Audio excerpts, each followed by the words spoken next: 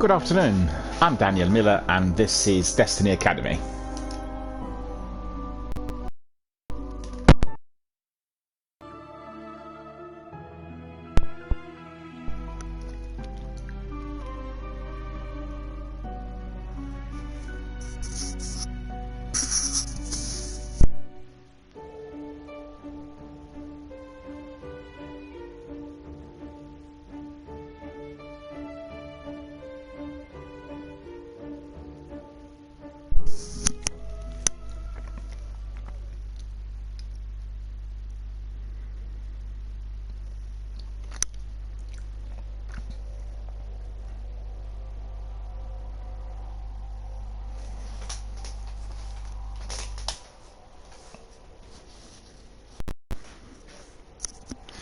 A warm welcome to all of our friends, fans, community members, participants and viewers worldwide. Thank you for joining us and thank you for being our very dedicated community members.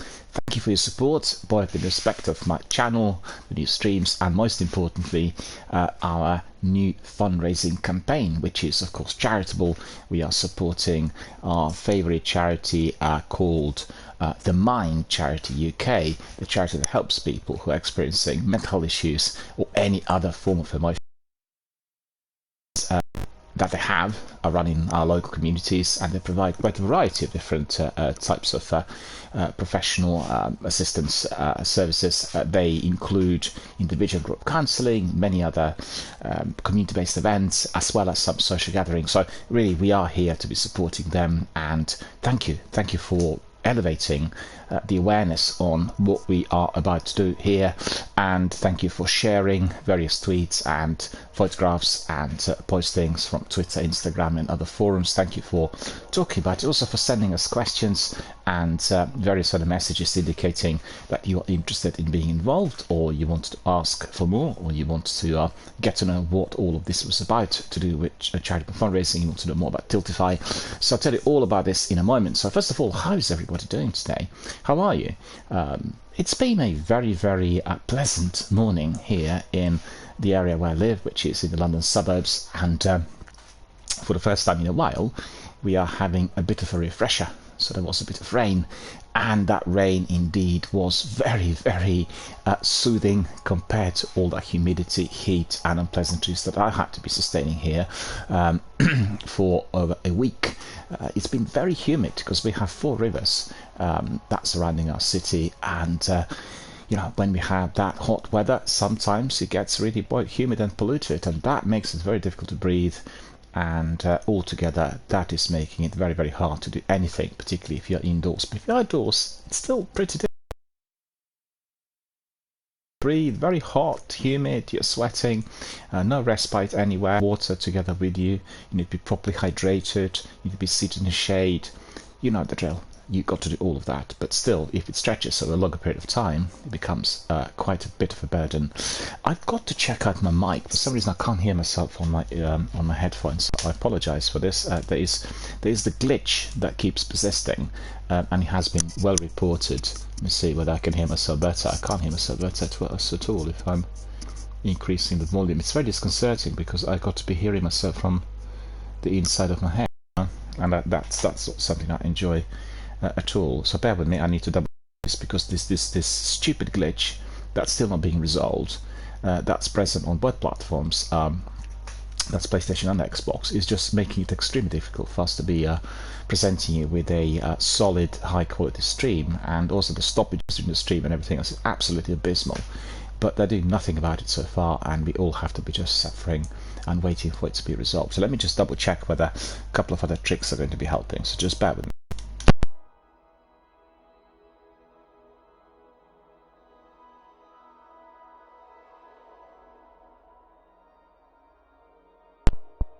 That I can hear myself. Can I hear myself now? I think it's slightly better. I don't think it's a lot better. Let me see. Can I hear myself a bit better? Yeah, I think it's a bit better now. Let me just write this down for everyone who's watching, for you to know what's going on.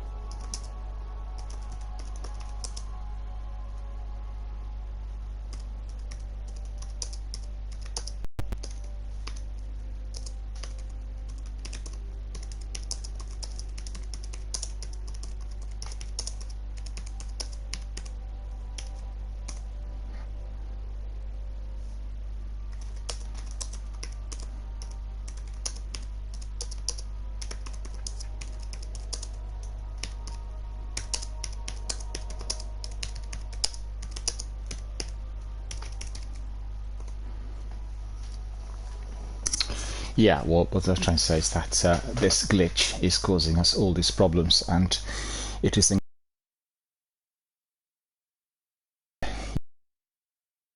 so when you listen to your streams where nothing can be heard, it's like a mute period of your broadcast, and all of this has been happening since February, since they were doing the latest update. I don't know what the idea behind this is, but considering that maybe they just want people to be streaming through PCs, because Twitch is having a much greater control over what people do or they don't do, if indeed the streams are attached to a desktop. And certainly in recent months, in the last half year, many more options have become available and accessible to us, the streamers, who are using Xbox and PlayStation, like, for instance, importing overlays or importing various alerts, and also fundraising, as well as, for instance, the tipping add-ons and alerts, which previously had to be going through Twitch. And so it's all about monetization, and we are very, very unhappy about the state of play. I've written to them, I've had some responses which were highly unsatisfactory, and still I can't hear myself properly. I don't know what is going on. One day you can, next day you can't. I mean, what? I don't understand it. It's just all the same setup everywhere. I'm just trying to think whether I can hear myself better. At all, really. No difference at all. Doesn't matter what I do. So that's really infuriating. Anyway, I'll try to really concentrate, because it's very difficult if you can't hear yourself, and I have a very high quality headset that is making it almost completely mute to the peripheral sounds. Like it's a complete sound insulation, and I can't hear anything that's happening in my environment due to the way the sound protection works on the headset, and therefore I can hear myself just from inside of my head, and it's a bit hard to be delivering the broadcast appropriately if that's happening. Anyway, yeah, it's just my problem. It's a problem that every broadcaster is having at the moment, and I've seen many messages on Reddit in particular. If you follow the Twitch subreddit, you'll find that many people have just given up, or they've gone to other means of doing broadcasts, like podcasting, for instance. They basically just departed from Twitch, and they'll lose millions and millions of streamers worldwide if they carry on with this, because people, the viewers are very sensitive to these types of issues. If you have your own community fully on board, people will be understanding to a certain degree, but if these problems are persisting, like most of the times you can't hear what the broadcaster is saying, or he can't hear himself, or there's sort of stoppages and all other issues, then evidently people have enough. And I'm afraid the last 6 months have been absolutely abysmal. Fortunately, I've not been streaming throughout the whole period, but experience in the last couple of weeks, 3 weeks or so, has been completely unacceptable. And I really, honestly, I don't understand for the life of me as to why these companies are not resolving these problems, because at the end of the day, if you look at it, one can say, it's easy money, because we provide the services and we just take the revenue from any form of commissioning. And there's been a big uproar recently with those allegedly the new Twitch rules that were to be imposed on the streamers, and just been rejected outright by everyone in the streaming and viewing community, and therefore they had to retract the whole thing. However, I've seen that they've come up with new rules in terms of monetization. For all of you who are viewers, you perhaps are not familiar that people are monetizing the channels, pay 50% commissioning to Twitch.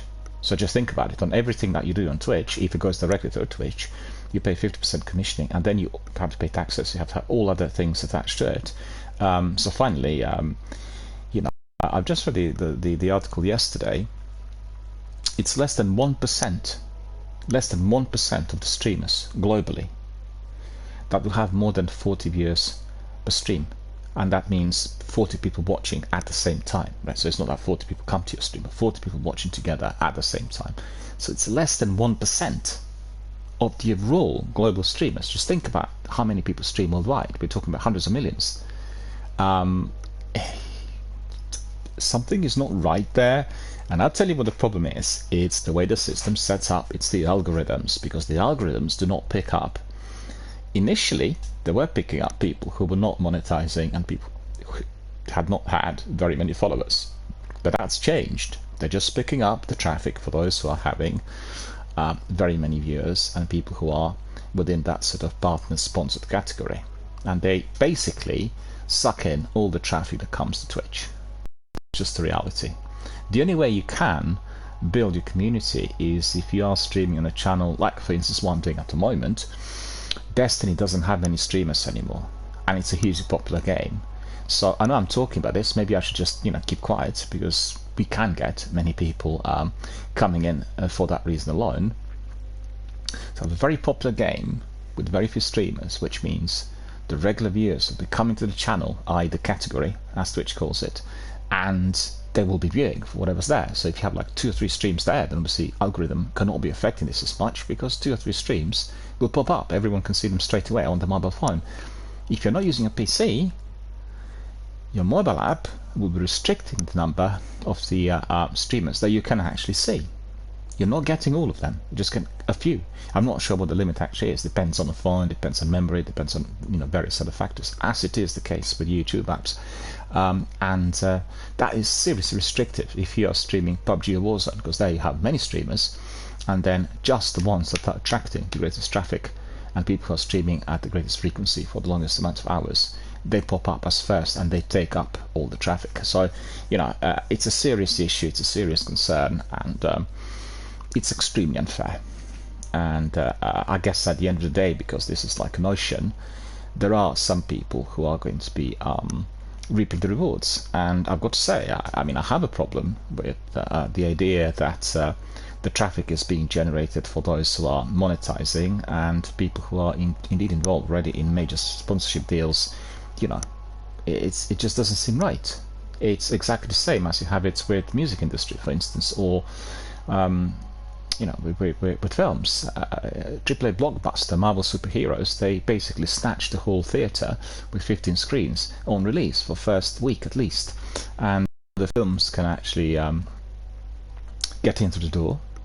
So one way or the other, with massive global advertising, these films are attracting an insane traffic for various reasons. Obviously, they are fantasy-based, they have fantastic special effects. If you watch the IMAX, they give you phenomenal experience of cinema. Really, it's a proper sort of cinematic, immersive viewing of that product. But it's unfair towards others, and this is where the difficulty is. And you've seen that over the years, the expectations amongst investors have been just massively increasing. So, for instance, previously, they would be happy if a major blockbuster made 200 million within the first week.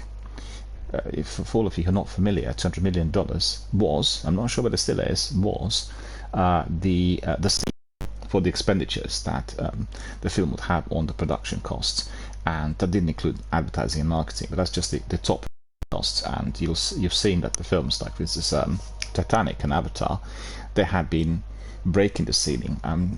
James Cameron, with his revenue and independent financiers, was able to raise the additional monies required in order to carry on and finish the films, because there were unexpected delays and problems with the production, etc. Anyway, so the expectation previously was to get the money back as soon as possible, so that would be like within the first week on release.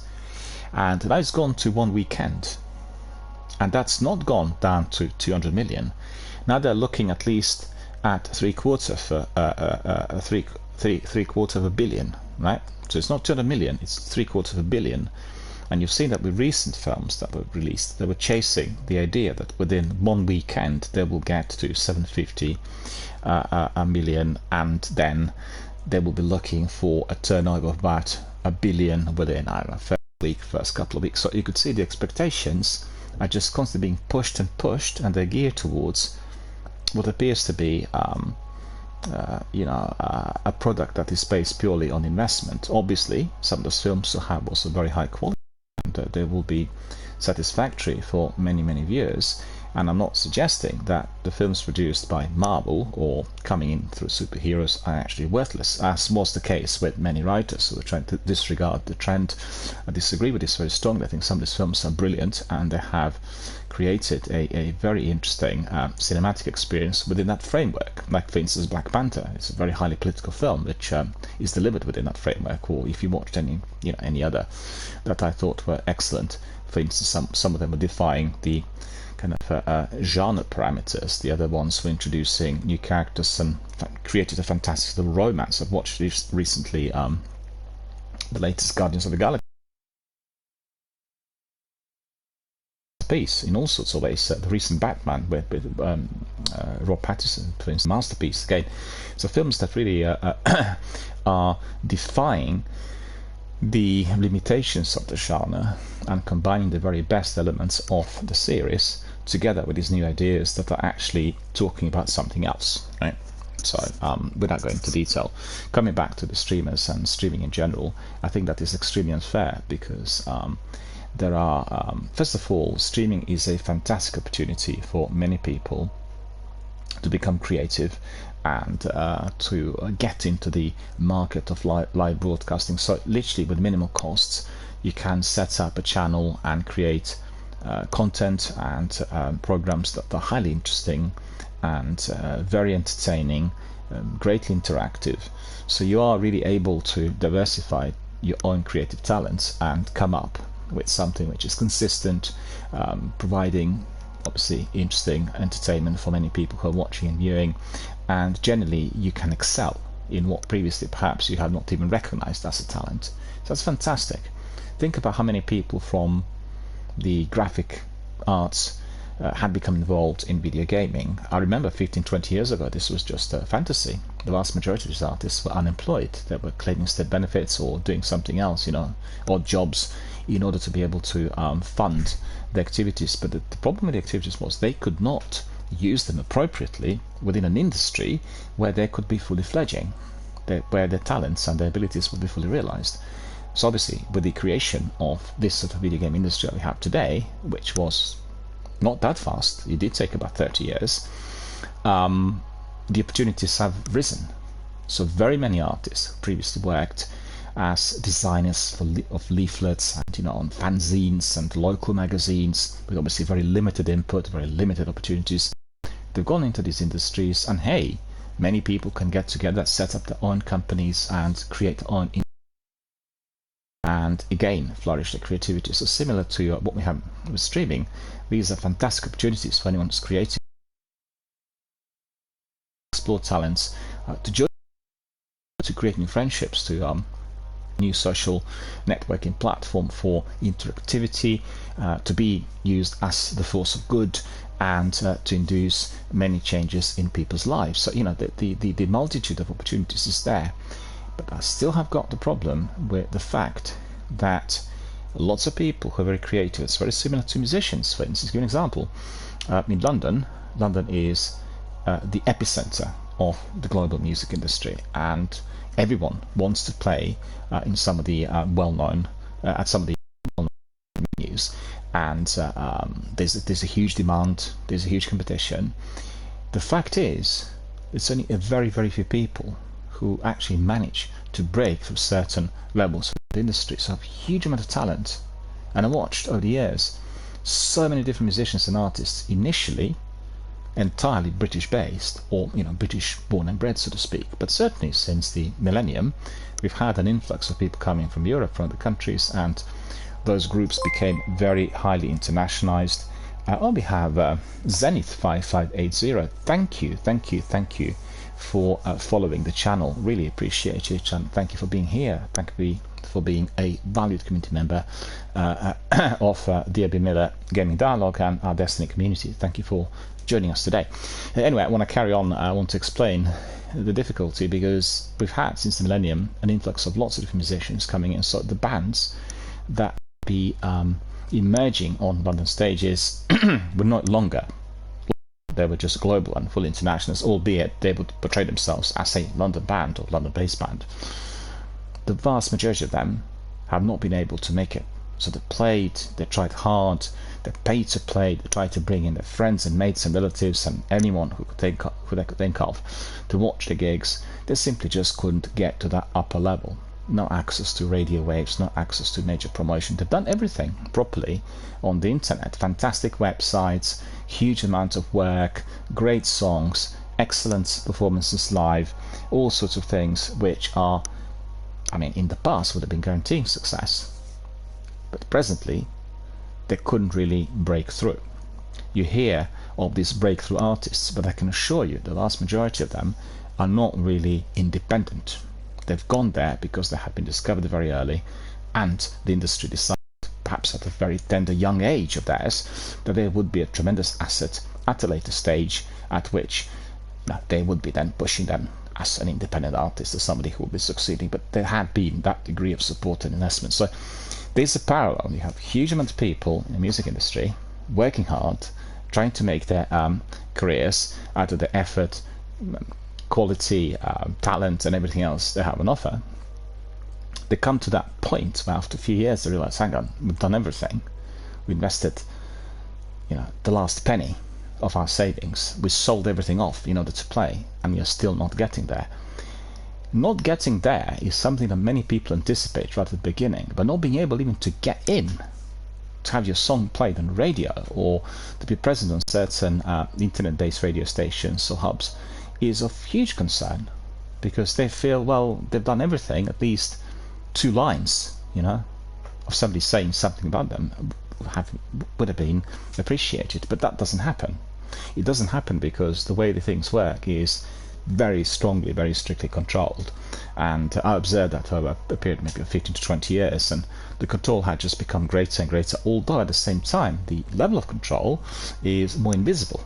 So when you look at it, you think, it's open literally to everyone, like Twitch. But the fact is, that is really not the case. And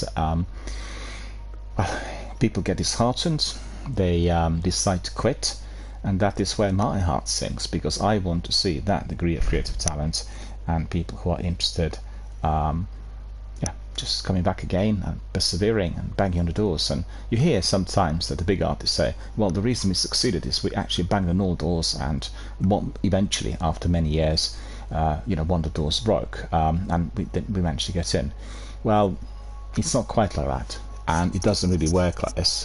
It may well be the case with some particular individuals, but they did have that degree of support earlier. Anyway, coming back to streaming, the same problem exists here, because you have this huge sea of people, and initially the people who got in first were able to build their communities from, let's say, grassroots level or generically, and they succeeded with high quality content. I mean, we've seen some people being able to do that, but that was right at the beginning, where there wasn't such live competition, there weren't that many people in there, and the algorithms were not really kind of tuned in to be picking up on the monetization and the greatest amount of viewers, followers, etc., that actually come in through sponsorship deals and through advertising and everything else. And so it is a serious issue, and I think I can just advise our friends who are watching and listening, as I get messages from many people worldwide about how to build a community, and you will see that this community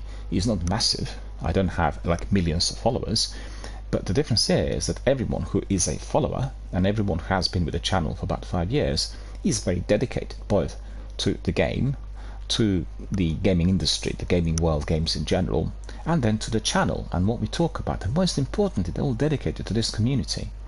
I mean, I would hate to see having 1 million different people following, or 500,000, you can throw in any number, and then having everybody talking about nonsense, like rubbish. And I watch sometimes some of the busy streamers, and unfortunately they have got also very many bots engaged in chats. So you'll see that the bots keep throwing in questions which are completely nonsensical, and they're based on some sort of invented narrative. And I watched what was it? Was it last weekend? The Summer Games Festival, and they had also like a privy access to a special area for Xbox ambassadors and other people who are involved with the community, which was like a fan fest special. And then you can see the chat as the presentations are carrying on, and also as the showcase events end, you'll have another event which is following up the overall activities, and the chat is about whatever you're seeing on the screen. And it's a good idea, but it's just basically marred by bots, and you have so many messages coming in, it's impossible to read, and there's just nonsensical comments. There's nothing which is applicable to what's actually being said. So yeah, it defies the purpose, so to speak. And I really would encourage Microsoft and Sony, if they run such forums, to employ people to see what's going on. You know, you've seen, for instance, in PUBG, so many people are so angry that PUBG are not doing enough to eliminate bots. And the same thing persists in Apex and in Warzone. And you know, some games obviously worse than others, but it's all about these numbers. And if they were to be eliminating everything which is suspicious or being reported, they would lose millions and millions and millions of so-called followers or participants, which actually are no followers or participants. They're just invented, they're bots, and they're causing serious problems to everyone who is active in the arena.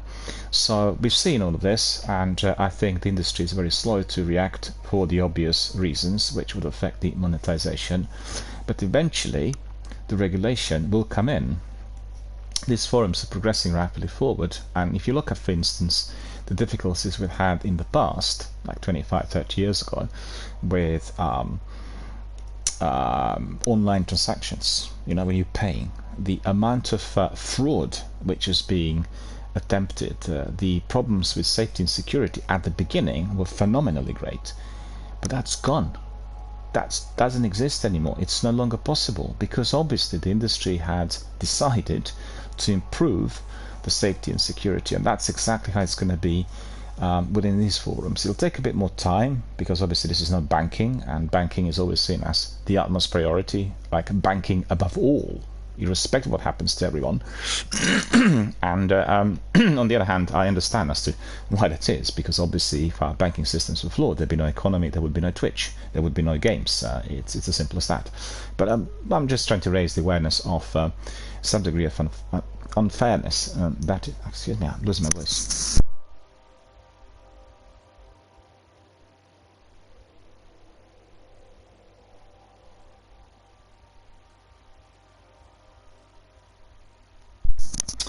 I think it's to do with this heat and humidity and everything that we've been suffering from. I've actually had this several times in the course of the week, and it's very unusual because my voice is not really that receptive to strain when I talk. But what can I say? Right, so I've been telling you all about Twitch and broadcasting and other things, but there are many other things that I want to raise. First of all, we had quite a bit of news, and before I tell you what these news are, I'd just like to thank our community members for sending us some messages. I'll read out a few of them afterwards, and thank you also for watching and supporting. We've had quite a good traffic. I looked at the stats, surprisingly so, considering that I've not streamed Destiny for quite a while here. And I'm getting some of the regulars. I'm getting getting some newbies and people coming in from various parts of the world. In fact, I thought that the stream was not viewed or watched by many people. What comes in here on the live secondary feed that I get on, but when I look at the stats afterwards, I can see that what we are getting on the live feed is sort of incorrect. We have many more people coming in and viewing and having a look, so I'm not sure at what point somebody is registered as a viewer or how the counter works on the live feed, but there's a huge discrepancy, and it's quite massive. Because, for instance, I have seen that at times we'd have like 10-15 people watching at the same time, and that will not be recorded on the counter if you were to be watching it live. So anyway, this is just something on the technical front that Twitch would need to be resolving, and I think still it's in favor of those people who are, as I said, partnered and sponsored, and people who are really already with a major investment behind them, and it is affecting everybody else. So thank you for supporting the channel and also for supporting activity. I've seen that some people wanted to come in, and there was one question. Well, I'll actually come back to the questions a bit later.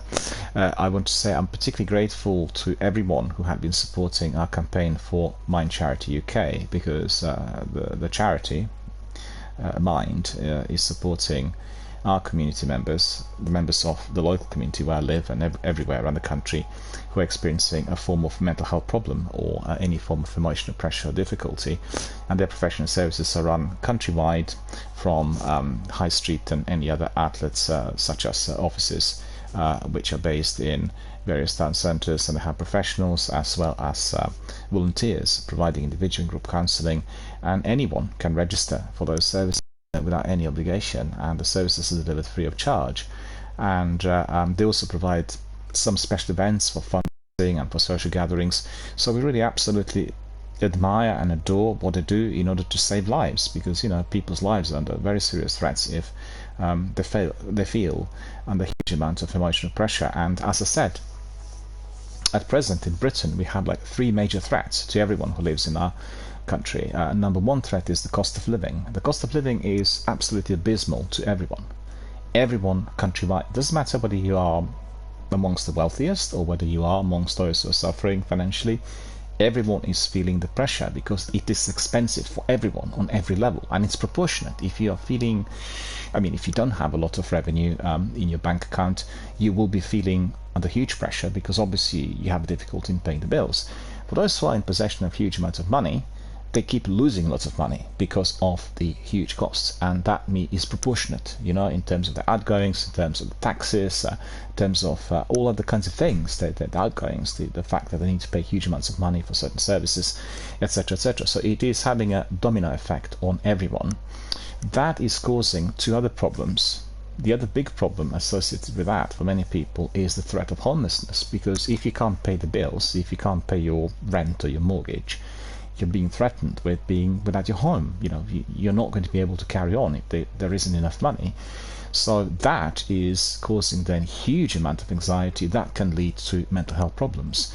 And sometimes, we're all different. People resort to different means to which they kind of try to get rid of those pressures. But some amongst us, they're just finding it very difficult, and biogenetically or physically, some people are more able to digest a greater amount of strain, be it in terms of physical activity or emotional pressures, and others are not. Other people are more vulnerable, more sensitive, and therefore such situations as those 2 described, first of all the cost of living, where everything is out of reach and hugely expensive, and secondly facing that threat of homelessness, could affect somebody's mental health very seriously. People can be very seriously mentally ill after such anxieties would be attacking them over a very long period of time, and it's a knock-on effect. And I'm afraid that many people are experiencing all of that at once, and therefore such services as those provided by Mind are absolutely fundamental to the well-being of our community and for the overall mental health of our nation. We've seen over the years that such services within the statutory environment, and that means not just in hospitals but other institutions, be it private or voluntary or within the charitable sector, have been just constantly decreasing their resources. There's been less and less of that on offer, and from having one of the best systems in the whole world, within the last 20 years we've just gone down. And I'm not saying that the services are not provided. We have quite a lot of services, but they're just being downsized. So on one hand we have a huge number of people that need to be using these services because the needs are growing in very large numbers, just as described. And then on the other hand, the services are decreasing. So I'll tell you one thing. The best comparison is like this. Think of a house, a small house. Let's say an ordinary Victorian house here in Britain. That could house up to 5 people. Right? So in this house, you can have 5 people, a small family. Father, mother, 3 children, right? And this is big enough. You have enough space for them to be there. But just think, if their relatives are pushed and pressurized in giving up the home, not being able to pay the bills, so they come in and migrate to that house, and they will be there. So extra 5 or 6 relatives come in. From 6 we have now 12. So it's too many people for this house. And then guess what? Lots of people who live in the local community face the same pressure, and they all want to come into the same house. So suddenly, from having a building where 6 people can be housed, you are going to be having several hundred who are trying to barge in, or several thousand that want to barge in. Well, that house is not going to be able to maintain that occupancy because there are too many people coming in. There isn't enough space physically. That's exactly what's happening. We have people whose needs are growing, and we have services which are being decreased, and the resources are being depleted. So fewer people on offer to provide services, but many more people coming in to ask for whatever is on offer. My dear friends, that can't work. It's just wrong. And it's wrong in every way imaginable. First of all, it is wrong towards those who are providing such services. Just think about it. Instead of working with 5 people, you need to work with 50. And you're responsible for those lives. It's wrong. And education, and particularly in the health sector, you will see and you will hear that their workloads have just gone astronomically high. They can't manage, yet they are saving lives. There needs to be a voice of reason in all of that. We need to be able to do something that's necessary, and we need to be thinking beyond these monetary gains and investments. I'm not saying that anyone's in the right or in the wrong. You know, the systems themselves can evolve over a long period of time, and these systems will have collateral.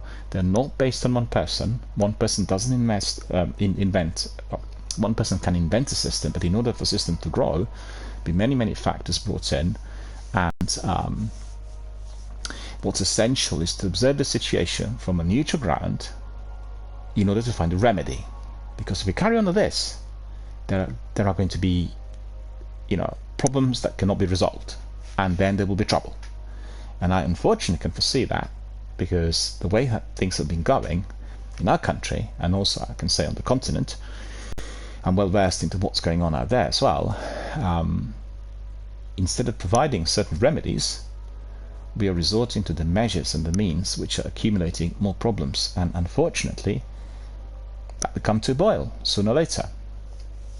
So at the end of the day, we want to be supporting those charities that are working hard 24/7 in order to provide such services to the members of our community. These services save lives. Okay, in many instances, people who are feeling very ill or very much under some form of emotional pressure will benefit tremendously from being able to talk. And my heart sinks when I can hear that services like mine, for instance, are suffering from lack of funds, or they cannot be bringing in many more volunteers because they do not have the resources for that. For instance, space-wise, you need to provide spaces for people to be seen. And they've been just downsizing, which means if you had like a whole building to yourself, now you're just having one floor. Then one floor, there's one flat, then there's one room. You reduce the time that people can spend with you, reduce the number of resources. So one with the other, the idea behind that charitable fundraising is linked with the need for those services to be supported by many members of the community, and also for the members of our communities, that's not just the gaming community here, but any community anywhere, to talk about such issues, for them to be raised with those who are in the position of decision making, people who are responsible for public services, public finance, the overall public sphere, really.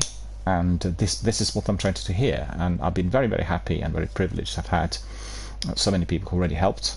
I receive messages on Twitter and Instagram daily, and I've had people asking questions here live online as I was doing some of the streams, as well as receiving questions related to what is fundraising and what do we do, etc. So I'll come back to that in a minute, but as I'm obviously telling you all about it, if you are interested, and if you are certainly a person who is wanting to support, help, if you're a person who is fully familiar with some of these issues, or if you have a relative, friend, and associate who is suffering from such difficulties, but you may want to be involved, you may desire to get fully active, or indeed you could decide to support the campaign financially.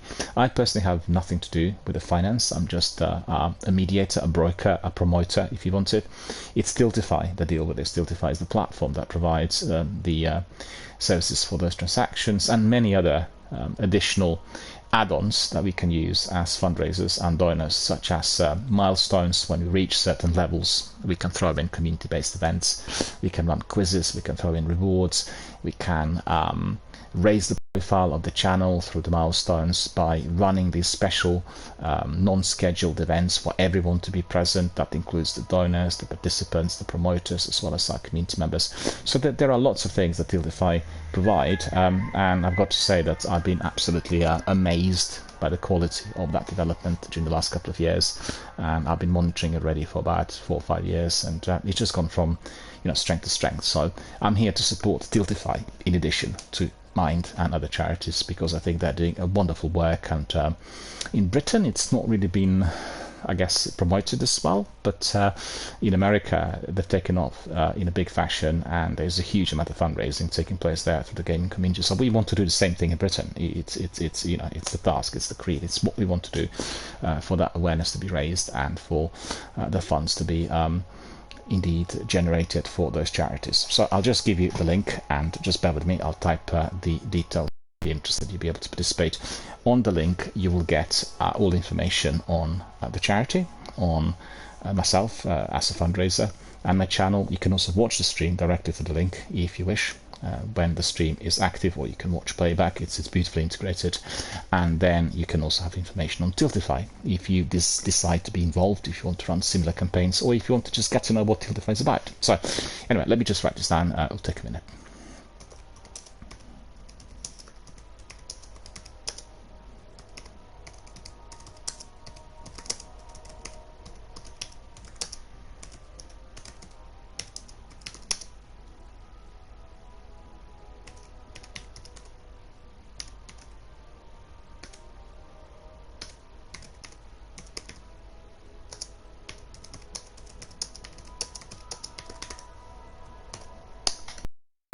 Yep, so that is what I will be posting shortly. Let me just dig up the link.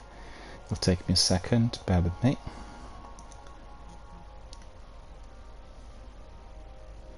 It's funny because I have to become really well versed with all the platforms I'm using for my stream, which is a bit different to what I've done in the past. To have 3 major displays here in addition to the console, and guess what? They all work really well. Okay, the link is here. So as mentioned, when you look at the link, you'll be able to get all the information. That includes the stream as well as the details on the charity, myself, and then Tiltify. So nice and easy. Just click on that, have a look, see what you think. Also, you can always send us suggestions if you think that we can be doing this to a degree better. There are other ways for which Tiltify can support charitable fundraising campaigns, and us, the streamers. If you have any ideas, tips, something that will make it more exciting, more interesting for the gaming industry or the gaming world, definitely let us know as soon as possible, and I'll be forwarding that to Tiltify. Right, so that's all about the charitable fundraising, and once again I want to thank our community and say that I'm very grateful for your support and assistance. We'll now start with the news. So what's happening in the gaming industry? Well, unlike on the last few days, we are having quite a bit of interesting news coming in. And first of all, I want to say to our friends who are also gamers and passionate about everything that is gaming related, we have a wonderful Steam Fest taking place right now.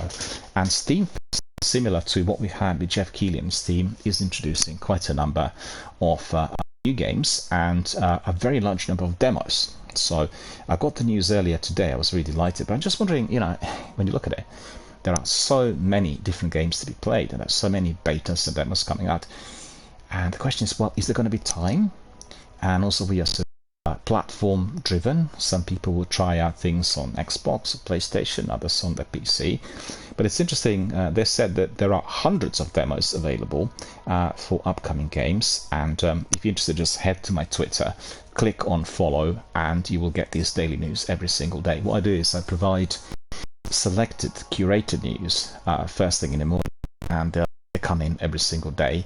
They're basically taken from Eurogamer, from Games Radar, Game Rant, and various other what's it called, the Dual Shockers, then what is it, Rock Shotgun, and there's also different online in-the-know hubs following the developments within the industry. So I and then I make sure that I select through this, because there's lots of drivel and things which are not interested to the majority of people, and then they get posted to my Twitter. So if you're interested in what's happening out there, you want to be kept abreast, you're really interested on the gaming world in general, then just get regular feeds, and there will be always anything between 20 to maybe 150 per day, and you'll be kept very well informed. So let's see they said that the Steam Fest had started and it's live, and once again we have 1 week to power through literally hundreds of demos. So we've got 1 week,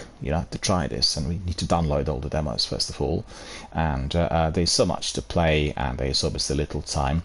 They said that the February next fest that you could dedicate approximately 12 minutes per demo if you want to get through them all.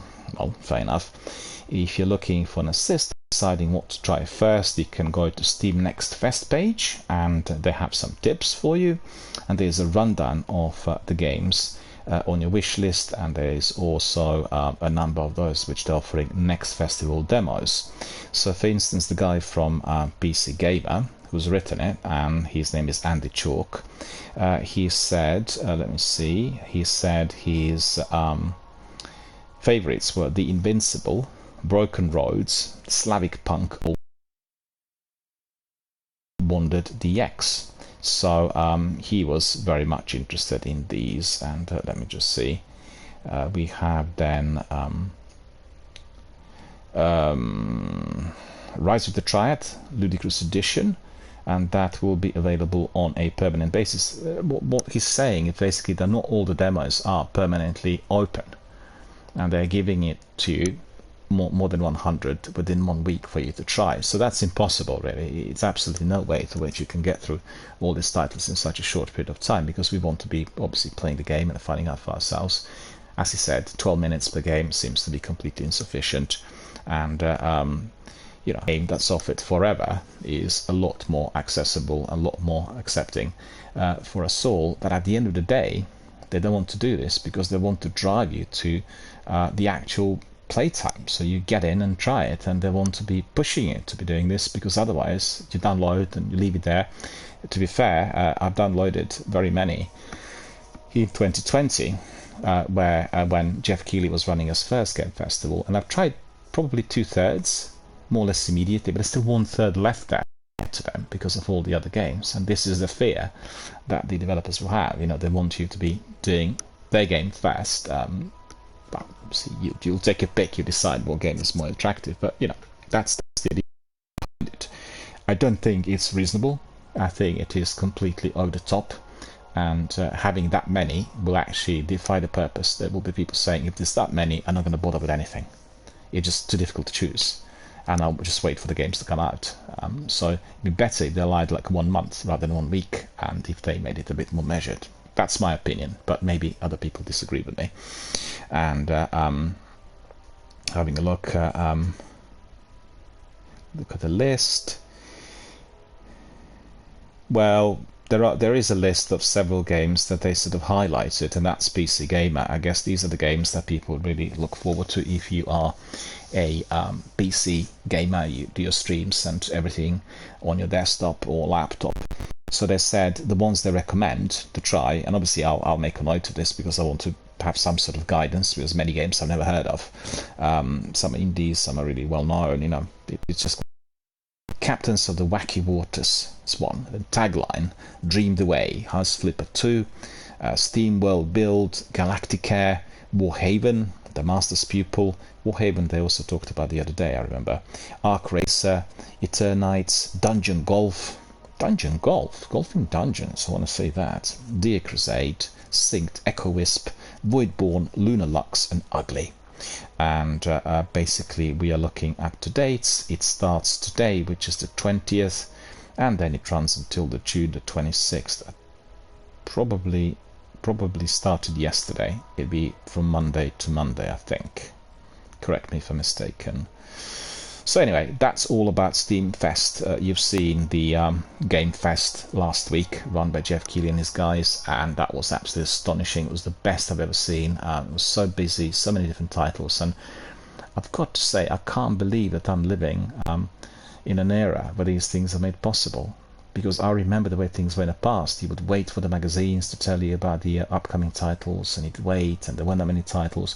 It's from one extreme to another, from having few games and the magazines telling you about them in an old-fashioned way. Today we have everything at once in such large numbers. So, the beautiful thing is, these games are not going to go away.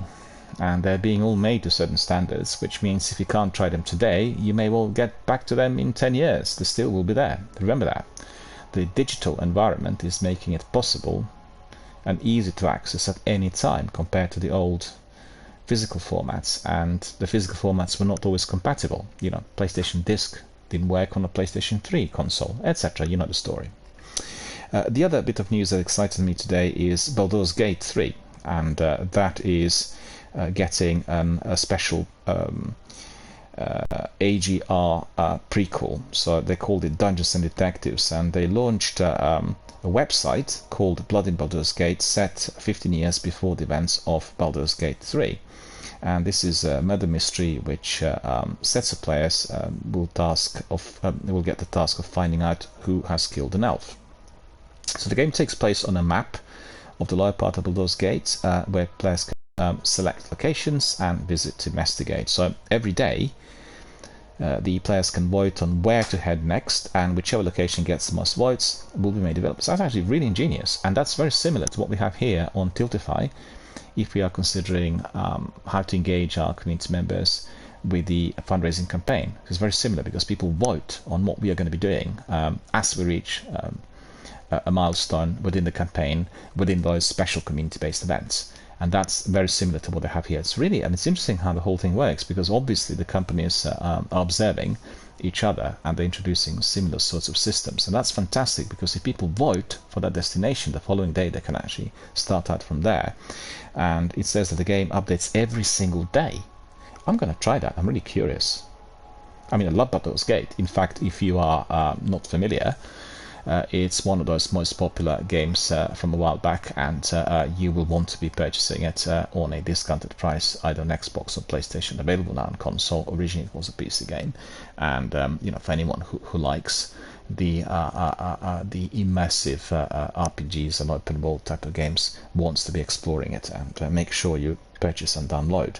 And also, I'm not sure whether this game has to be bought, whether it's free of charge. Let me just see, they'll tell us at the end.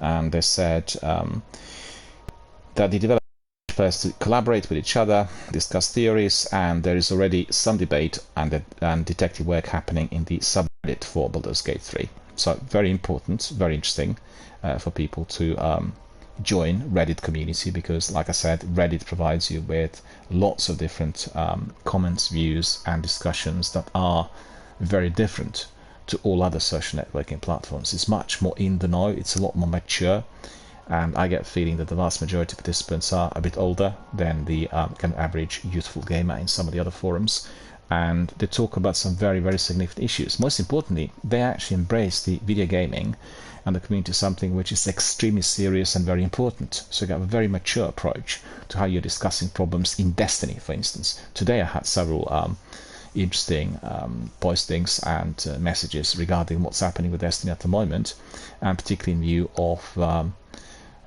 the announcements that Bungie are now working on another PvP game, which is exclusively PvP, and they had divided a team of developers who worked on Destiny 2 in order to be working on this new title. So that's of great concern to everyone who is a member of the Destiny community, and I'll talk about that in a moment. So yeah, so basically you need to create a special account if you want to be voting, and they said, as they were writing the article, there would be about 6 hours left before you could take your first vote on the first day. They said that, I guess this is beta now, because they will fully release on 31st of August on PC and PlayStation 5, and following 3 years in Steam Early Access. Oh, I get it, it's a Steam Early Access game. So it's Baldur's Gate 3, and it does come across as some sort of murder mystery prequel, so make sure that you download, you sign up, and as a game preview, obviously, you can try it and tell them what you think.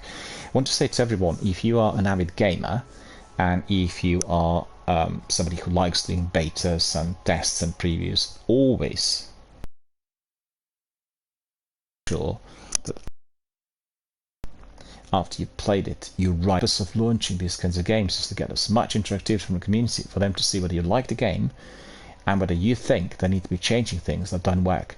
They'll be interested in what you like, but they're a lot more interested in what you actually don't like, because they don't want to have a product that is causing a huge amount of displeasure to the gamers. So you want to be writing to the developers in order to tell them what you really experienced, and that will tremendously help the people working on the game to tailor it to your liking. As you've seen in recent years, we've had games like Cyberpunk and Destiny and Fallout 64 being completely tailored in due course after the game's already released.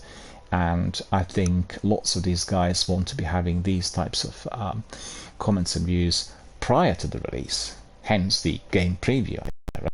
Because you want to be actively involved. You've seen with Obsidian and their game Grounded, I'm not sure, but it's still on the game preview mode on Xbox, because I've not played it now for a while. But the idea was to get everybody involved through the mode, and then get the information, and then later work on the game and produce the game, which is very complex and very unusual, to everyone's liking. That's very important. We had some information about Alan Wake 2, so the game that's hotly anticipated, and we've seen a trailer and gameplay during the Summer Game Fest.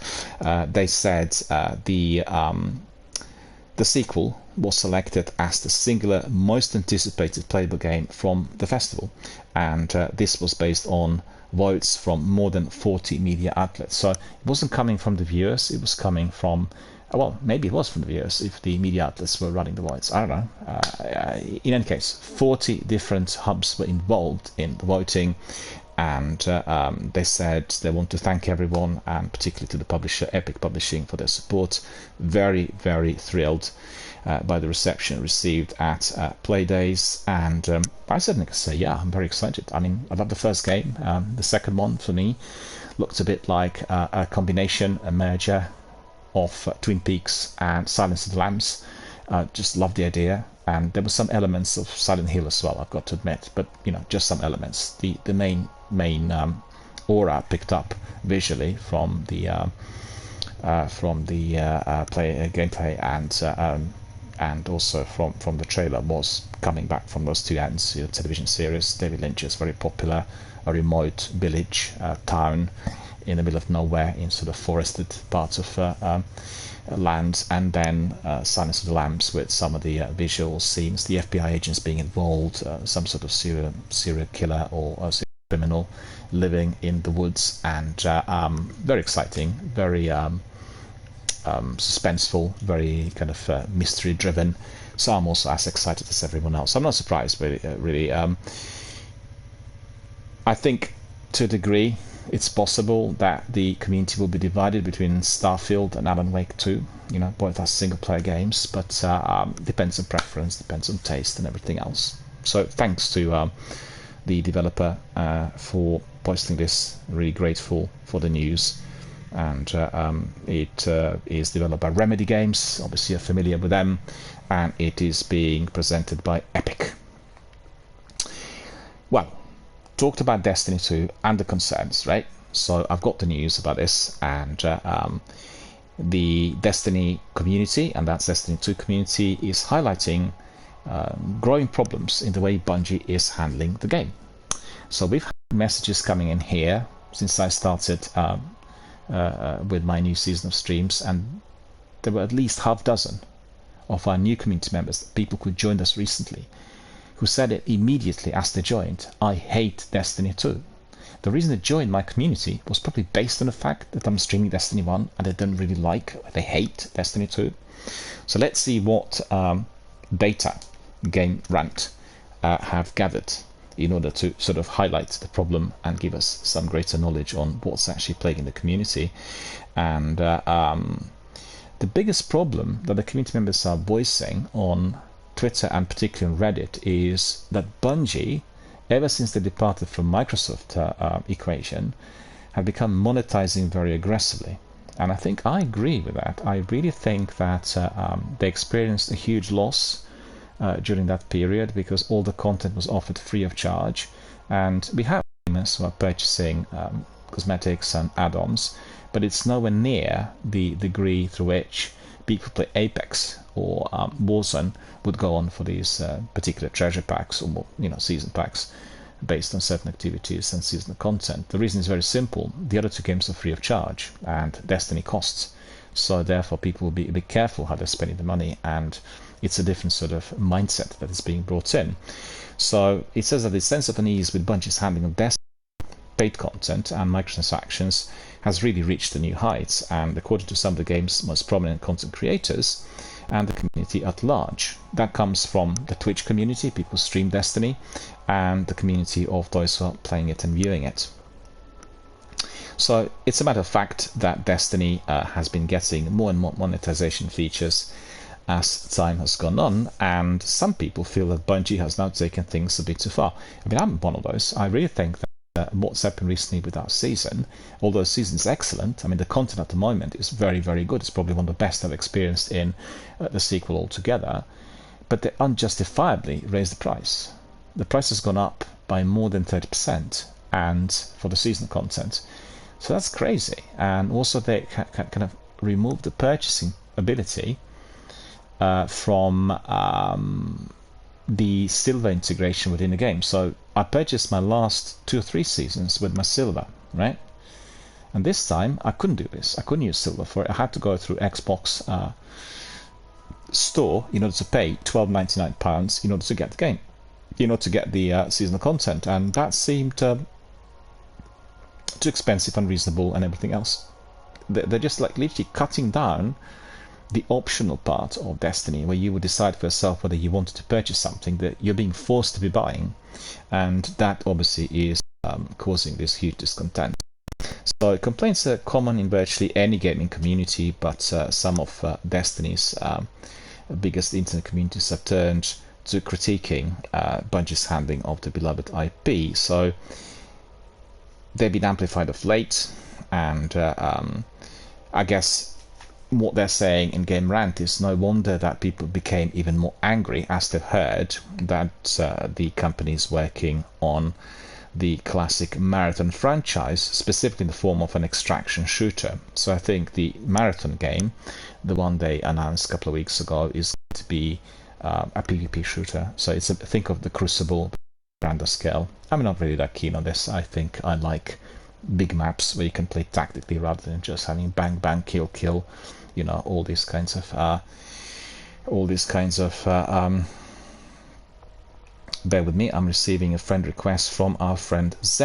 Okay, thank you for that. Let me just see whether I'm able to get this. We are friends now. I accepted you. All good.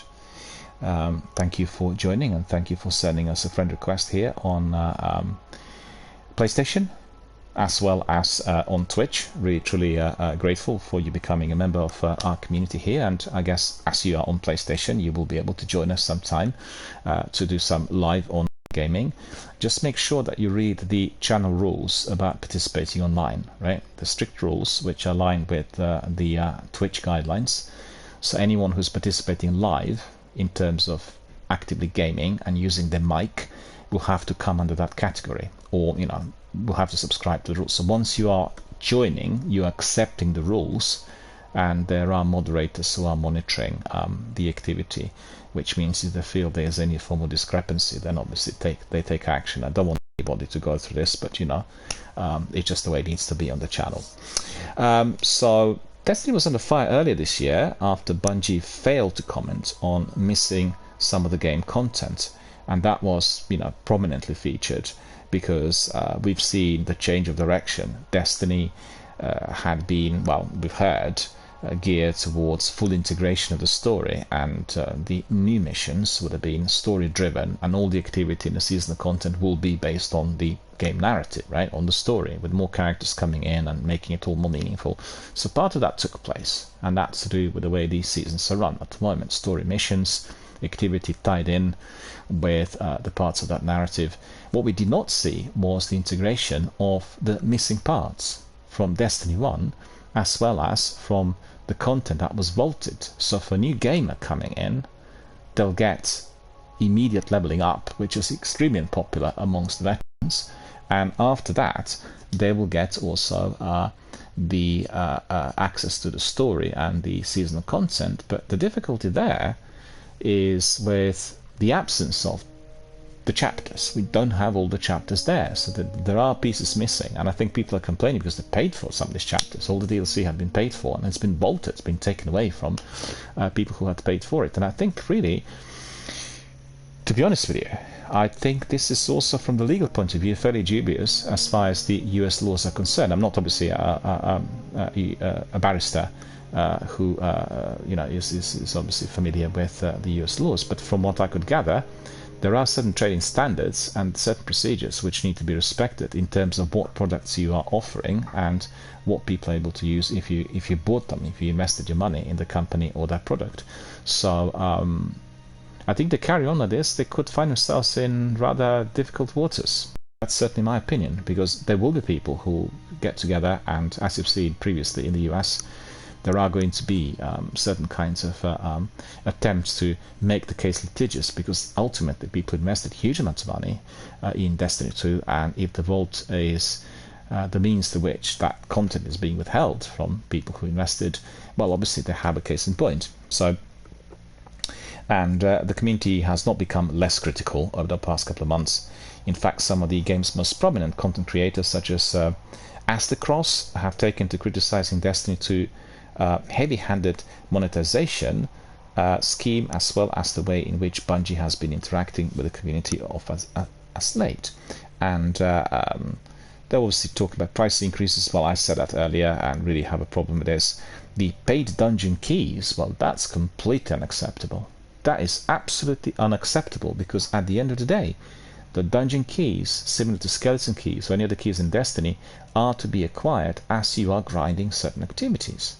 What's the point of grinding if you're not getting it through all of it? So, I really have a problem with this, and I will never buy it. I don't care. I'm not going to buy it. It's just completely wrong. I can understand that they want to be selling different types of costume packs or, seasonal content rated packs. I can understand that there is going to be a price attached to it.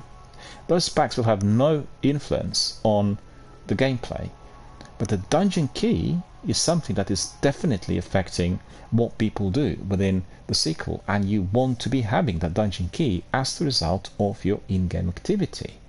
You are not going to be paying for an extra dungeon key as you already paid for the content for the DLC as well as for the season. It's just plain logic. And if they carry on like this, they will lose a huge number of participants who will not be resorting to any form of purchase anymore. And by that, I don't mean just not purchasing the key. They won't purchase anything. And I've had, well, if you were here with us for 5 years, you would have realized that some of the most dedicated Destiny 2 gamers, people who really hammered it, departed from the game altogether. They loved the Witch Queen, but they absolutely hated the change in the Bungie's monetization policy. So there are other examples that our friend Astacross was quoting, and he just explained how far the studio stretched Destiny at this point, and it's not a big surprise to see that obviously the vast majority of community members agree with the sentiment. Bad news always the best news or the biggest news, and when people start complaining, then you have loads of people coming in. You would have seen that for charitable fundraising, if you run postings on Twitter, you will get some comments. There are people who will be supporting it, and they'll say this is amazing, they'll help. But compared to the bad news, it's just a tiny fraction, less than 1% of the quantity of comments that you'll be getting on such postings. And it's human psychology. That's the way people are. If for instance, I was to be talking publicly about the reasons as to why it's very difficult to get public finances for certain things and trying to pacify, I get very few comments. But if I start ranting against that, then I'll get millions of, definitely thousands of different comments supporting the rant. And because it's expressing that degree of dissatisfaction that people have, and people just hate it. People hate the fact that this is going on. In the same way as people hate it that Bungie is increasing prices and making it more difficult for people to be sustaining that degree of investment if they want to carry on playing the game. So it's plain logic really for me. And he was also quoting that's Astacross, the availability of dedicated servers, leaderboards and maps, all of which have been highly requested by Destiny PvP fans. only to never materialize in the game. I don't really... I guess the difficulty there is that people are a bit iffy about waiting periods, and they want instant access, instant matchmaking, and there are many reasons why this is not always possible. The problem I have is that if you look at, for instance, this game, Destiny 1, they had completely reduced the services for the Crucible, for the strikes, and for the multiplayer to the very bare minimum. So when you're queuing up, that doesn't mean that people are not there. What it means is you can't get into one of the rooms where people... You know what I mean? That's the problem. And that problem had been becoming more apparent on Destiny sequel as well.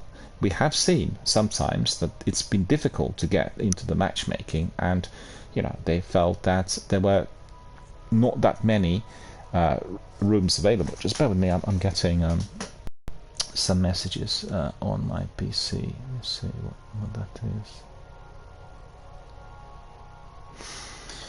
Yeah, I think I've got this new laptop with a battery on it. It's not really ideal. It keeps getting used too quickly. Anyway, I'll plug in the additional stuff shortly, so all will be rosy. Coming back to Destiny, I have noticed that in the sequel we did have sometimes lengthier, they're not particularly lengthy, but lengthier periods with matchmaking. And also what they didn't like was that with the Crucible you'd be always, problem with the maps. Sometimes you got the replay of certain kinds of maps coming in all the time, and obviously in the original game we've had last week, we have Sivas, and I'll keep playing Sivas, which is a playlist I'm just getting Sepix Prime all the time, 5-6 times in a row. So that indicates there is a problem with the access with the rooms, and that is one of his major complaints, and not just his, but actually many people complained on Reddit about it as well. So it says that his subreddit has gone right to the top. I'm not surprised, because he said we saved Bungie but they abandoned us. So lots of other people complained about the monetization, and Dungeons used to release as part of other bigger pieces of content. Now they're being gone to their own unique monetization option, and this doesn't seem to be changing anytime soon. Well, I'm not going to be playing Dungeons. I mean, simple as that. If I'm buying the DLCs and seasonal content, I think that's just enough, and I'm not going to be buying anything which is being offered as an add-on. It's just completely wrong. I mean, if you're playing Destiny 2, the viewers, can you tell me whether you agree with this? What do you think of this? Do you support the idea, or you aligned with Astacross and myself and other people who are very unhappy? Ping us messages being heard. Bungie will not change unless it's that the number of gamers is dropping, the number of streamers is dropping, and that monetarily they are beginning to suffer. It's not actually down to the game director or people who work within the development departments of Bungie. It's to do with investors. It's the guys that actually invest in the company, because they feel if the game is lagging somewhat with the membership, they will want to be increasing the monetization in order to basically close down the hole which is emerging with the revenue, or with the overall investment, or the gains at the end of the day. Because Destiny is an unbelievably expensive game, not just to make but to run, and I think lots of gamers don't realize this. The service of Bungie's cost huge amounts of money, and they're very the whole process of running such a service is very costly and very challenging for the developer. So it's a lot more difficult compared to the old Halo days, or what's been done in the past. And I think some of the ideas, although very ambitious, are costing too much. And I think some of those perhaps are not as yet properly sufficed by the tech. I think the tech is lacking behind somewhat.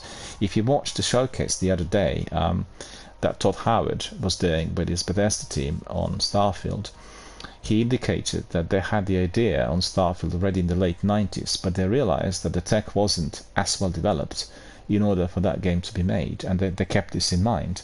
And the same thing, I think, is present in some sections of Destiny. I think it's definitely the plan to integrate one huge universe, like, for instance, what you have in Starfield. But don't forget, Starfield is a single-player game, right? This is a multiplayer. It's a complete ballgame. You've seen that BioWare tried to integrate the concept of single player with the multiplayer with Anthem, and a hugely ambitious project. They also spent many years developing it, and you could see the reasons why if you play the game. I think the game has a fantastic potential, which had never been fully realized, but the tech basically failed them. The tech failed them. The ambition was one thing, and the way things are technically is another, and we've seen that with several games. So either just pushing the boundaries, wanting to jump the gun. Unfortunately, that seriously backfires. Bungie don't want to do that, but as you can see, we do not want to be paying the money for the dungeons, right? I don't want to pay money for the dungeons. If I'm paying for the DLC and for the seasonal content, that's about it. And it's got to be delivered in there. If I want to be purchasing extra add-ons, it's down to myself. So the optional element needs to be there. It's significantly different compared to Warzone. Games do not cost anything, not a penny or a dime, as our American friends would say, because they're offered for free. So if you're playing the game for free, you're free to spend. It's just the plain logic, and that system monetization is going to be giving them a lot more benefit. You've heard Activision and Respawn made more than 1 billion. I think it was Activision almost 2 billion within the first year of the launch on the sale of the cosmetics and those packs alone. They're completely insignificant for the game. It's just about the vanity, the appearance of the characters. But don't forget, if you're a streamer and if you have such outfits, you're going to be attracting a greater number of viewers. And if you're a gamer, you will be able to, through the use of the outfits, get into connections with many other people, because you look unusual. They'll see you and they will want to be interacting with you because of your appearance. You come in on the random matchmaking, you look like Rambo, or you look like all the other characters. They have that Leatherface from Texas Chainsaw, and you sort of think, that's really great, that's curious, I want to find out more. You want to talk to this person, he becomes your friend, he becomes a new community member. So there is a serious benefit from that being purchased if you're a viewer, gamer, or streamer. I mean, it's just plain logic. But whether you want to be spending hundreds or thousands of pounds on such cosmetics is down to yourself. And also, if we talk about gamers for mental health, very important to keep it within some sort of measured quantity, so you're not becoming a gambler, which is what they had raised on the continent. I think in some countries, the purchases of these kinds of packs for Fortnite and for some other games have been actually banned for people of certain age, because they were spending huge amounts of euros. And I read the report and it was quite shocking. There are other factors at stake in that. It isn't just about... It's funny because I listened to what's his name, trying to think, but it was Aaron Greenberg. It was one of the top executives of Xbox. He participated in a live online discussion with Larry and Jeff doing the Xbox podcast, and he talked about as to why it was important for Xbox to introduce the kind of a family monitored content through the app, so that they can watch out what children are actually using and spending, because he had a situation where he gave some details to his son, who was only about 8 years old a few years back, and the whole system, there was the need to purchase certain minor pack within a game. He mentioned a game, I can't remember which one it was now. And then his son was, because the information saved on the system, kept purchasing and purchasing and purchasing without him knowing for a while. And then he realized, after he looked at his bank statement at the end of the month, that there was like huge amounts disappearing. And then he contacted the other departments, and they worked on the prevention of that sort of situation, which in fact, I guess, if you look at it, would have been highly beneficial for the company, right, for Xbox and Microsoft, because if you repeat purchase without any form of monitoring, then obviously somebody can be just using it and making all the revenue, and that's exactly what his son was doing. So it was quite an interesting anecdote to hear that the system, which in fact would have been beneficial for Microsoft and Xbox, had to be toned down or restricted to a degree because people from the company was experiencing the problem themselves. And if you have a chance, just dig it up and have a look. It's on Xbox podcasts of Larry Hribs. Many problems with monetization, my friends. It's just a fact, right? And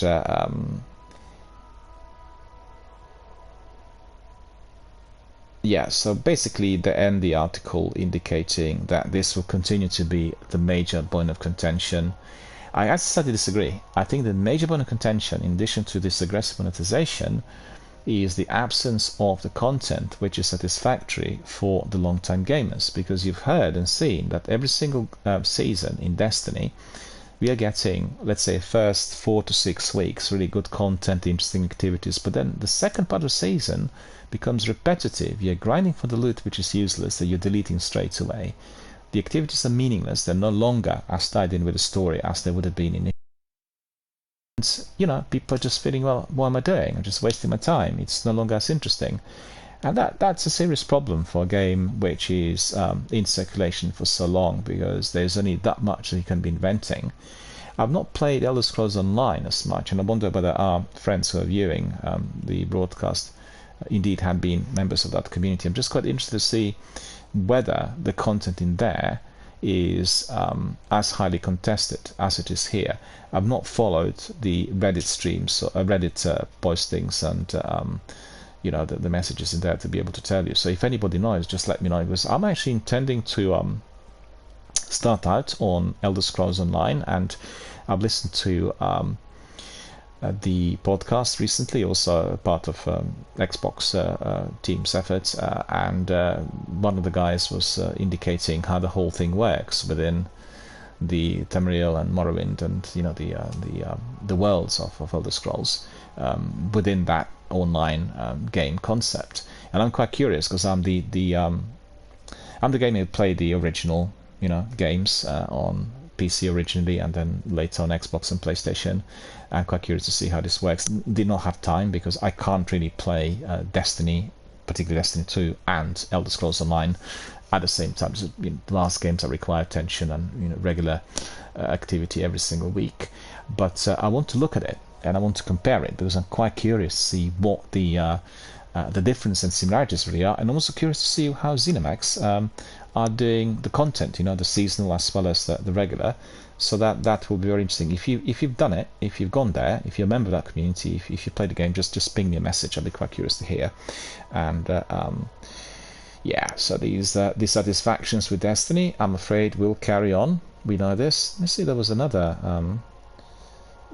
bit of news on Destiny. What was it? Nope, that's about it. That's about it for today. We have some information on Final Fantasy XVI, and I've seen that they talked about the beautiful graphics and visuals. They said it does have a distinct medieval setting, and it is really already very, very popular. You've seen the big event the other day where the game was being launched live and talked about, and with many participants from around the world coming in and enjoying the face-to-face contacts with the developer and everyone who has created it. So it was absolutely fantastic.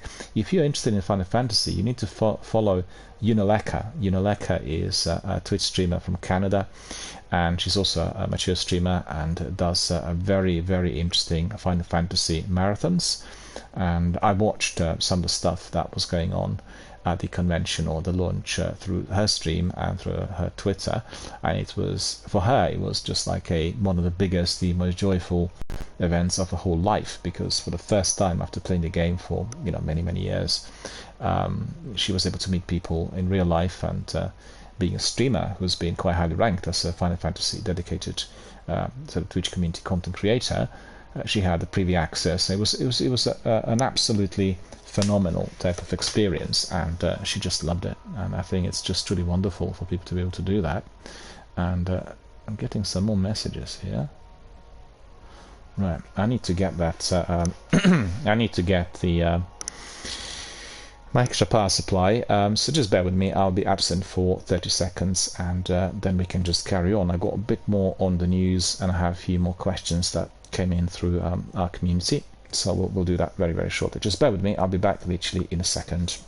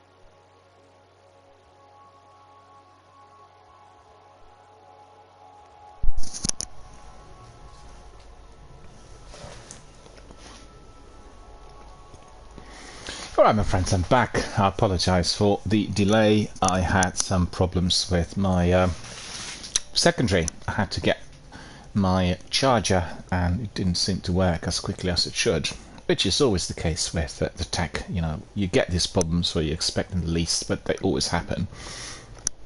Talking about Final Fantasy, if you're interested, I talked quite a lot about it during the Summer Game Festival event, and I told you that I'm really excited about the new chapter of Final Fantasy, as well as it being launched for the first time on mobile phones. So anyone who's trying the beta, if you subscribe, just ping me a message, let me know whether you are enjoying it. I personally prefer playing Final Fantasy on a very large screen because it's a very immersive game with beautiful visuals and battle sequences and everything else. Fantastic narrative, one of the most beautifully told story-driven games of all times, and I'm curious to see how this would work on mobile, because obviously it's a tiny little small screen. Obviously the phones can be connected to big screens as well, so you may be playing it on your mobile but actually watching it on the big screen. But anyway, one way or the other, if you're doing it, if you're playing Final Fantasy on your mobile, the new one, which has been just introduced and launched during the weekend, then please make sure that you ping me a message and tell me what you think about it, whether you like it or not, whether it's as exciting as expected, or whether you're disappointed, or any reactions. And obviously you can do exactly the same to Square Enix, because they will absolutely adore your comments and views. They want to see what the response is going to be to the mobile game, because it's the first one, if I'm not mistaken. I don't remember them launching anything similar in the past. The big news, also connected to the presentations that we've seen with Jeff Keighley and his team, is about XDefiant, right? So XDefiant is a game that will definitely appeal a great deal to everyone who loves Rainbow Six Siege and Warzone, the big sort of military simulation shooters. And we actually received some information today. I got the message in the morning indicating that closed beta participants will be granted 24-hour early access to this week's open beta, right? So following on from a hugely successful closed beta test earlier this year. I've not played it. Anyone played it? You tried it? Because the game's been under wraps for a while, and Ubisoft is obviously excelling with some of the shooters, and I want to know what the game's like, really. So they confirmed that fans across PlayStation 5, Xbox Series X and S and PC are going to be able to jump into the XDefiant open beta later this week. So the open beta will be available on current gen consoles and PC, so you will not be able to play it on PlayStation 4 or Xbox One. Ubisoft has confirmed that the last gen version is actively being worked on. So I think once the game is released, it will be including all the platforms. But they also want to coerce people into purchasing the new game and doing the extras, and they want everyone to be experiencing it, I guess, within its best kind of visual and audio capacity, and you will be getting that on the new consoles. The difference is very significant. I mean, I can see that really. I've not really been doing any comparative studies so far, but as I stream off PlayStation 4 presently, and then I switch to my Xbox Series S to play Destiny 2 outside of my stream, the difference is just phenomenally great. Visually, the new consoles are giving you very brightly illuminated image, high resolution, huge attention to detail. You can see every single bit. And also the biggest difference that I see it on my setup is within the tonality of very dark and very light sections of the frame. So you are having a much greater resolution quality and sensitivity to these parts, which can be seen distinctly without the need to be increasing the brightness or decreasing it, which is the case if you play the game on the older consoles. I need to stress that the reason for that is they have been, they call it smart delivery on Xbox. They've been upgrading the game generally, so what you're watching on your old gen console already has the elements of the next gen, if you see what I mean. So it's the higher quality that you're accessing, yet you cannot really see it or detect it. It was not as dark in the past when the game was still evolving, and obviously that is created in good faith to make sure that the game is as beautiful as possible, and I'm absolutely in awe of the graphics. I've got to say, visually, if you play it on the top-notch gaming PC, or if you're doing it on Series X or S, I guess on PlayStation 5 as well, it is just simply mouth-watering. So the studio says that it is aiming to create a similar great experience to the current gen, with more details coming in the future, and as I said, it's going to be now just on PC and next gen. So let me see what the dates are. Yeah, the beta will release on Wednesday, June the 21st, so that's tomorrow, and that is 6 PM British summer time. So in the UK, it's at 6 o'clock tomorrow. In fact, I will try it. I will download it and try it. I'm very curious. I've seen some of it, and it looked to me similar to Rainbow Six Extraction, the latest, and it did have the same visual flavor. But whether it's going to be the same or not, I'll see obviously tomorrow I'm going to enter, and just make sure that you're downloading it and trying it. Anyone who is into the shooters or is quite keen on PvP, well, that's going to be a cup of tea. And don't forget, Ubisoft always excel with some of these. They're absolutely phenomenal in delivering interesting maps and great tactical situations that require major team effort, so I highly recommend it. For those who participate in the closed beta early in the year, early access to this week's beta will begin today at 6 PM BST. So I've not participated, but if you are one of those guys, and you are going to be able to access it already today at 6 o'clock PM. And for all of you who are in the US, I'll tell you this as well, it is 10 AM Pacific and 1 PM Eastern, right? So I'll repeat again, for anyone who wants to play Beta X Defiant, you have access enabled on Wednesday, which is tomorrow, June the 21st, 10 AM Pacific, 1 PM Eastern, and 6 PM British or UK time. Well, people are not familiar with British Standard Time for some reason. I say that, and I send messages coming in saying, "What's that?" Well, it's the UK time. There's a difference between Greenwich Mean Time and that, so Anyway, it's in plain English. It's UK time, right? Tuesday, June the 20th is the early access. That's at 10 AM Pacific, 1 PM Eastern, and 6 PM UK time. So 6 PM, that's in about 3 hours and 5 to 6 minutes. 6 minutes, isn't it? Anyone interested, just download whilst you're watching the stream. And the end time for beta is going to be on Friday. So we have, what is it, Wednesday, Thursday, Friday, and that will be at 7 PM UK time, otherwise 11 PM Pacific and 2 AM Eastern. So altogether it's about 3 days, and if you're interested, just access my Twitter posting, and also you can go to the Twitter of X Defiant. They have a separate page profile now, which is outside of Ubisoft equation, and it gives you all the details and dates. I've got to say, it looks good. I'm interested. I think it's very important for anyone who is into PvP to have the content that will keep you going, because we get spoiled. We have lots of PvP shooters and military simulation types of games, and there has to be always something extra that will draw your attention. So I'm curious to see whether they're able to deliver it.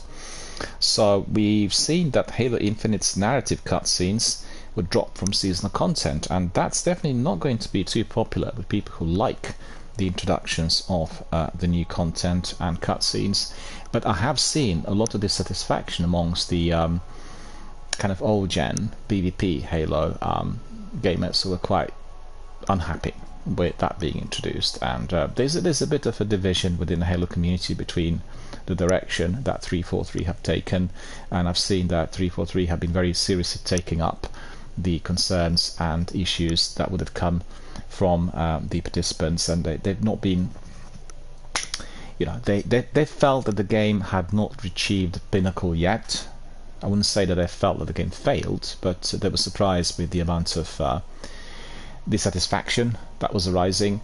I'm not really one of those, I've got to say. I played the whole game, and the campaign was very lengthy, and it was delivered in a proper open world, so there was a lot to do and a lot of activity and lots of exploration. At the end of the day, this is another direction for what we've seen with Halo in the past. And a lot of people who played Halo for the last 20 years are very unhappy about this. They want the original, you know, looter shooter, the type of gameplay and system fully in place, as well as maybe many more PvP maps, and that's it, because they want everything that's been delivered over the years to be exactly the same, or maybe with some minor changes, you know, the design or the visuals, but the actual gameplay, the system, they want to remain the same. So there's a bit of a division in the community. I think that 343 had considered the similar issues like Destiny, for instance. The game's been around for a lot longer, obviously, and they'll have to be introducing the content that will be drawing in new customers, right? The new gamers, because that's what needs to be happening. And let's just see. So that will be done away with from season 4 onwards. And Brian Jarrett, Community Director 343, made a statement on Twitter. He said, "We redefined our top priorities and shifted resources internally this year." And he said, "We had to make the decision to forego season narrative cutscenes to make room for the team to continue focusing on highly requested features, content, and improvements to Halo Infinite. These trade-offs are never easy to make, and we truly appreciate your support as the team works to make Halo Infinite the best experience possible." Well, fair enough, but you know, there's just, I'm in two minds about this. I mean, on one hand, the complaints we just discussed about Destiny 2, they're legitimate complaints. The developer is pursuing the monetization aggressively at the moment, and we are not happy about this. So this is a legit complaint. Sometimes you will get people who are complaining for no reason at all, just because they're angry, they're dissatisfied, other things don't work out in their lives, and they'll just have a go at Bungie or any other company. And then you have lots of, you know, complaints that actually are not really based on some sort of factual grounds. And what's happening with Halo, I feel, is a mixture of that degree of dissatisfaction with some reality-based comments and views.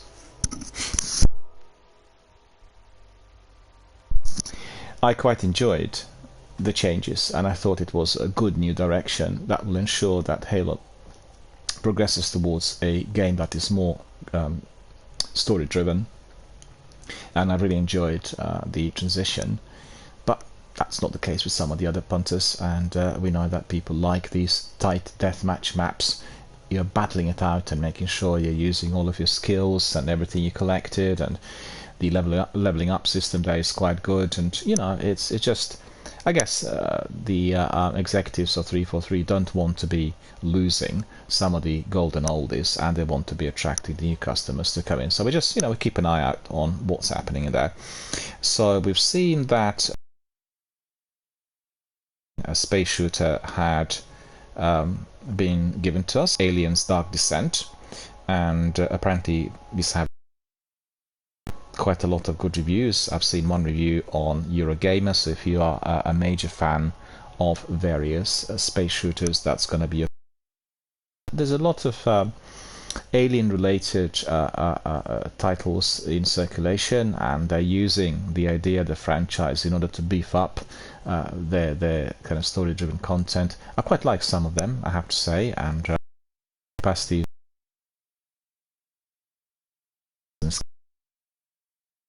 within a spaceship are massive, hunting and trying to eliminate the dreaded creature. So let me just see. It's been kind of lukewarm response from the reviewer. That's Edwin Evans Thirlwell. He writes for Eurogamer, and he said that the worst thing in Aliens Dark Descent isn't an alien, but a timeline in the top right of the screen. And he calls it Satan's fast forward button. So this is scrappy but compelling top-down tactics adaptation from Battlefield Gothic, Armada developer Tindalos Interactive. You lead up to 4 colonial marines, around labyrinths of corridors, which is the standard for alien-based games, flaming wreckage and sealed rooms, completing missions of the activated generator variety, while fending off, or preferably avoiding, xenomorphs of all sizes and degrees of canonicity. So I guess he's giving it a sort of a lukewarm response, but you know, it's a new game, and I think we can obviously try it and see for ourselves. And let me see the end of the news. I've got to say, we've had lots of news and community-based content today, and I apologize to our gamers who want to really see Destiny, right? Hammered in here, that we are having an extended kind of news section, because there's a lot's been happening, a lot's been coming in, and this is the first day in about, what is it, a week, that I'm getting more news which are not based on the Summer Game Festival. So it's significant, and I think we are looking at some other titles beyond the actual titles that we have been introduced to during the last weekend. Not 10 days ago, whatever. And we have Steam Next Fest, and I want to see just what they're suggesting. Eurogamer is giving us some highlights. Want to see whether they're similar to what we've seen from the other hub. And they have this celebration of gaming things to come, as we know. He's back for another week of developer chats, live streams, and an intimidating stack of hundreds of demos, likely to thwart even the most committed completionists. Well, completionists are not going to fare too well. There is just too many, as we know, and if you are one of those guys, just make sure that you look at the titles and select those that you like, because it's time limited. Not all of these demos will be accessible or playable after the end of that week. They said the 26th is the end, so remember that. And that's until next Monday. So if you want to see the full list of the streams, and I'll just see quickly, I think there are many more. That's on Steam, okay. There are many more titles compared to the ones I recommended, which came in on the PC Gamer, and the full list is available on the posting which I have on my Twitter, and that's the posting taken from Eurogamer. It tells you a few promising places to start as the festival returns with 100s of demos. So if you want to see the list, just click on there and you'll be able to get every single title. And they say that there is a significant decision paralysis strike. I like the phrase. I like the phrase. I need to write it elsewhere. Decision paralysis strike. That's perfect. That's exactly what happens when you are being thrown into an ocean of huge numbers of titles where you're not certain what to play. It's easy if amongst those titles you get Star Wars Outlaws or Starfield, you'll go for that. But if the titles are obscure and you never heard of them before, well, you are going to be racking your brains thinking what to try first. And it is actually perfectly descriptive. It's paralytic. I know of so many people who will just spend hours sifting through the titles and trying to find one, and then eventually not playing anything. And I tell you, I've had this problem myself when the watching and playing the games on an industrial scale began to arise, and we are talking maybe about 7 or 8 years now, and similar with films on Netflix and elsewhere. You've got to be disciplined, and you've got to look at your own particular preference, and you know the system has to be based on something, so you can basically write it down on paper, say I'll play the game that suits my feelings today. So whatever you feel like, doesn't matter what it is. If you're feeling angry, you want to play a shooter. If you're feeling happy, you want to play an RPG. If you're feeling under the weather, you may want to play something that's going to cheer you up, right? You're feeling under the weather, don't play the game that's going to make you feel worse. So that needs to be the criteria, and because the games are there in order to make you feel better. Remember that. That's the sole purpose of the video gaming world. And let me think. Yeah, the system. Or you can sometimes say, I will be trying out the latest editions. So, for instance, you press that button for the latest recently added on Xbox, you will get a number of titles, so you just look at what's been added this week. You try these ones that have been added this week. You do it every single week, so it's a system through which you'll actually cover all the games that come out. You'll see for yourself on the cloud a brief appearance, maybe you play it for like half hour or something to get a flavour of the game. Dodon is the game, I'll write it down again for you, that I'm playing at the moment. It's the latest addition to Xbox Game Pass. It's a terrific game. I've never heard of it before. It's an indie, tiny little mystery-driven point-and-click story looking like it's been painted with watercolors. It's absolutely terrific. It's so enjoyable, it's funny, it's mysterious, beautiful looking, you know, and I never heard of the game before. I just discovered it, tried it, played it, still playing it. It's not a massive big game, and you can fit it in with the rest of the titles that you're currently accessing, the AAA blockbusters or the shooters or anything else. So you got to have that system, right? You can decide on the system I described, play the game according to the way you feel, to match your feelings, right? Or you can go down the route of what's been added recently, what's the latest edition, or you can look at what are the most interesting titles or what has got the best design. There's got to be something, right? There's got to be some criteria. Could be even what's the worst game amongst all. I want to play what really actually is not good at all. I just want to have some fun. I want to laugh because I'm not feeling particularly good. So, you know, the system is yours, but put that on a paper and guess what? Do it every single time. Do it consistently. Any system of that sort needs consistency. Do it every single time, and then you will not have that decision paralysis strike as described in Eurogamer. And they said that there are some potentially promising places to start, and based on some of the games Eurogamer has been harboring mounting excitement for in recent times. So he's actually talking about their perspective that they monitored a number of games. There are quite a few PC gamers really that work for Eurogamer, so I guess these are the games that they've been angling towards. But look, one game that they're offering through the demo is the game that I'm very excited about, and you know what? The PC guys have not said anything about it. It's being pointed out in here. Josant, right? Josant would be just like a French pronunciation, but we'll pronounce it as a Josant, the English way. And this is the game coming out from a fantastic developer, Don't Nod. You will be familiar with their Life is Strange series, and also what is the game called? I keep forgetting it. It's called. There's Y in it. You probably played.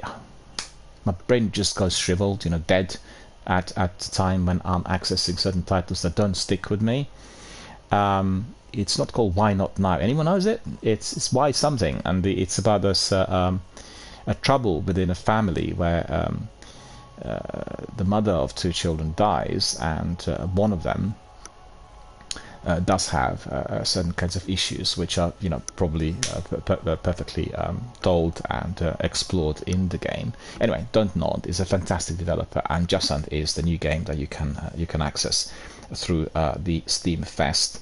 And apparently it's a striking puzzle adventure, and it's all about finding a way up, taking players on a mediative climbing journey as they attempt to scale an immeasurably tall tower and unravel the mystery behind a lost long civilization.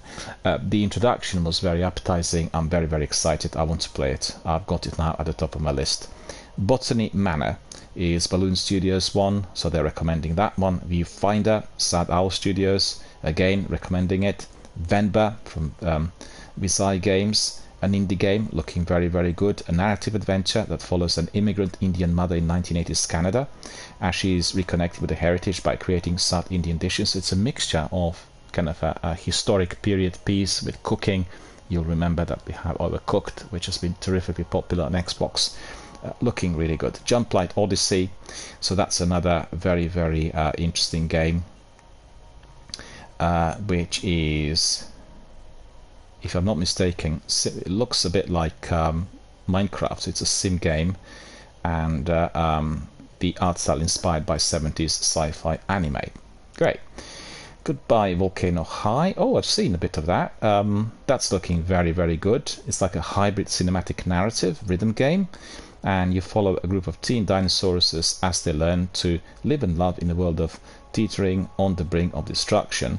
I have watched the demo recently. I can't remember where it was, and it was just really hilarious. It was so entertaining. So definitely another one to try. My goodness, I mean, so many games to try. Shadow Gambit, The Cursed Crew. This is a pirate adventure. I've seen the trailer for that as well, and this is the strategy action of the studio that worked on Desperados 3 and Shadow Tactics. Played with a shotgun and have fantastic swashbuckling, and they basically will be exploring the Caribbean in search of the legendary lost treasure. So Stray Gods, the role-playing musical. So that is from the Dragon Age creator David Gaida's Summerfall Studios, and this is a narrative-driven adventure and one-part interactive musical. You have Grace, a young woman whose life is upended after the last muse of ancient Greek mythology dies in her arms, and then features a score by the renowned composer Austin Wintory, brought to life by a star-studded cast that includes Felicia Day, Laura Bailey, Rahul Kohli and Troy Baker. So that again, I mean, I'm a huge fan of Dragon Age, a terrific BioWare game, both the original and the sequel. I guess a bit more biased towards the original, and also the third part was incredibly popular, and we're now obviously expecting the fourth installment.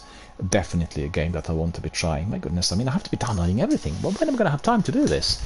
But anyway, if you are writing and jotting down the titles on paper, or if you're accessing the posting on my Twitter, which is from Eurogamer, it's right at the top before my announcements for this stream, you can try these games and you can ping me your views, you know, and I'll be able to see for myself really what you thought, and I can then compile the views and send them to the developer saying, the people from my community enjoy these demos, thanks very much for introducing, and this is what we think. Wargroove, that is Chucklefish's Advance Wars inspired turn-based strategy game, that's looking good. Mediterranean Inferno, so that's a stylish, uncompromising tale of friendship, desire and grief from Lorenzo Rudali, and he created a very, very popular Milky Way Prince game, The Vampire Star. So I'm curious about that as well. Cart Life.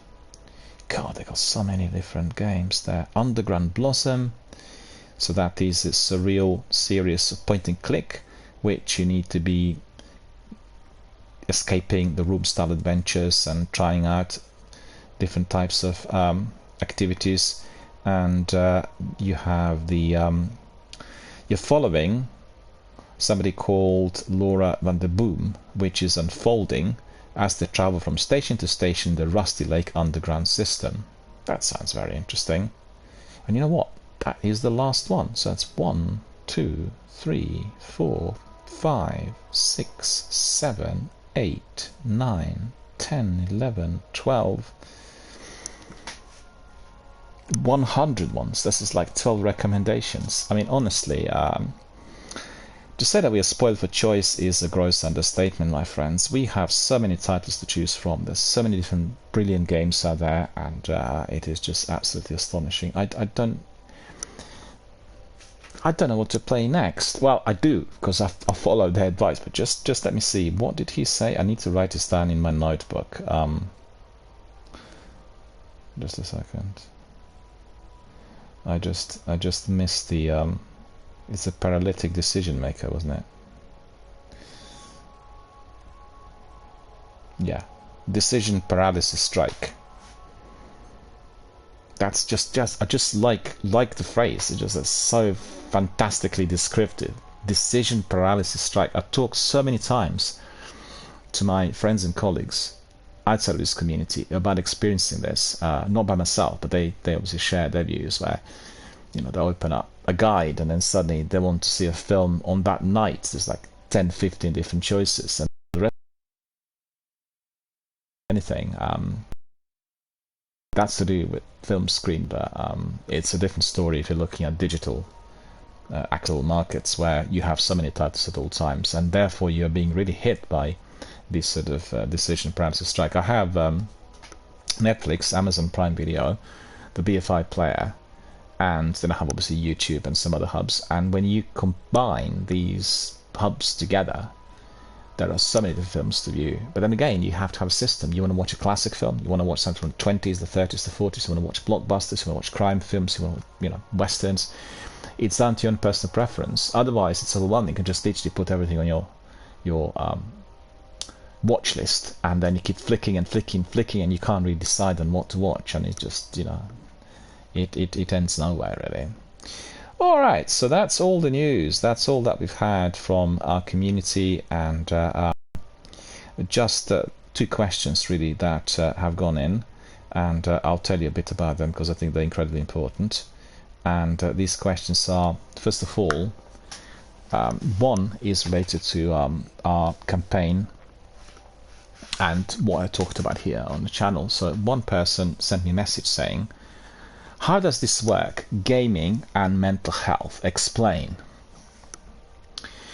It's a very big question. It opens up a discussion that I could really be running in here for several hours, but I'll try to summarize really briefly. I want to thank our community member. He's actually not a community member here. He just saw the postings about our streams on Twitter. He got it through the hashtag Gamers for Mental Health, and he wondered what this was about. And I want to tell you that there are different ways how the gaming world is affecting mental health, or what the connectivity between the two really are. I mean, first of all, we have to ask the question, what is the gaming world? Well, it is a world which is virtual, that is created by people who work for the game developer companies, and again, a world that is based on fantasy. So it's based on something that we have as humans from within, which is fundamental for our health and processing of certain types of experiences and anxieties in everyday life. Fantasy is the way, it is the entity that helps us, similar to the dreams, to live and digest certain kinds of pressures that are experienced in everyday life. So therefore, having access to this fantasy world, be it in a form of reading material or anything visual, like for instance paintings or sculpture, anything which is audiovisual, like films, television, football, sports, or within the world of video gaming, is fundamental for that process, right? So we digest certain worries and anxieties by resorting to that fantasy world, which is feeding us then with that degree of satisfaction and relief. It doesn't work the same for everyone because we're all different, but that's the purpose, you know, that's the key. And video gaming industry had evolved to this level, which we had never expected, certainly 10, 15, 20 years ago, and it's still evolving rapidly forward. And it's really a forum that's blending in with the fantasy world, perhaps even more and better. It's within the same frequency compared to films. So it's very similar. It has this cinematic quality. Many games will have narrative. The difference there is you watch a film on a 2D screen and it is out there within that format. There isn't direct interactivity, right? So you watch a film, the film is a fantasy-based product that represents its creator or creators, the director and the team that worked on it, and their vision of world, life, and everything that they've experienced, right? It's usually a transformed version of reality. A game is exactly the same, could be delivered in a very fantasy-based environment, like Destiny, for instance, yet it is fully interactive. If you're playing a single-player game, you're interacting with that environment, so you are a person who is entering that world and you're commanding it, you're controlling, so you are an active participant in that fantasy, right? The multiplayer involves lots of people where you are playing the game together and defining what will happen next. Again, you're an active participant in that fantasy, so you become involved with the process, which is essential for that digestion of your anxiety, worries elsewhere in your life, through that activity. And it's not a solitary activity, right? You are interacting either with the environment, i.e. the PvE world, or you're interacting with other people and the environment as you're playing things together. So as such, it gives us a fantastic capacity to communicate. So you're not going to be having just a benefit of playing the game and therefore processing the anxieties by yourself, but you will be talking, you will be doing things together in a team as well as enjoying the environment. So it's just escalating the whole process of digestion to a degree which was previously impossible. And as such, it is a very healthy, very active, very rapid way of dealing with these types of tensions and anxieties. It has to be delivered within a measured, structured, healthy format. So the games are being created to provide exactly that. The problems arise excessive gaming, right? The gaming that has got no boundaries, playing all night long, being addicted to certain kinds of looters and shooters, doing it consistently up to a point when you're dehydrated, where you're dizzy, where you can't sleep. Well, that is not the way the games should be played, right? As I said, the purpose of entering the video game world is, as I just described, not the way through which you are going to be making yourself very unwell and possibly seriously ill. The world of video gaming, social interactivity, and particularly the Twitch streams, and with the integration of our communities together, is bringing us this fantastic opportunity to unite the two, right?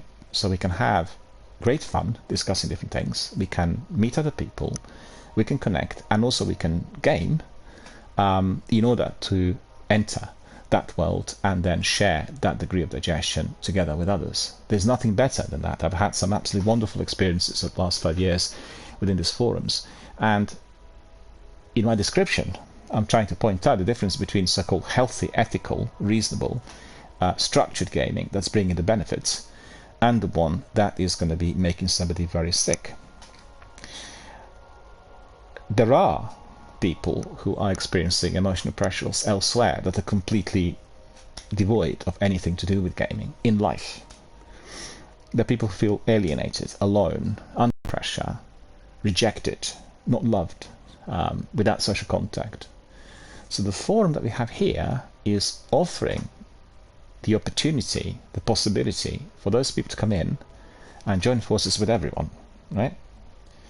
And that is incredibly therapeutic. It's not important what game we are playing in here. It could be any game. But it's the interactive environment that brings the benefit. It is all about bringing in people, enhancing the ability to talk, communicate, and share. That will also facilitate that process of digestion, because if the anxiety is not properly digested, it affects the person negatively, right? We also hear, for those people who are perhaps caught up with Warzone or PUBG, that play all night long, etc., and they want to really learn on how to measure, how to temper their involvement, because they really enjoy the game and they love it, but it's gone over the top and they can't control the the drive. But we're here for them too. We can talk about this, because there are the ways to which you can control this, but you've got to be very strict, in the same way as you need to be disciplined if you want to be achieving certain results as an athlete or footballer or sports person. If you want to be achieving in school, university, at work, it's got to be discipline. There's got to be parameters. You're going to go to bed at that time. You're going to sleep that many hours. You're going to go for a run. You're going to run for that long. You're going to swim. You're going to swim that many lengths. So that there has to be some sort of boundary put upon it. And I think generally that the PvP games like Apex or PUBG or Warzone that end with a defeat will have this element of compulsion, that people want to do it again and again, and they want to crack on with another match because they want to perform better. And if they're being eliminated frequently early, they're being driven through the drive, really, that they want to be succeeding, they want to get better. And it's partly frustration, partly a desire, right? To be succeeding, to be getting somewhere. And that needs to be looked at, because everyone will have a different reason as to why they are hammering the game. So the forum here is always open to everyone to come in and talk about this. But to come back to the question, that is the way the gaming world connects with mental health overall, right? Because we have, as I said, the opportunity to engage with the very positive sides of video gaming, with those that have been basically behind the initiation of the entire media and entire world. And then, on the other hand, we have got the opportunity to help people who've gone down the other route, where video gaming does have a very, very negative effect. I just want to expand on this a bit, because video gaming in the media is frequently receiving very negative reviews, and there's always the idea it's the video games that stimulate aggressive behavior, violence and bullying, etc., which is completely wrong. It's completely devoid of any form of reality, and it's not following the empirical studies which have been conducted over the last 25 years, some of which were completed in Japan. The PlayStation team had worked with people for 25 years, if I'm not mistaken, and watched them throughout their developmental process, aged 4 or 5 to about 29 or 30, and the way they were responding to gaming and various things that were being completed through their engagement with PlayStation platform. And they produced statistical analysis and tangible empirical results which indicate how people are being affected. And one of the things they discovered was that the responses were different, and they were based on personality structure of each individual. So some people who use video gaming learned through certain types of games a lot about systems, about structures, about discipline, about what they need to be doing in order to complete certain tasks. And they learned that from the games as children, and they applied that to the schoolwork, they applied that to their everyday activities, and that brought them to the level at which they were able to become high achievers in life. They never went for all-night sessions. They never went for the gaming which was without boundaries or out of control, right? So it actually facilitated their abilities in a way that was previously impossible, and without any form of difficulty. It was all spontaneous, and it was enjoyable because they enjoyed playing games. Evidently some games have got greater capacity for that than others. We need to understand that because the games are being played differently. But that's the empirical result. They did observe that some people had a greater addictive component in their personality. They were resorting to the games that had that repetitive element. They had to do it again and again and so forth. But that was a smaller number. And some people who even had this would get frustrated with not being able to finish certain parts of the games, and they would just depart. So they were not really resorting to the kind of hammering of the game day and night.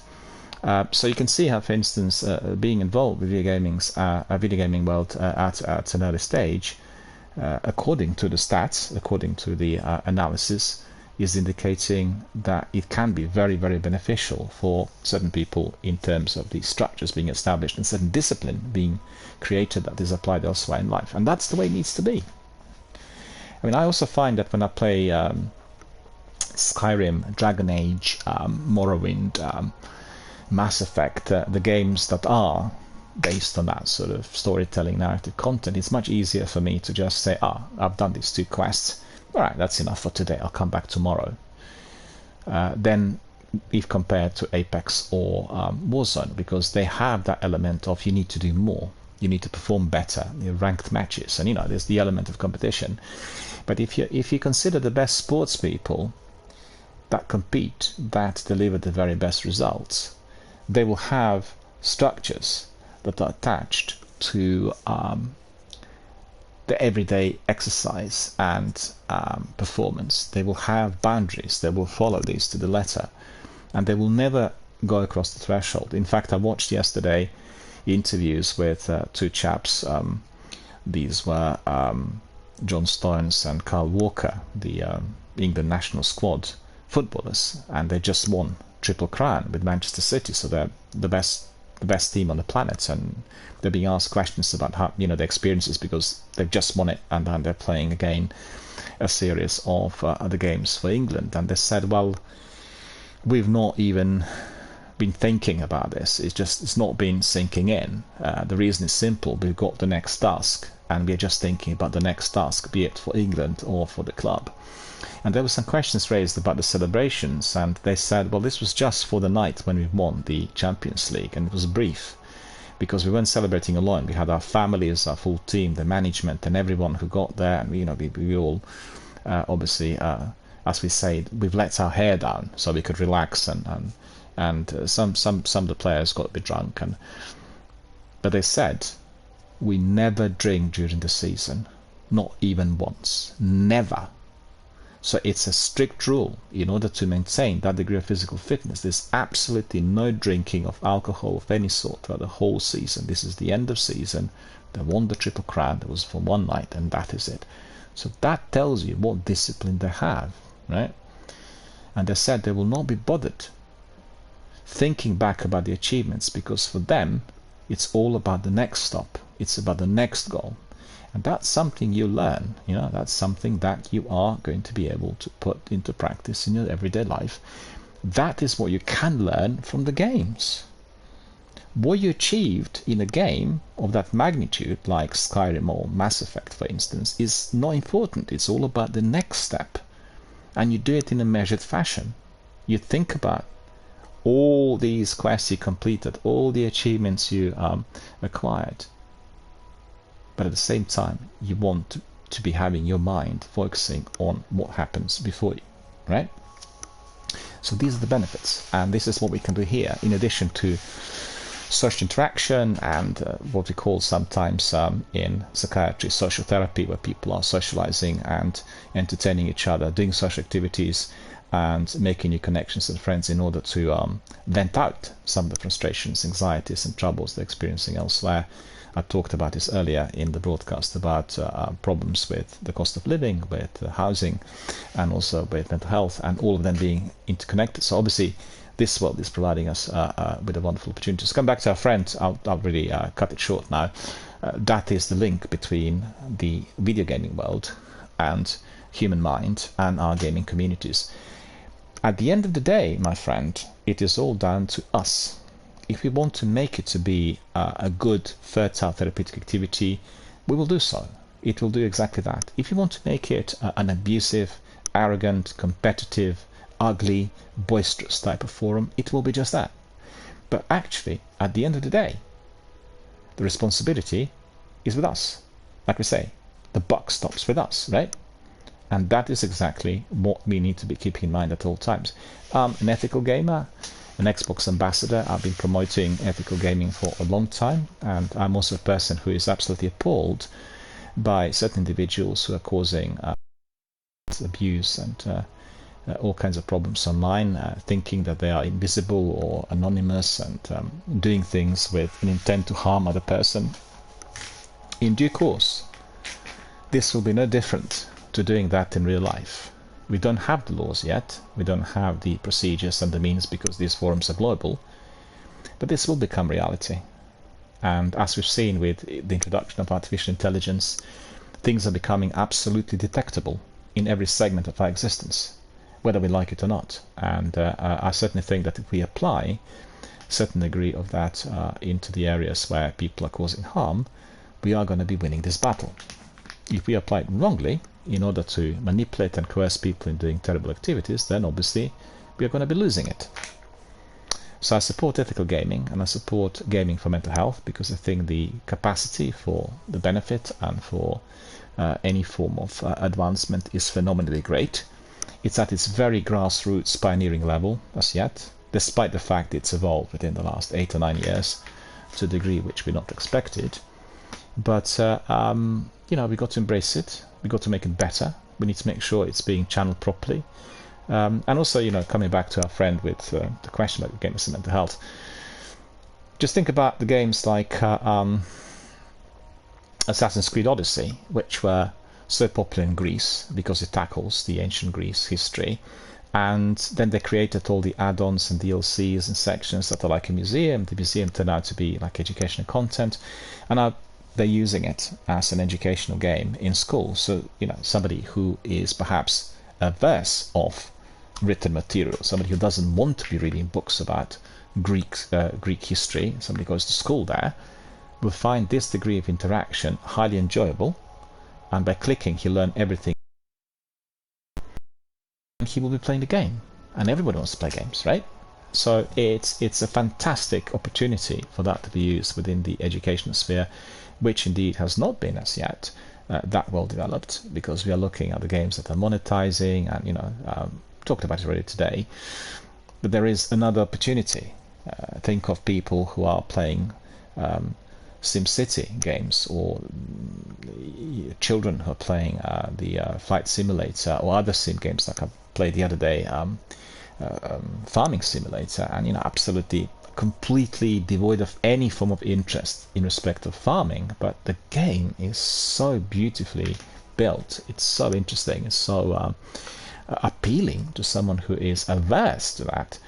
And then you become interested, you become involved, you learn about farming. The game actually, through the gameplay, is teaching you how to do it. I find that absolutely extraordinary, and it's so enjoyable. Look, I really don't like anything about it. Not about the game, but the process of farming. I have no interest, right? I've never been. I'm a city person who kind of was born and bred in a very sort of urban, concrete-based, asphalt tarmac-based environment, right? So farming for me is just like talking about Mars. But when I watched that game, when I played it, I wanted to be that farmer. That is the benefit, and that is the beauty and the genius of people who are involved in that process of video game creation.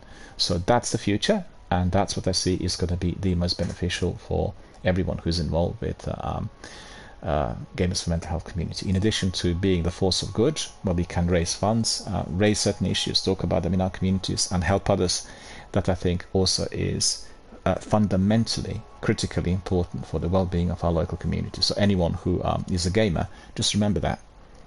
This is a huge opportunity, and Tiltify give you this option to fundraise for charities. If you're in the US, you have hundreds of charities to choose from. Support them.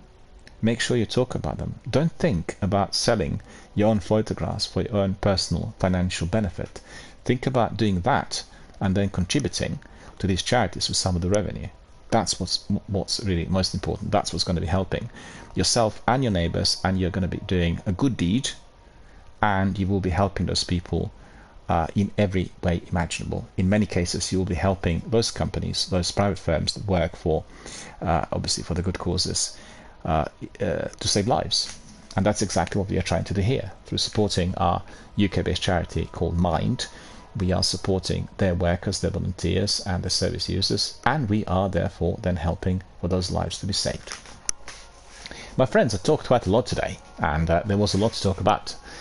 So I'm very glad that I've come to a conclusion of this, and I hope you enjoyed some of the ideas and some of the thoughts which were being indeed described. And all of our sessions here are archived on YouTube, and YouTube have introduced a new tab which says transcript. And if you, for instance, sometimes want to read what's been said, you don't have to listen to the whole broadcast. You just click on transcript and it'll pop up the whole transcript of everything that's been said. I always have been running my streams with a lengthy introduction, which is community based. So it's always the news and what we get from our community, and then we have gameplay, because this channel is not about competition, it's about our community and interaction. And you can always do that if you're interested. And I've had messages from people from around the world, really, indicating they're very interested in some of the things which are being discussed and debated in here. I've gone back to streaming now after a lengthier break, and I've not had really some of the regulars and people who usually converse with me live online as yet, but then they'll come back, and we'll have the same sort of dialogue and communication back on the channel in no time. And I think it's extremely important to raise some of these issues, because they're affecting everyone, and at the same time we are here to help. I think the video gaming forums live online on Twitch and YouTube are giving us the opportunity to do something that we could not do to such extent, certainly within this format, at any other time in history. And we need to really embrace the opportunity. It's just, you know, it's staggering. It's incredible. I as a person who's worked in mental health as a senior professor for many years, and somebody who had been involved actively in fundraising for several charities. Some charities I worked for, others I supported, and the list just goes on. I know what this is like, and I know how difficult and hard it was at times to be doing a sort of street-based fundraising, you know, with tins, when you shake tins and you talk to people and all this. And because there is always, if you come to Victoria Station or Paddington Station, King's Cross Station in London, these are massive big railway stations, some of the biggest ones in the world, and lots of people pass through them during the peak hours, and also literally throughout the whole day. Still, the number of people there is limited. It is not as great as the number we get here within our global communities, where we are talking about 4 billion people accessing video gaming content live online. And I think this opportunity is certainly there. So what we've done out there on the streets, we can do here within this forum, and I really look forward to tremendously to see the results and interactions, as well as all that is going to be completed and accomplished. Right. Who's up for some gaming? Everyone, me included. Let's have a look what we've got. Hunter, if you're interested in donating or contributing or supporting, just access the link which I posted, and the link is permanently on my about page. You can just click on the link, you'll get all the information. Also, if you like what you see, you like the content, our community, our chats, all the activities, now you can do tipping. So tipping goes through Stream Elements, and you tip directly via PayPal. By tipping, you are going to be supporting the channel in every way imaginable. This channel is run by myself and people who are providing services to the third party, Stream Elements, Lightstream, two moderators that I have, and they work very hard to deliver all that you're watching and viewing, not just through myself but also other people on live online platforms. So any form of tipping will contribute and help myself personally to run the channel, and also it will help this community to thrive, because guess what, everything costs, and my costs have gone up very exponentially due to the new setup. And you know, I look forward to receiving some support from our dedicated community members, newcomers, friends, associates, everyone who comes here to the channel. It's all offered for free. It's down to you whether you want to throw in shillings and pence, as they say, buy us a coffee, or whether you just want to be watching it for free and hope that well, God's going to help me and the bills will be paid one way or the other. We'll have to see whether this materializes. So anyway, just a joke. And let's go to our favorite destination. You know, yesterday, after about 10 days, I was able to go to the tower. The tower was plagued by all these baboons and amphitheaters and God knows what they were called, different types of glitches, which indeed is one having that. Bear with me, I'm being stuck in here.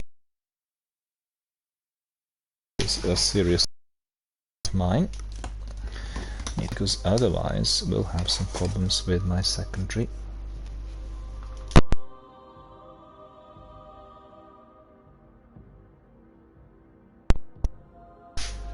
Right, we have got a microphone.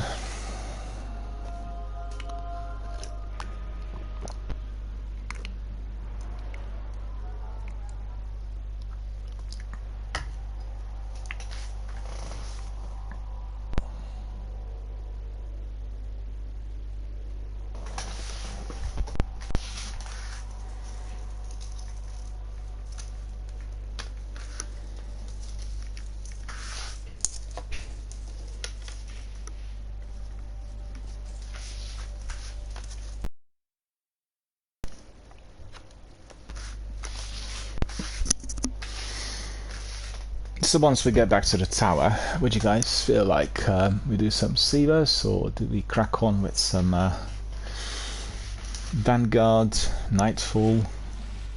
What's the date? Today's Tuesday. The reset will be later in the day. Well, the Nightfall strike is extremely difficult for a single player, so I don't think I'll attempt it today. And unless somebody comes in. We've done it last week, Sekapupo and myself, and we were not able to complete the bounty. We just ran out of time, really, and it's that dreaded Omnigul strike that's made very difficult by these thralls that keep coming from behind. You literally don't see them just pop up from behind you and they explode. So they made it very difficult, but we completed it. Just that we died a few times. We're a bit rusty. Played the game for a while, and that strike in particular. Forgot some ins and outs. You know, the routine is quite different in the sequel, and anyway, as we do it again and again, we sort of remember everything, and we get back to our previous skills and abilities, and then we are a lot faster and more ready and able to destroy those AAA bosses. Yeah, we got a few bits of armor and a few weapons. As you could see, all these are completely useless. It's really of no significance to us at all. And this one I need to... Hang on a minute. We'll put some of the masks on. I really like when my character is wearing some of these. It looks really funny. Kreuter mask and Zer mask, and then look at this, Tiger mask as well. So cool, really good fun. Eon Tracer mask. I put this one on, which is Khepri Sting. Khepri Sting I picked up last week as we completed Nightfall, I suppose. I've not had it before, and I'm wanting to masterwork it, so we got it like fully done and dusted. It'll take me a bit of time. What's this? Gain invisibility after crouching in place for a short time. Melee attacking an enemy from behind while invisible delivers 4 times damage. Melee attacks apply a lingering damage effect. So if you're asking yourselves what's the reason for this Khepri Sting, Khepri Sting is very useful in Nightfall and raids if you're using this invisibility, because the invisibility will help you tremendously in the completion of certain tasks, so definitely worth considering.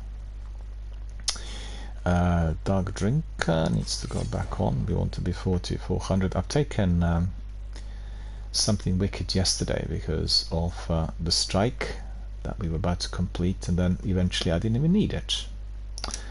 Okay, so that is it. Cryptid.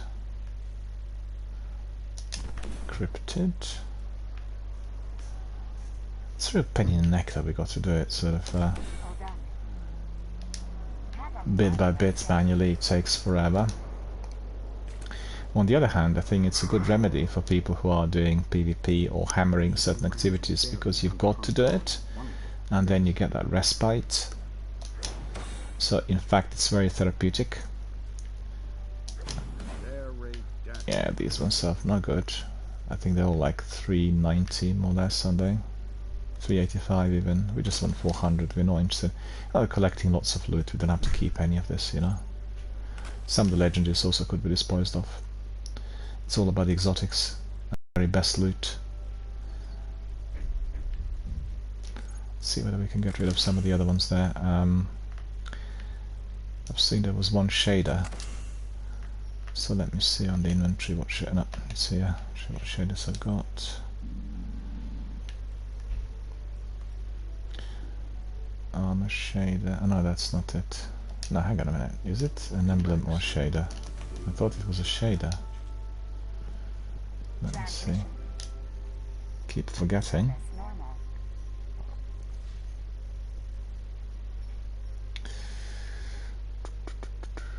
Yeah, it was. Yeah, okay, that's not really a emote.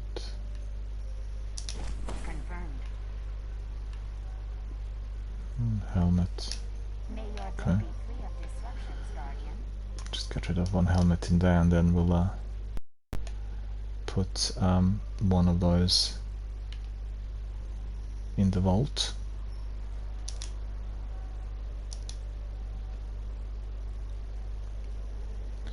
$400. Oh, I've got that one. Okay. Exaltation mask. Oh well, that's no big deal. We can just get rid of it. It's this one. Okay. Pick up another helmet from here. Which is nice and easy. We can just get rid of it. We don't need it. 390. Then there is another one. Need to delete that one too. Okay. Any more anywhere? What's this? Another one? See these ones. Let's go back to the vault and see whether we've got some of these cloaks. Because really we don't want and need that many. Yeah, this one we've got. Okay. That's 400. Oh, it must have worked. Okay. Cloak of Taniks. Hang on.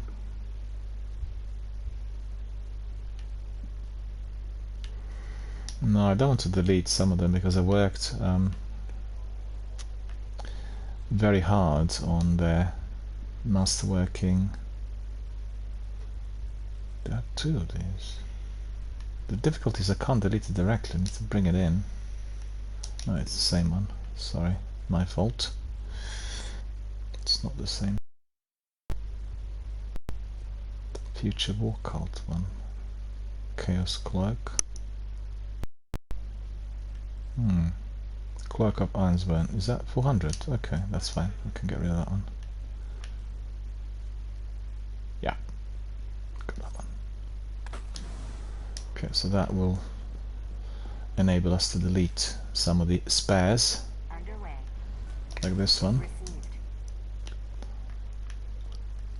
So that out. Don't need this one. 390 out.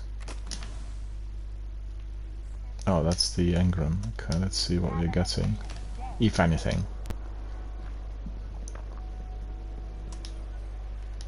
The other day I had an exotic from one of these, but obviously due to a glitch wouldn't be as good and as productive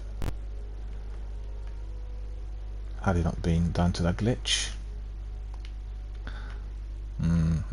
That's out. Okay, back to Postmaster. Back to Postmaster. I've got to tell you that last night I slept really well. I rested so well, because on the previous night for some reason I didn't, and I think it's all to do with the air quality in this area. My window's wide open all night long, but it just, that humidity killed me. You know, I went for a walk last night. It was quite late. It was around midnight, and went out in t-shirt and shorts, and it was so hot. The actual temperature was not that high. It was about 15 or 16, but the humidity made it feel so hot. Fortunately, we had some rain during the night, so it really it remedied the problem. And it's really quite pleasant today, I have to say. I've not been out, but a lot better. And I help my sleep as well. Because, you know, if you're doing anything which is intensive for your psychic muscles, a very good night's sleep is absolutely fundamental. I feel huge difference if I not slept well, which actually, to be honest with you, happens very rarely. I sleep generally very well, on average 8 hours. Really pay attention to that. And now and then, when it does happen, like on the previous night, then I feel really not particularly well, or, you know, my brain doesn't work properly. It's just the overall, all of my abilities are just in the pit. So that is the reward for our rank increase. What's the reward package?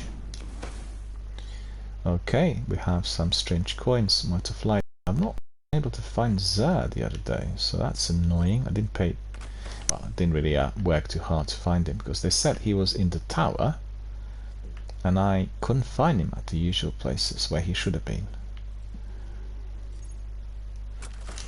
So quite frankly,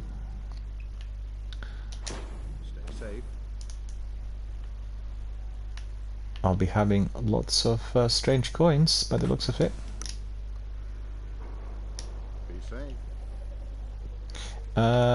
Yeah, we should be able to finish this.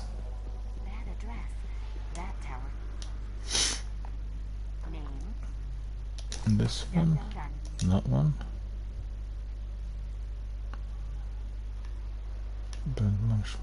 The Marade Hunt artifact. Yeah, I don't need that one. I've got it in the vault. This one out. Did I not pick up an engram? I thought I did.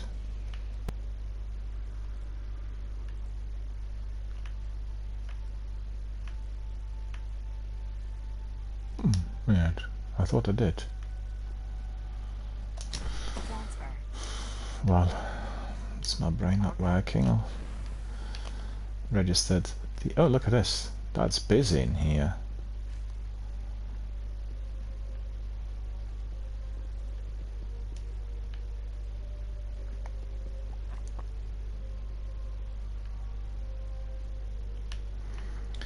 Yeah, everybody's busy doing the admin. Okay, that's the last one. That's it. Now we are going to be departing Let us see what's there for us. Oh yeah, we got plenty of these. Queen's Eye. I guess we can go for one Siva. There are some Vanguard bounties in there to be completed, and we keep these there. Okay.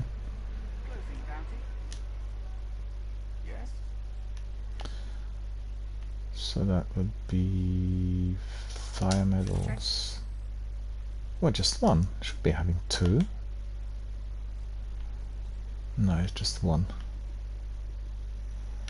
What's this? Cosmotron. Okay. Okay, we are having a friend request. Thank you, Stripey Lectern. Thank you for popping in, saying hello, and sending us your friend request. We are going to be accepting you immediately. Stripey, you are there. You are now on my list of friends. Thank you for joining our community. Hope you're enjoying the stream and hope you're enjoying some of our community interactions, questions, thoughts, news, all other things which are delivered here in addition to actual Destiny 1 gameplay. I think we are sorted. I'm not going to bother. We crack on because we've not really... Look at this. Yeah, we like that. We'll dance here for a bit and just say...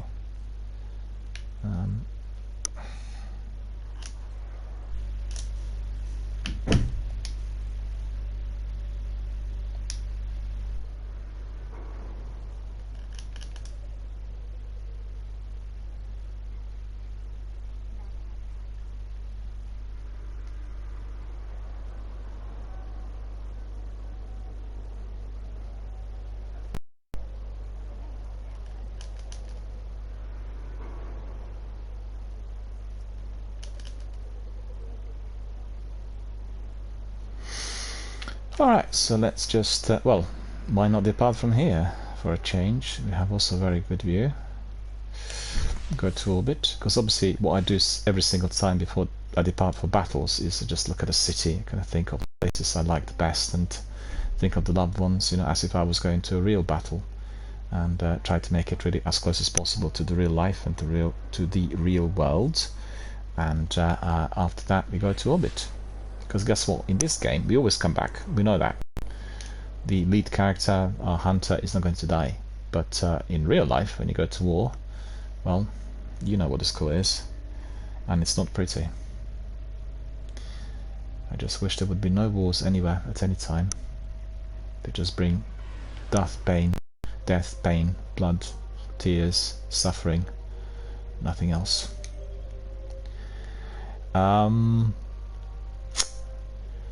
What did we say? We'll do some Sivas, right? To warm up. Let's see what we do later. Well, some mods. Radar is disabled. Chaff. Guardian melee damage is greatly increased. Void damage from any source is greatly increased. Enemies appear in greater numbers and are aggressive. Actually, just a second. What I want to do is I want to change my ship. I've been using the ship yesterday and somebody pinged me a message saying why I was using the same thing. That's a good question. Why am I using the same thing? There's no need for that. Let's see what... that's matter. We'll see this next time because we need to reload in order to register. Just curious. Seraphim Toaster, right? Not too bad. I prefer this one, but nevertheless, we'll listen to our community. We'll apply some changes, just like what people said. We don't want to be doing the same thing all the time, and we'll change gear and do a few things. And you know, I've changed my, as you could see, my gauntlet, and I've been using everything else that's Masterwork. So we want to keep everything else Masterwork. You know, that's the idea. Because oh, we'll do this one. It's reducing my levels. No, that's annoying. Shouldn't really matter for the Sivas. I can't save that. That's also 360. No, I'll give him that Kreuter. I quite like Kreuter in there with that mask. It's better in the sequel because you're not getting any decrease really. They don't have the power allocated, so I prefer it. But I like him like that, you know, don't you think? That's really quite cool. Look at that. Take a screenshot of this. We'll do a couple of postings on Twitter with some of the screenshots afterwards. See whether we get some really interesting activities with our friends if anyone joins us. That'd be cool. I'm getting hungry, my friends. Zavala's not too happy about the idea of the Splicers playing Godmaker, and I can't blame him. So what you're saying is it's time we return to the scene of the crime. I'm sure the Fallen will be happy to see us.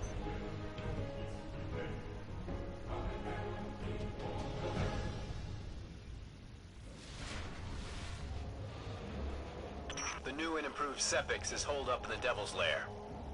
You know what to do.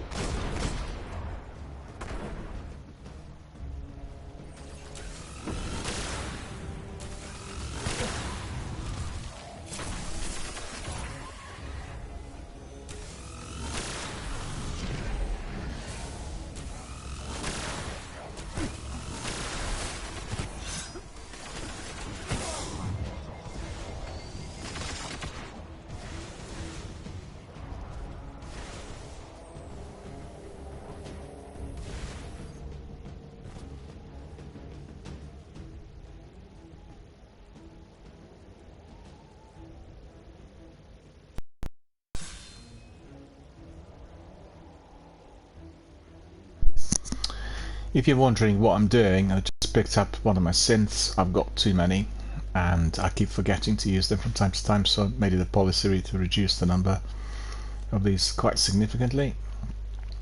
We'll get this reputation booster for Vanguard, and we'll get some extra glimmer with this.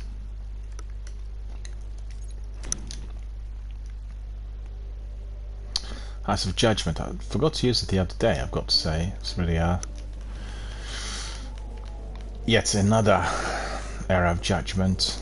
We could have had a bit more reputation there, because I've not played Prison of Elders that much generally over the last 5 years, and it's a very, very popular activity.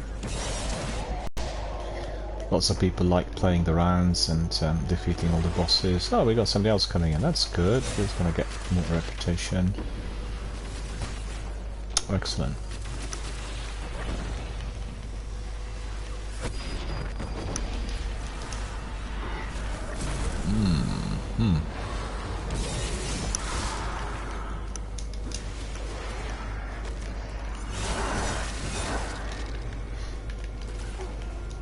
A bit more.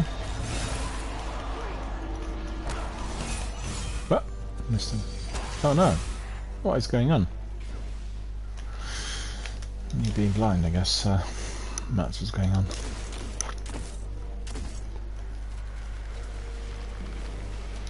Oh, there's a chest there. Did you see that? Look at that.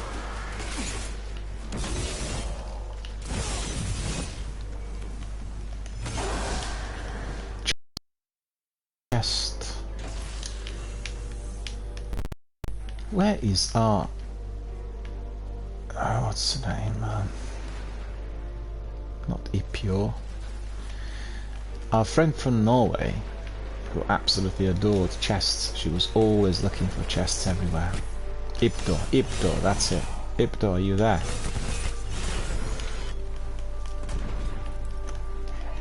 She was one of our juniors before Twitch changed the rules.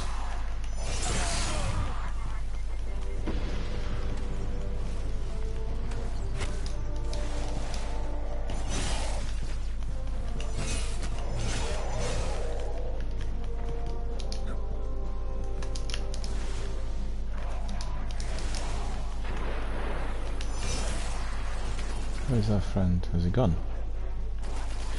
Has he gone forward? Curious.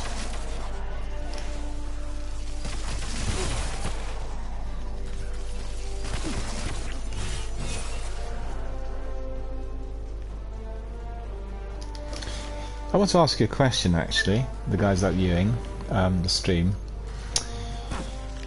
It's been on my mind quite a bit. What do you think the optimum duration of the stream should be? I'm curious. Should it be 3, 4 or 5 hours? I think anything which is longer than that is pushing it. What do you think? 3, 4 or 5 on average? So I think for me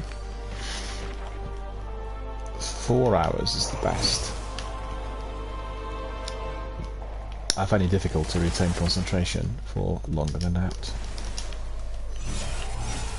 Obviously depends on the content, depends on what we are doing, and you know, sometimes there's a lot of community content, and but for the standard streams, well, we haven't got any we have chaff, so I don't know where we need to be going.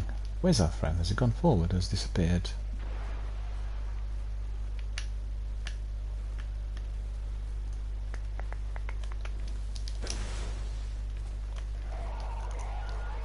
Maybe he wasn't really part of the strike, maybe it was just simply oh.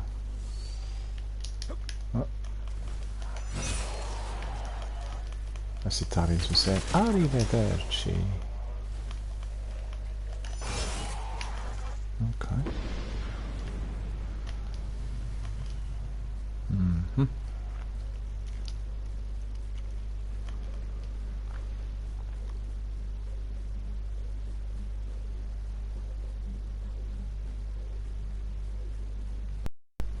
God, look at this.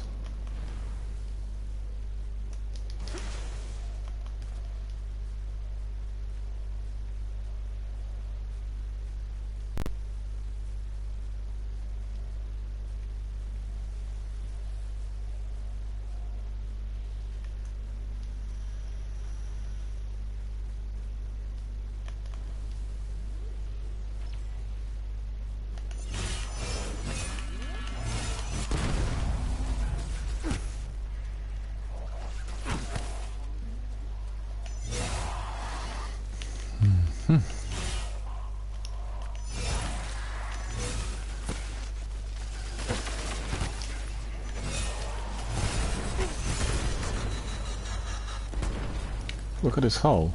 We got some enemies in there that are very, very deadly. They used to get me in the old days when I started out in Destiny. I always thought that I couldn't see the invisible ones, you know, so it's ridiculous because I couldn't hear myself on my headphones for quite a while, and now the sounds come back. I just hate it. I really, honestly, I think it's just so bad that no.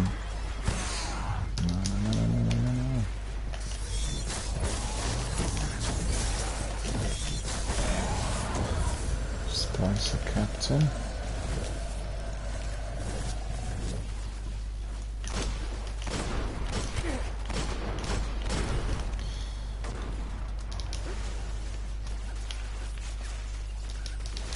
I don't like it when there's no radar. I get lost.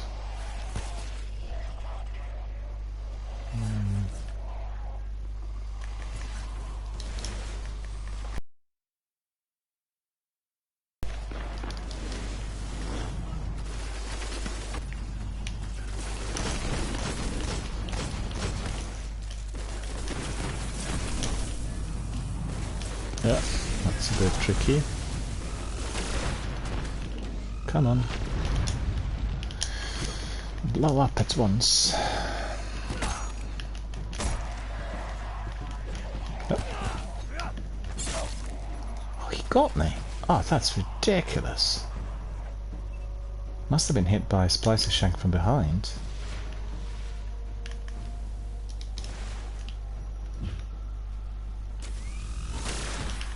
A bit too far, I think.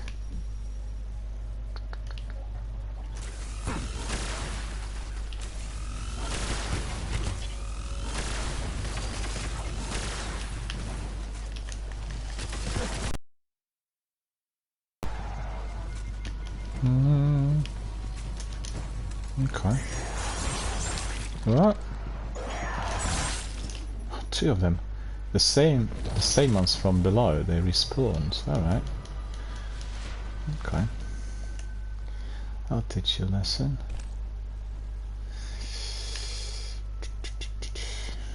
Get that.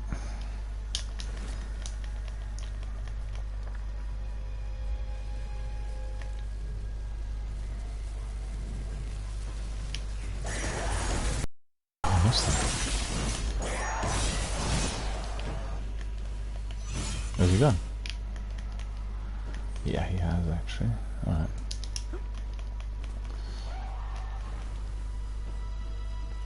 Collect some. Not collected any for a while. Must admit.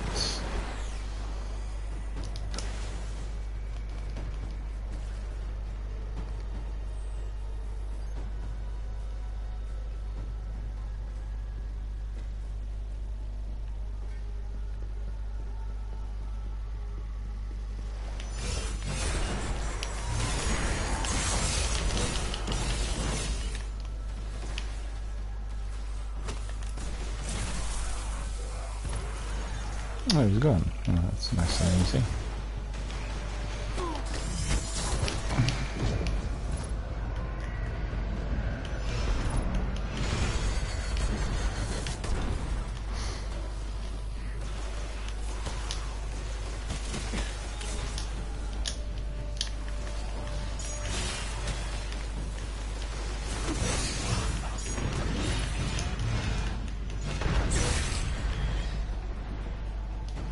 There was one left. Yeah, that's right. There was. The lag that killed me. Never mind. I'm back on. That was good.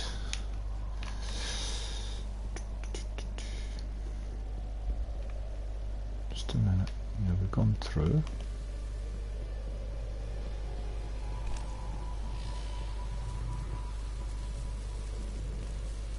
Look at him. I don't know. Just waiting for somebody to come in. Well, I did come in.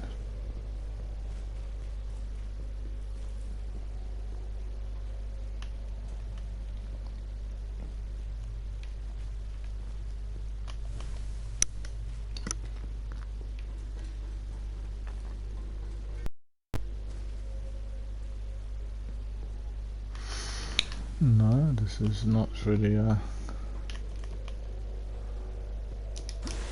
we need to be going.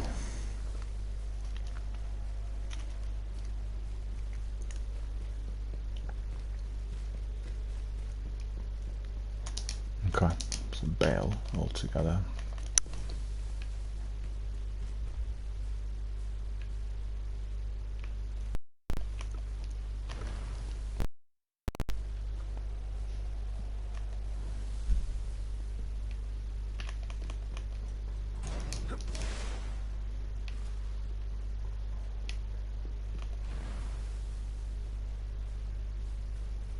How to get out?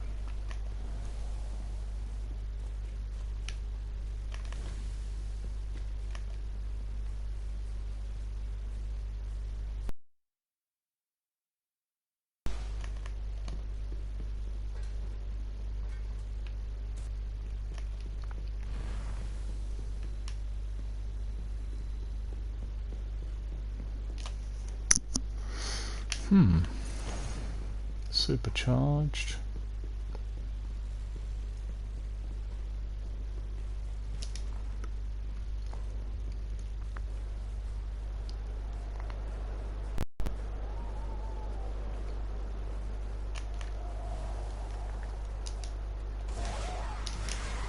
Well, back to these yet again, right? Right.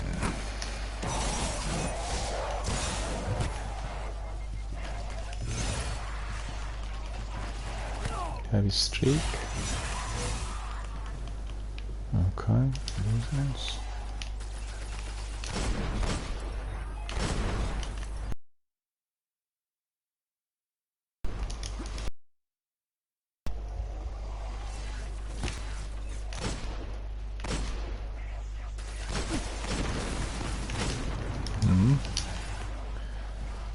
too far, I think. Spin metal, alright.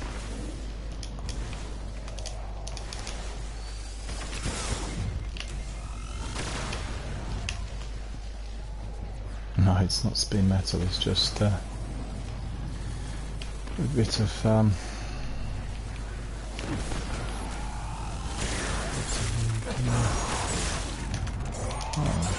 okay. Oh no, fell in the hole.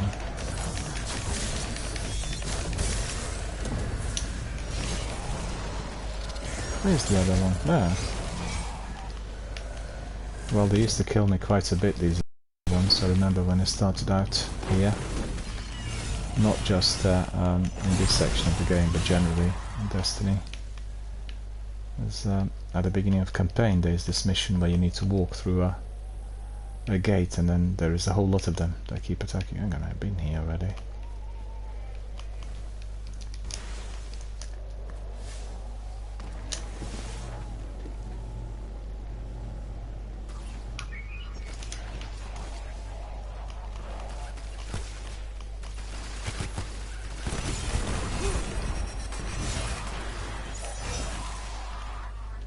Well, this time there is some spin metal. Okay. Don't need to go there.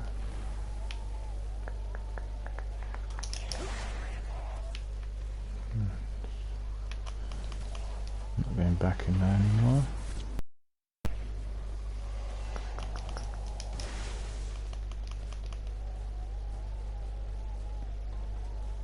Nothing of interest in there either.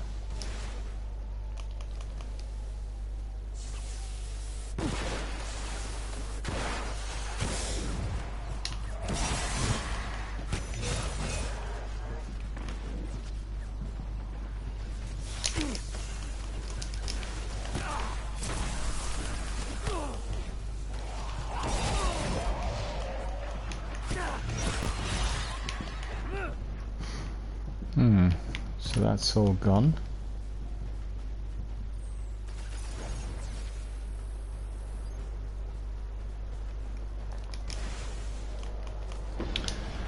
No heavy ammunition.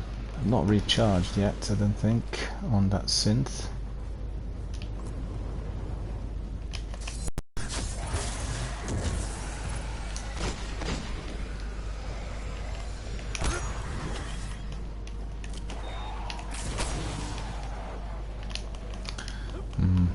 Ah, we've got some splices in there.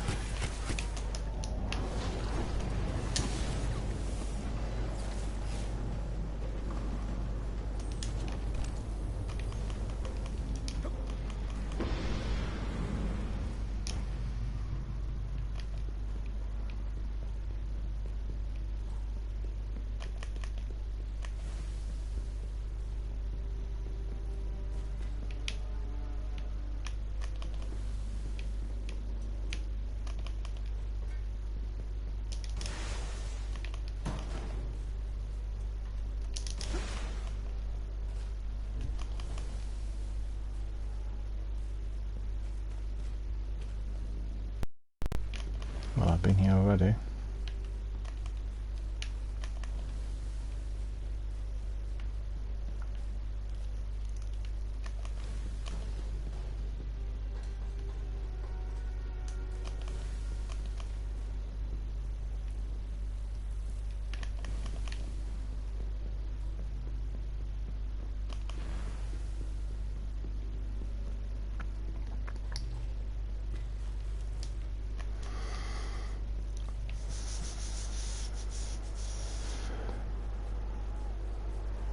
Right, so we're not going to go back there anymore.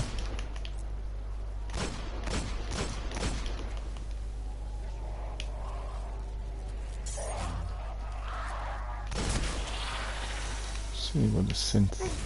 I should be able to get one. Yeah, that's okay, I can get it. They really help with these ads.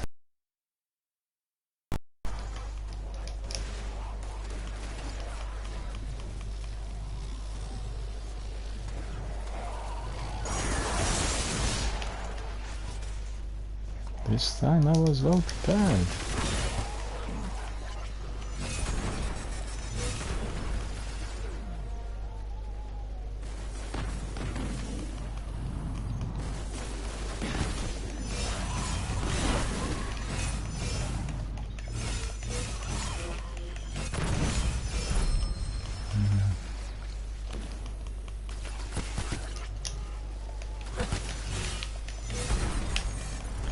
Yep.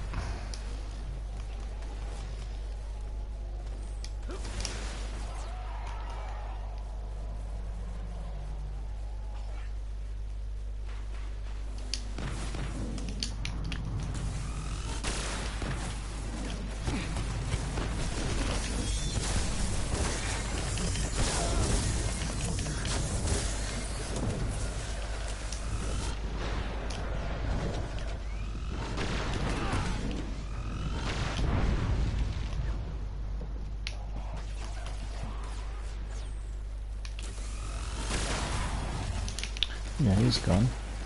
Okay.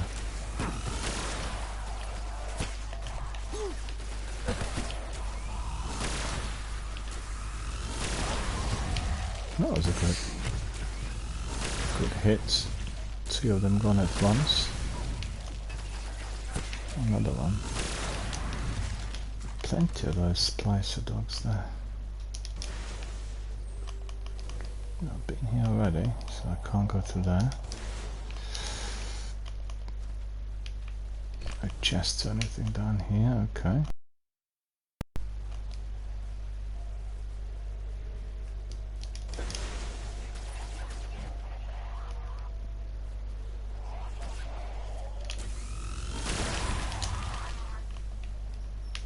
You always have to time your fusion rifle, because otherwise it's, you know, not as effective.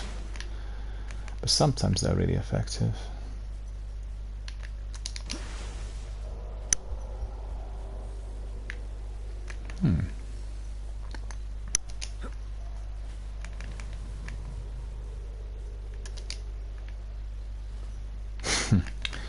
I'm running in a circle, aren't I?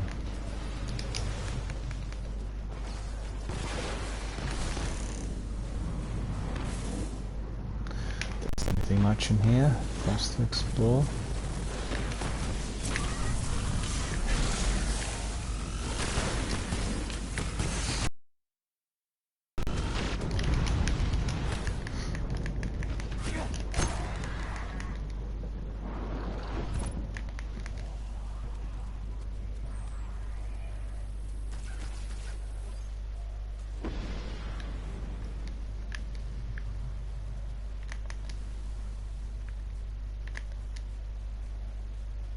Strolling.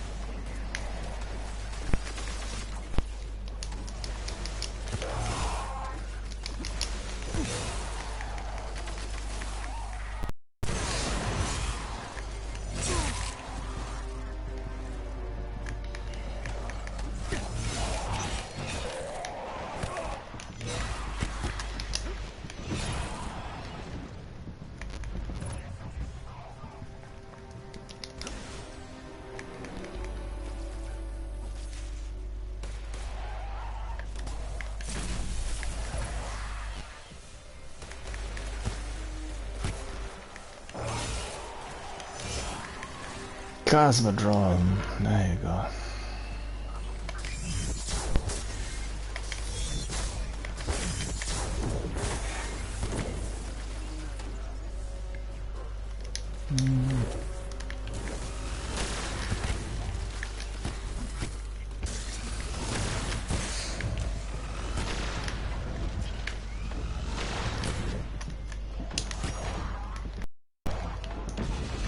I missed him. I missed him.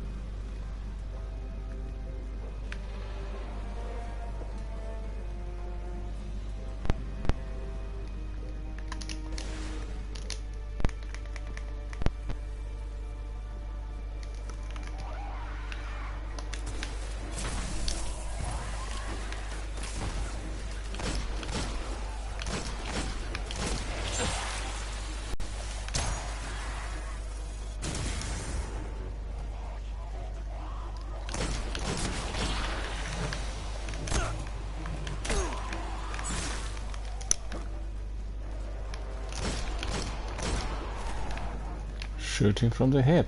Look at that. Got some perks enabled, so that is decreases another attack. Oh, good. Strength bonus. Okay. You'll recall that these perks take a long while to be properly charged, so it's no joke really. A lengthy grind.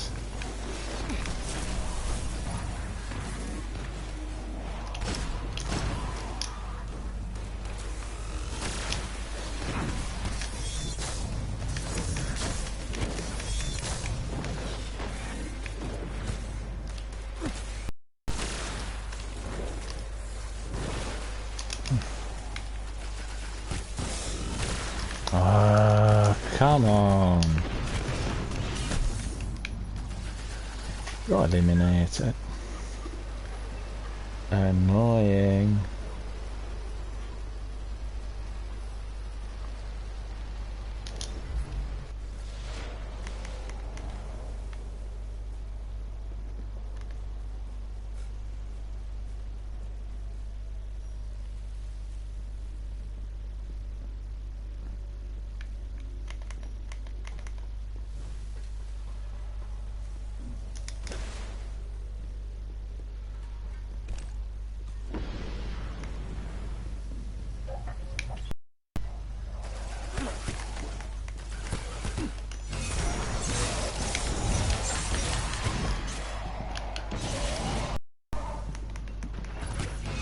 But actually, this is not this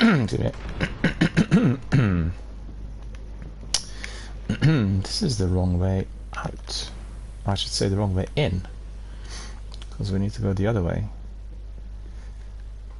It's just very silly that the game's giving us in a chaff modded strike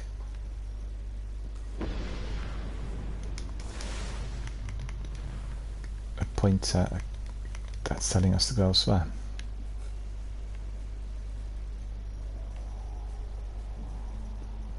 Yeah, that's not fun. That servitor's still alive. No, they'll respawn probably because I went out. That's probably what it is. Oh well. That will keep us busy.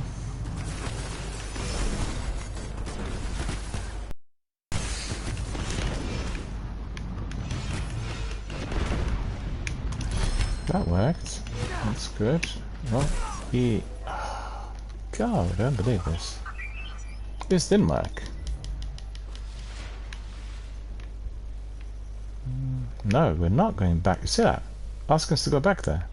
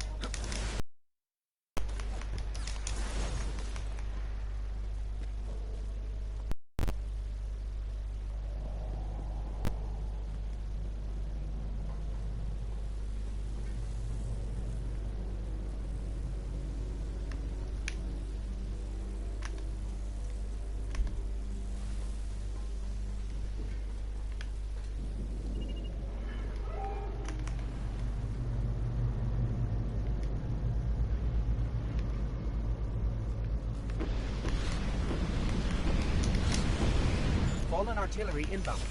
You ready for this fight? Yeah, why not? We'll do that.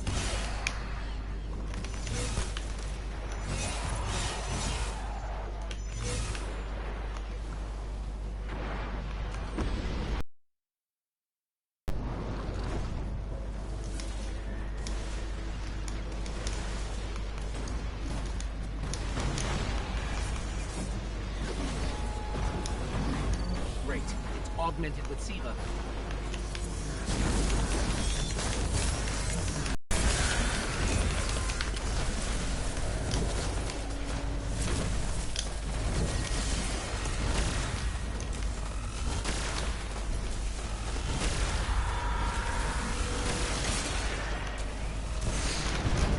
Too close. No. Yes, yes, we can do this.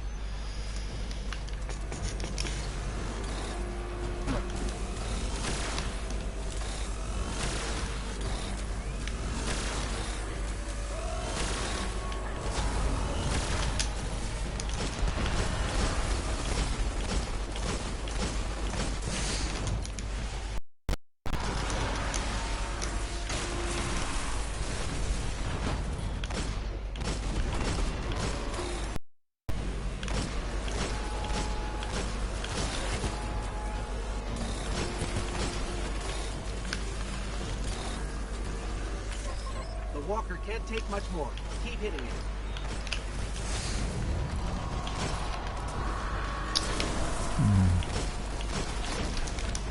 Chuck the grenade in the middle, but I failed. The thing's gone. Okay. One SIVA enhanced walker to the trash heap, thank you very much.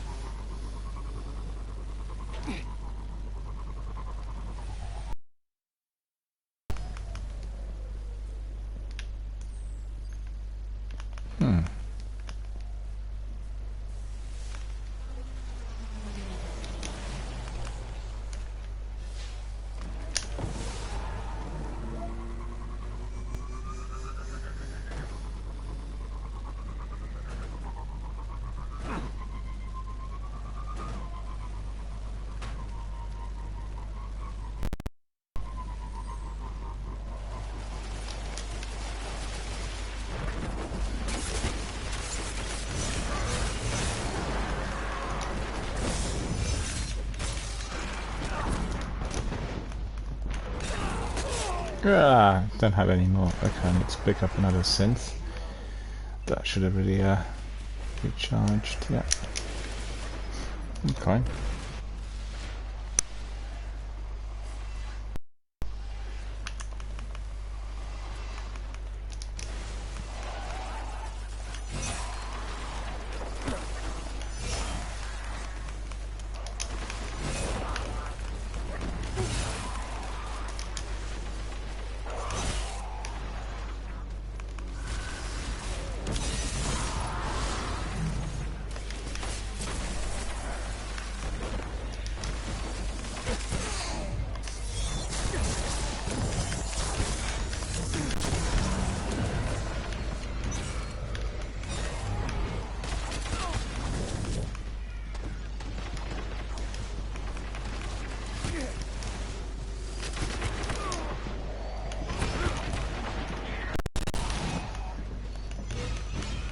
I missed him again.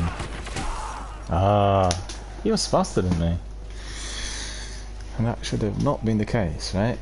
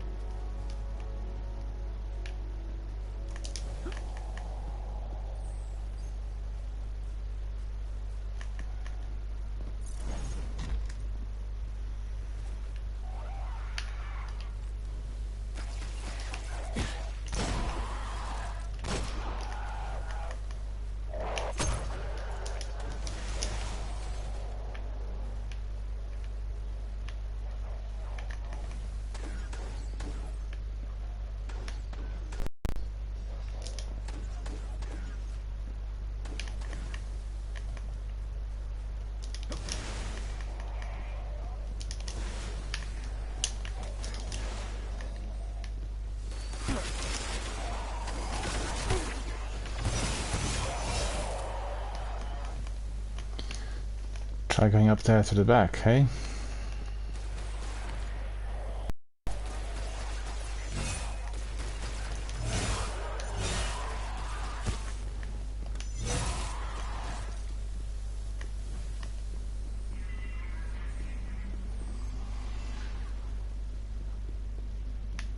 Nah, now we're through here.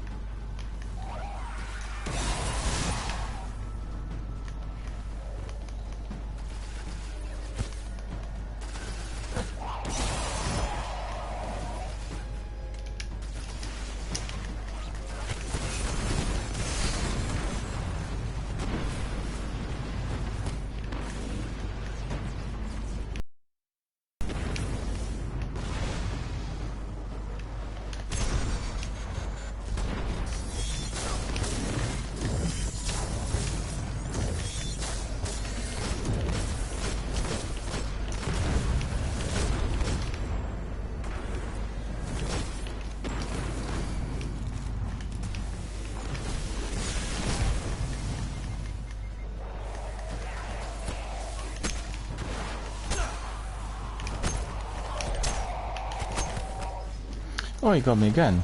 Hang on. Am I completing any of these? Just the first one. Okay. Melee.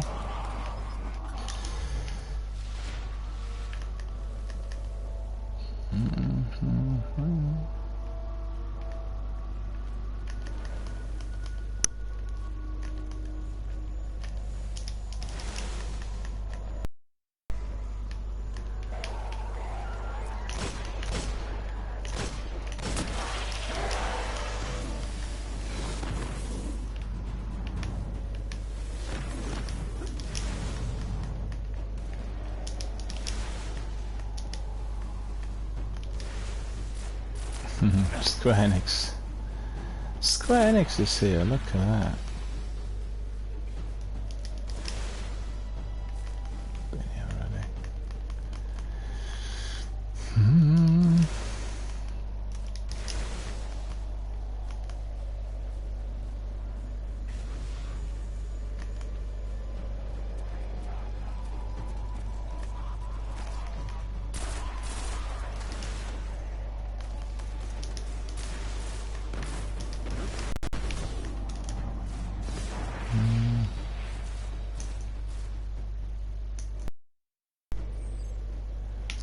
No, that was the wrong thing to do.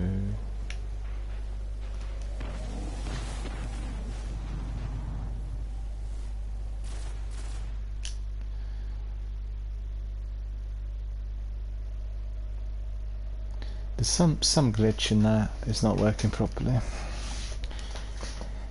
We're not getting anybody else to come in. Oh, that's my ship. I don't really like that ship. I need to change it. Good fun really having about all these other... No, what am I doing? Proofreader. It's very similar. I don't like these ships. Don't like it. See.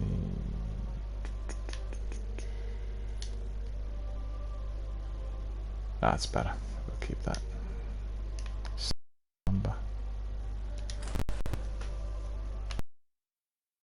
Maybe we'll change these as well. Let's see, what can I do? Oh, that's shaders. We'll do Iron Pride. Put on. I like that. What's the last one? Oh, that's okay. Let's see. We'll do Vanguard. Taken King, Strike List, Vanguard Legacy. Let me just see. Hang on.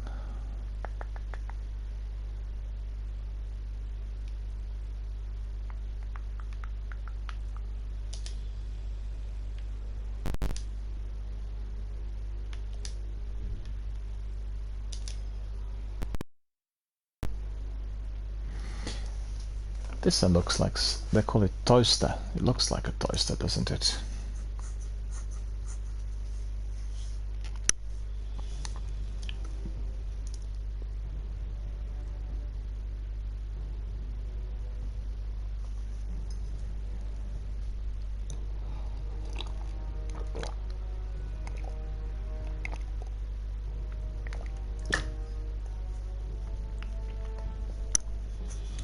What's annoying about the current state of play here is that you're not getting any matchmaking done properly, so that's very annoying because we really want to be having some people to come in, and that's due to all the problems that we were describing earlier in the broadcast, down to Bungie and the way they are doing the maintenance or not doing it at the moment.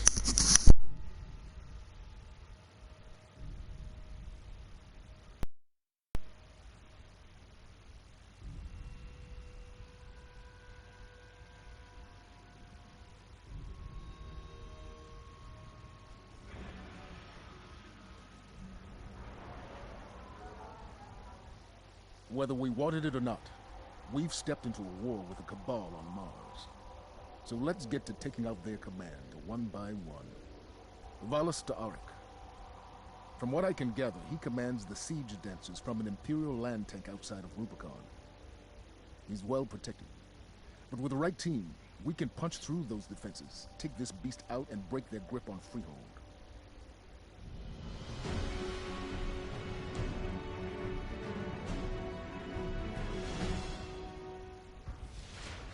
Let's find access to their system.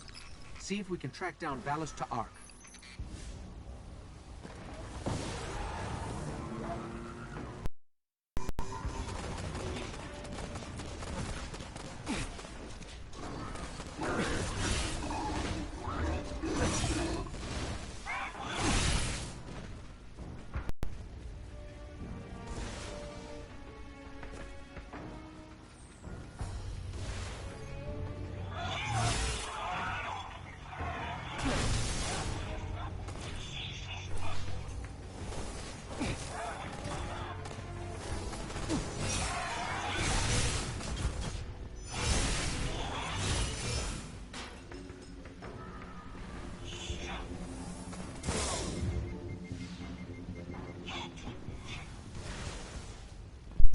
Didn't really see this Scion. Where's it gone?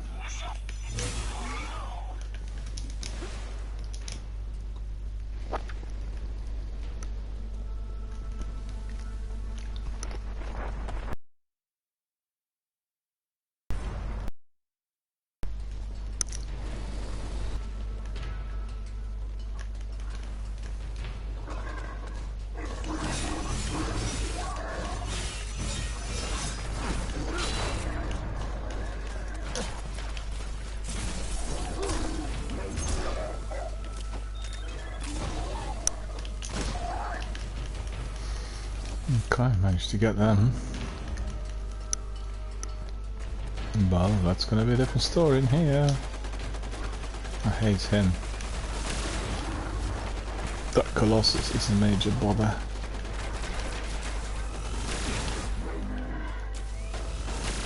Took about 4 or 5 hits.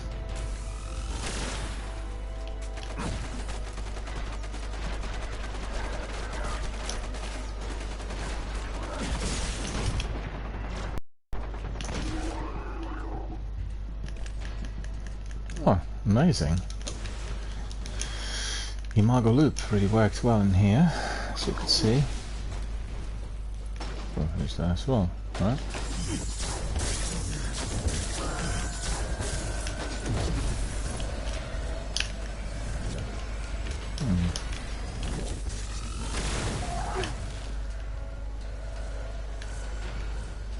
There's something here, hang on.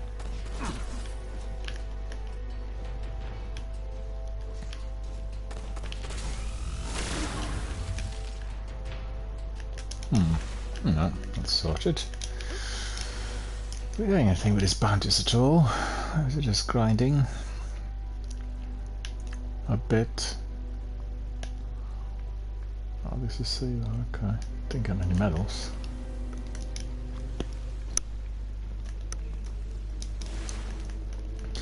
I guess never mind if I'm not getting medals, we're just having a lot of fun. In the last one I would have been hitting so many, I think. And didn't get the stats in the end, but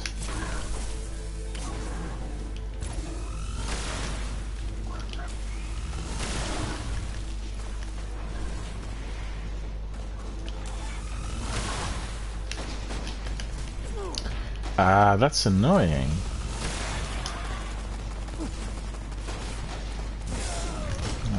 No, I'm too exposed. I can't be waiting for too long to aim.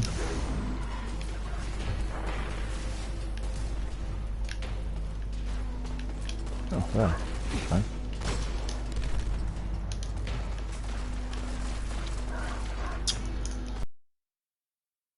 Use that synth again.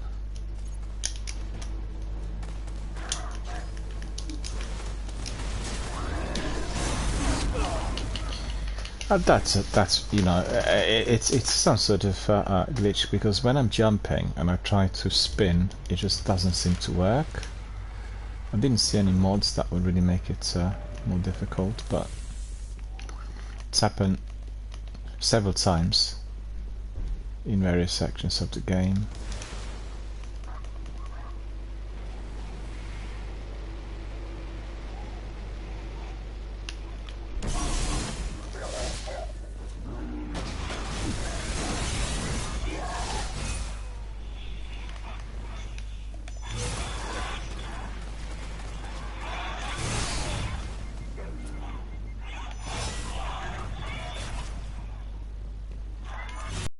Oh, he got away.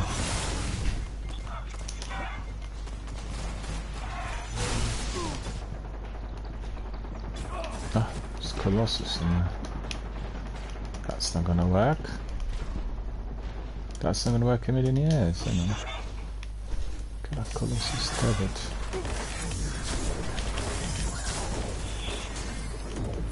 So he's still there.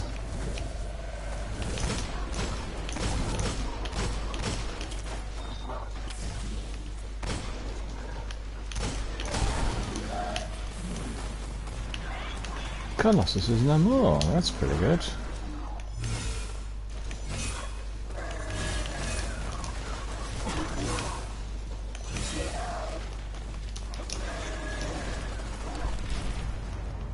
Where's he gone? Drop down.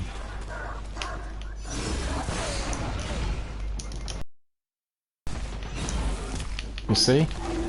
I just couldn't spin again. That's really not good. I should have been spinning.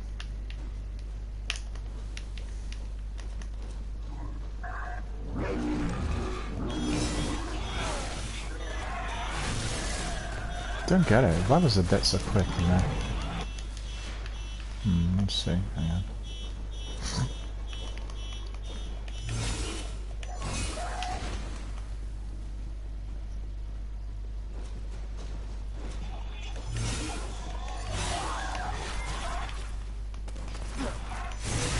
Menacing science.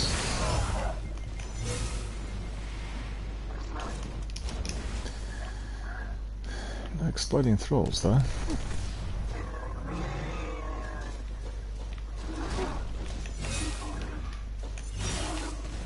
Two hacks. It's not even on the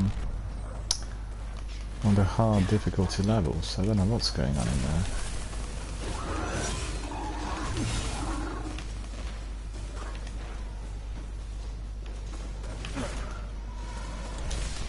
Special animation.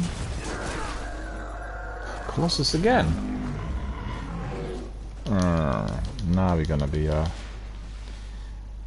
tackling this from another angle.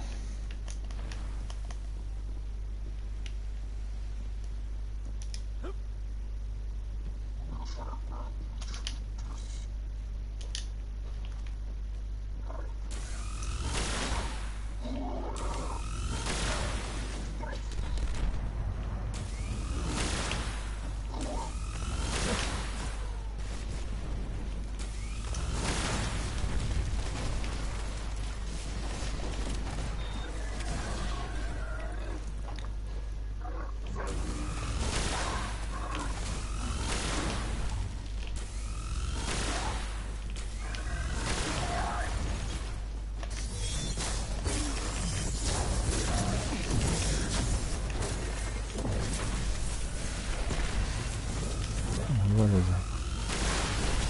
It should be gone. Look at that.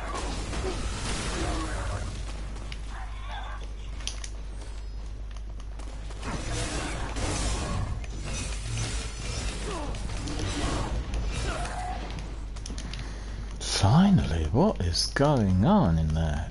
Crazy.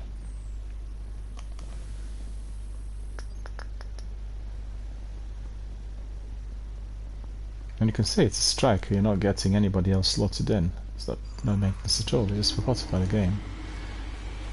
Bungie just forgot about it through the QA.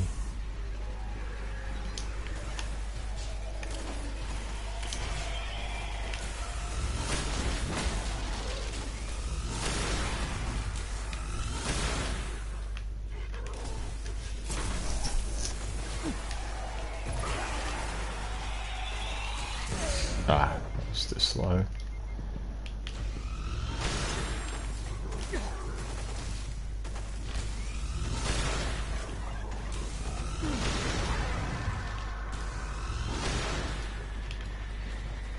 How many hits will it take?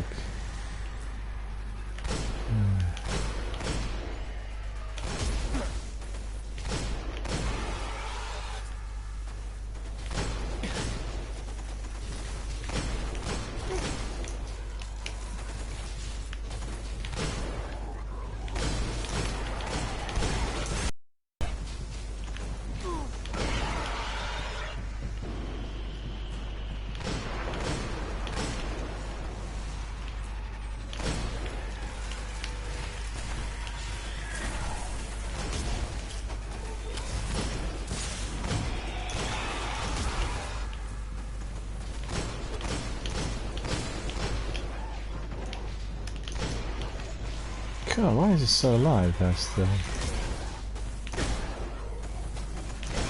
Finally. Phew, taken forever.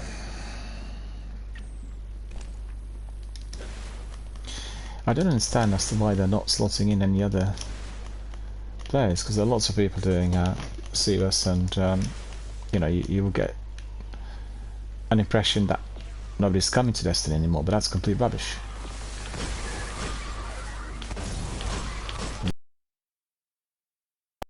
It's just that they're not doing the maintenance properly anymore, and they're not really sending people to the rooms which are occupied. Now that makes no sense to me. This is a multiplayer game.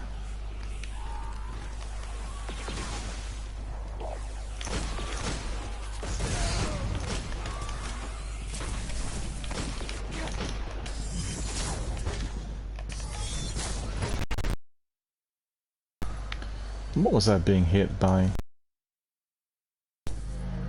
Another one? Okay, so that's 30 kills avoidabilities. Yeah, back here again. Okay.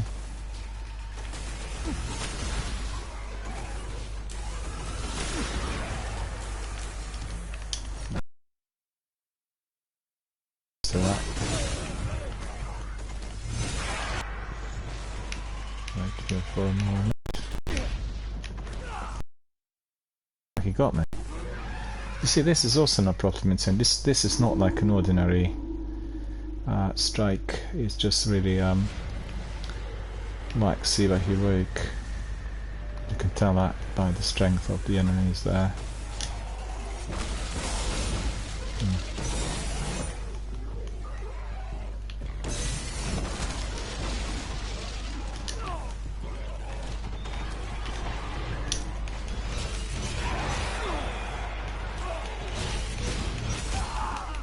Got killed again.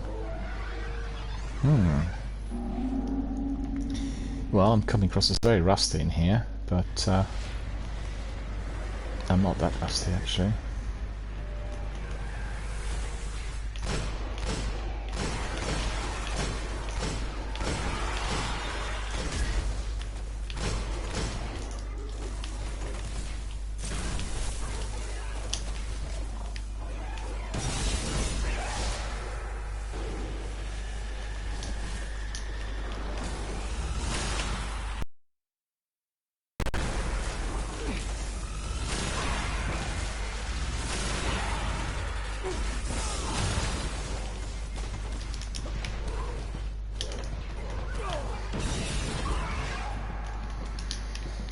Right, at least I survived that, right?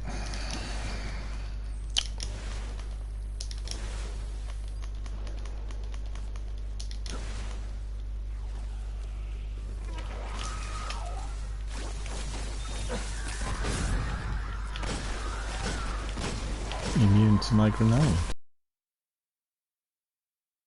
Sods.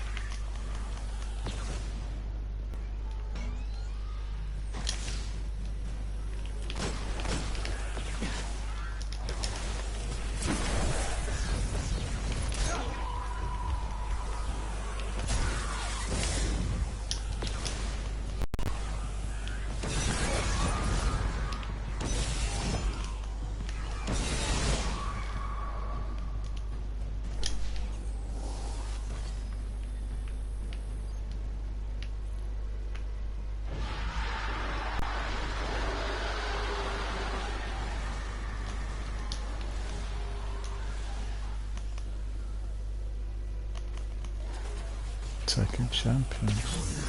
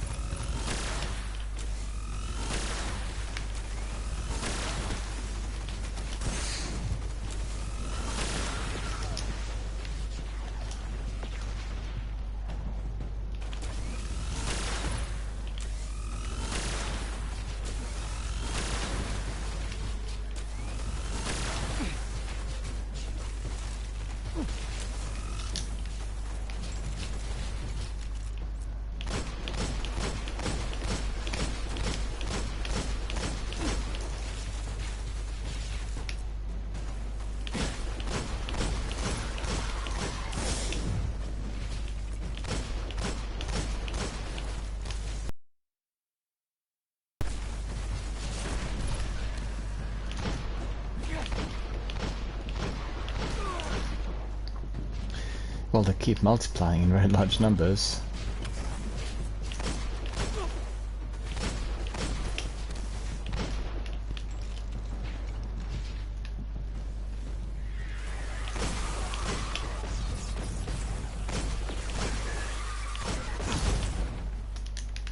Okay, so maybe that will help us.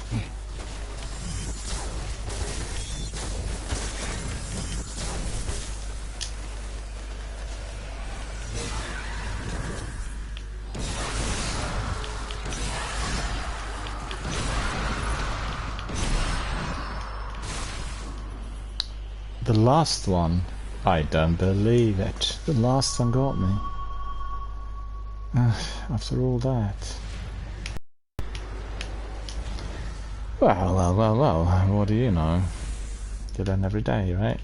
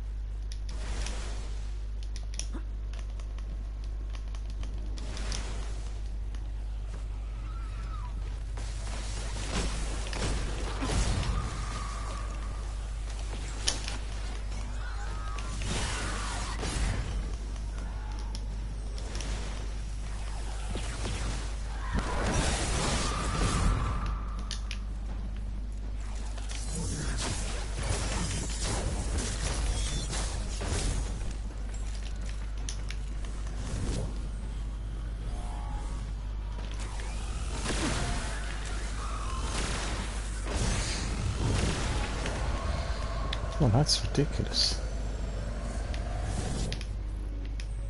That definitely didn't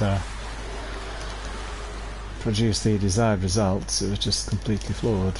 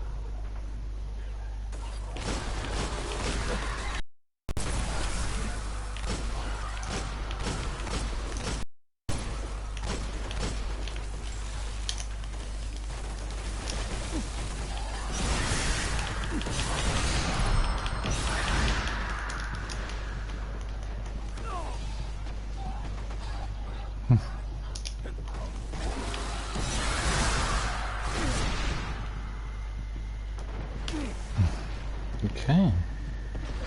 Don't believe it.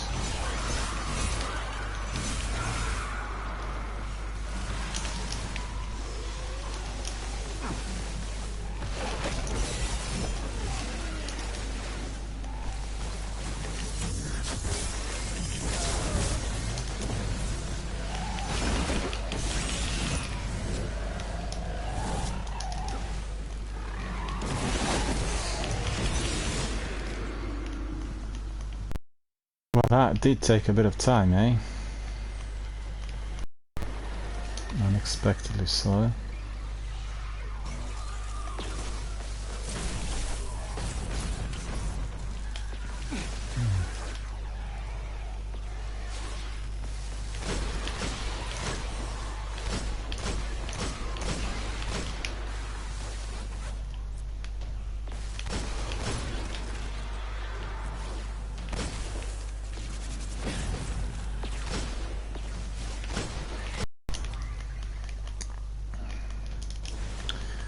See what we are picking up here. Some extra materials by the looks of it. And yeah, I got that. Quick drops, okay. Exploding light. Some lights were picked up, it's not too bad.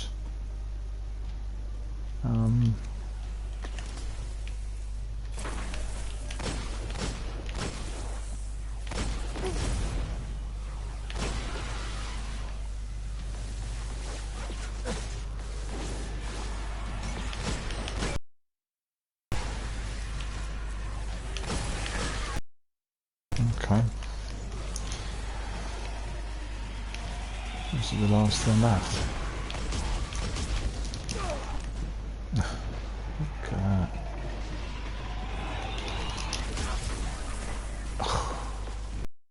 Brought back to the beginning.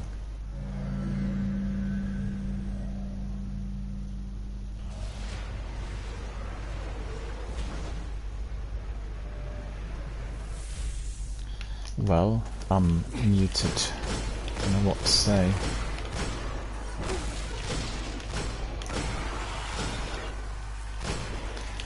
Last week, our friend Sandman and myself played, and it did turn out to be quite difficult, and a lot more difficult than expected. Because didn't work.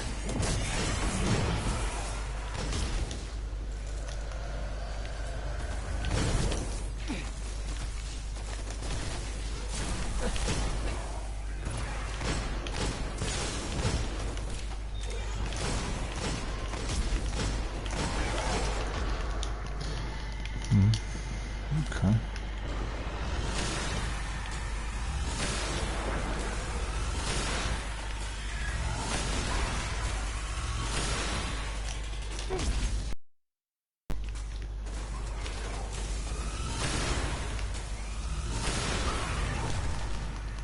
Oh. Upgrade unlocked. So we are leveling up there with it's not too bad. Bonus grenade energy on melee hits. Melee attack cooldown time. Okay, that'll be masterwork soon. Right. Well, it's a bit of a challenge. Always good to watch, isn't it? Remind ourselves of what the life in Destiny 1 was compared to the way things are today in the sequel.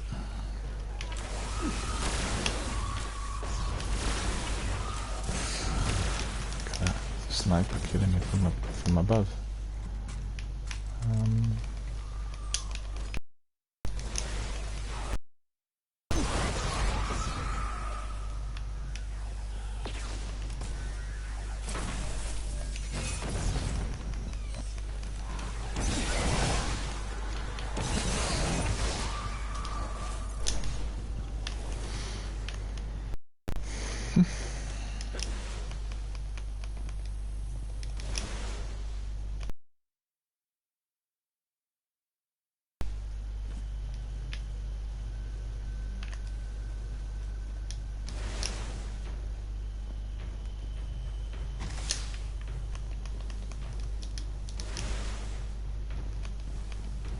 So Ghost wasn't deployed properly.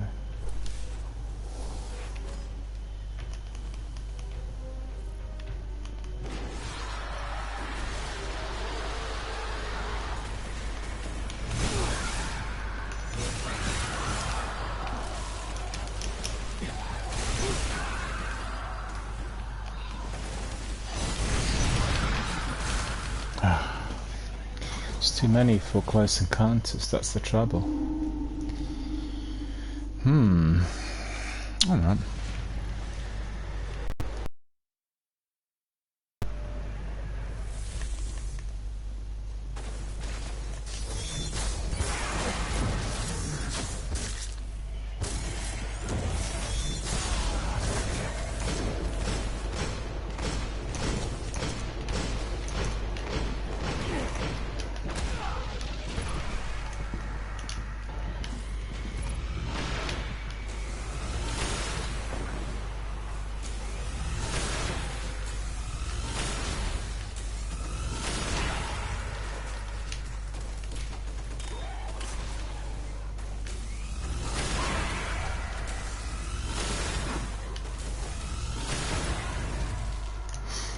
Special streak, okay.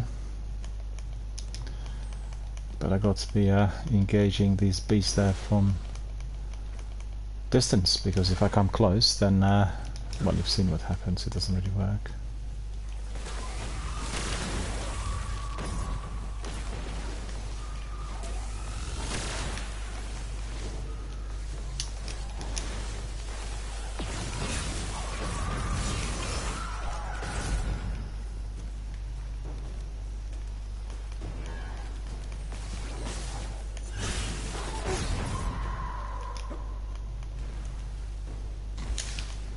Heavy ammunition.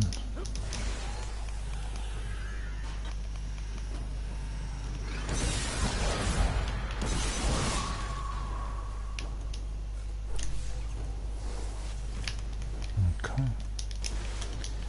Ghost is deployed. Well, we better run away and hide, because there are too many enemies for me as a solo plane here.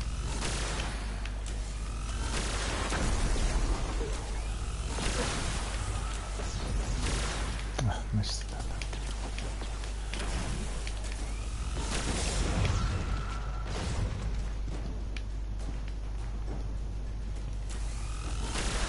Missed him again.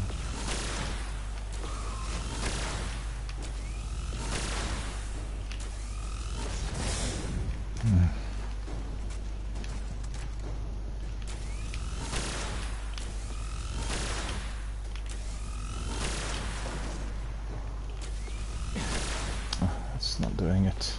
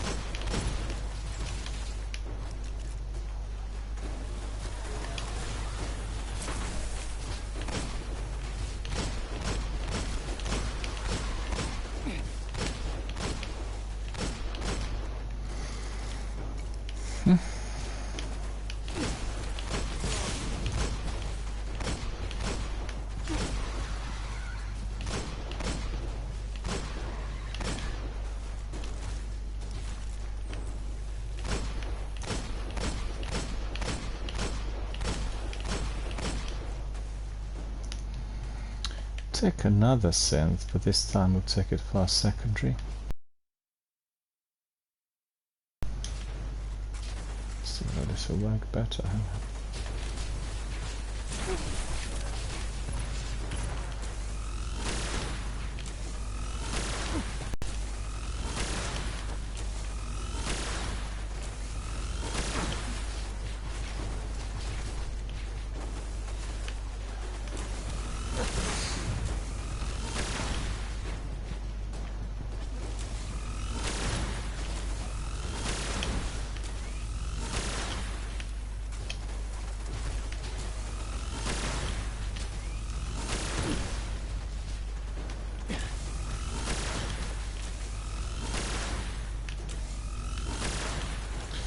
Well, our super will be the best solution, I think.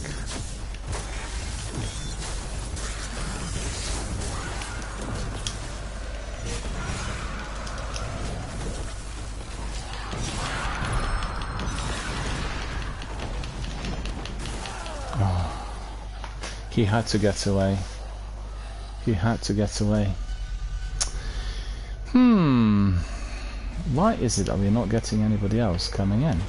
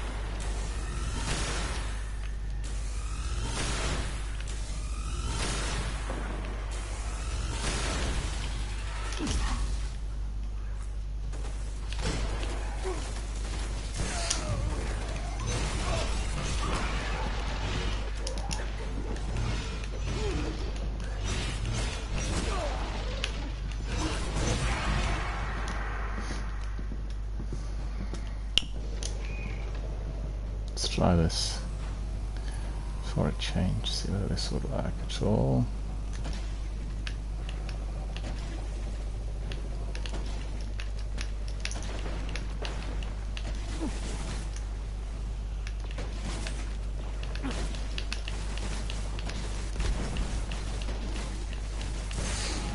No, that doesn't work at all. Tried that before with some of our friends, but it didn't work.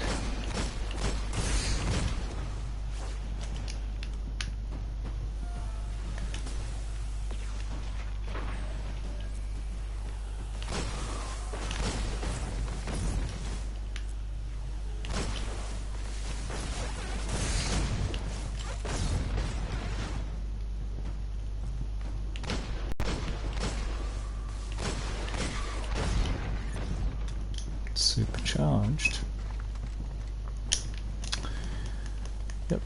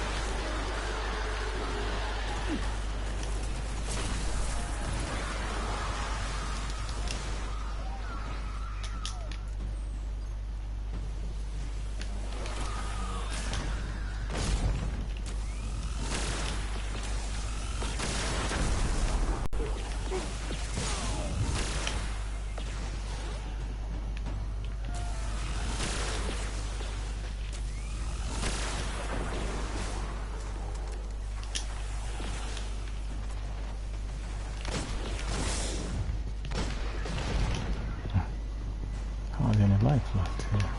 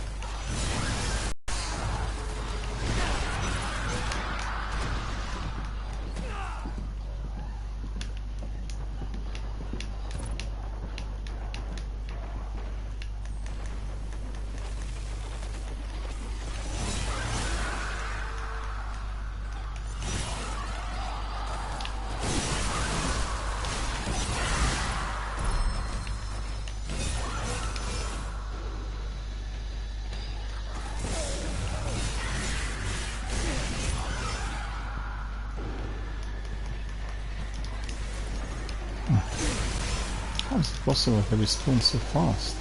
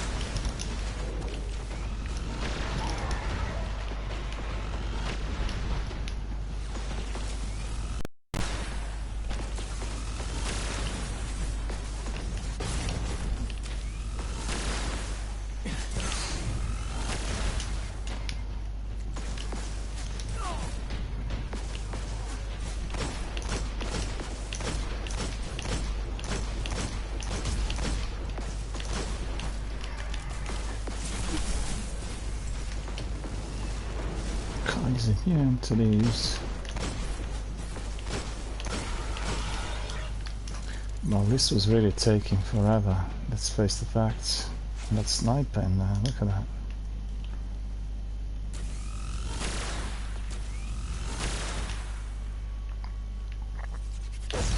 Not taking any damage at all. Hardly any. Come a bit closer. There we go. See that.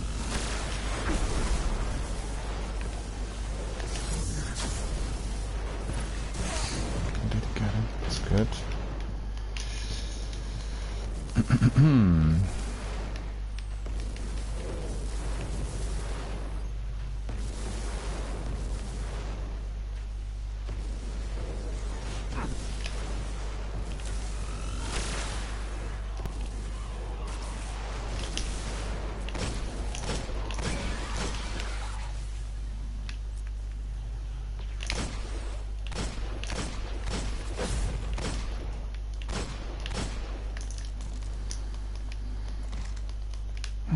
Should be plenty of ammunition here for me to collect. Unless it all disappeared already, hopefully not.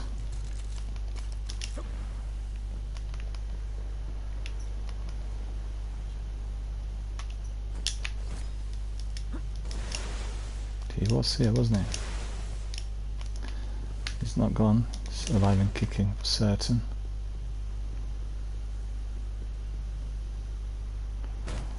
Unless the game glitched and therefore, yeah, looks like it just disappeared.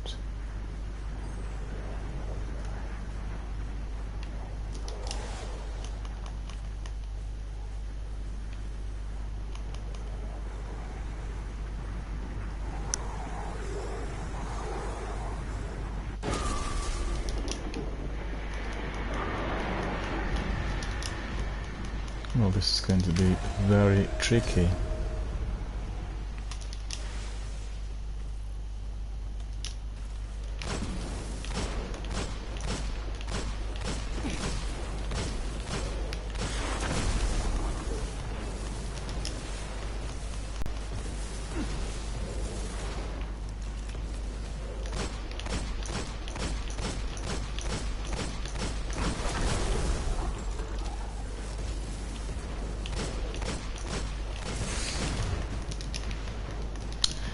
Changing positions because he'll be able to see me otherwise.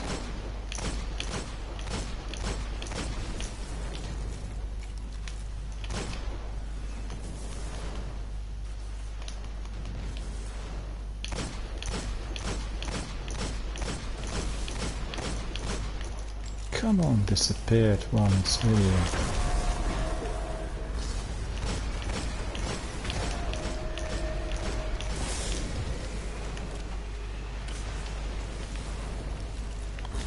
It's no grenades either. Too bad.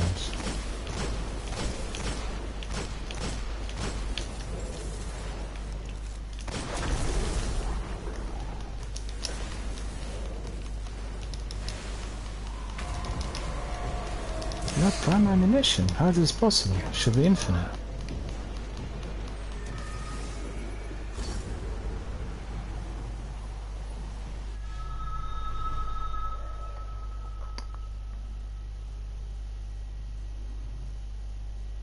Somebody else joined. Well, that will help.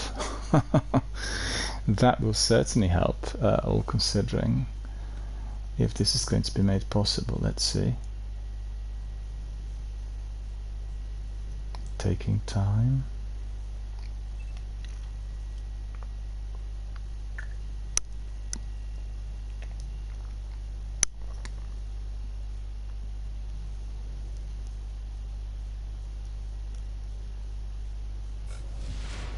Oh, that's good.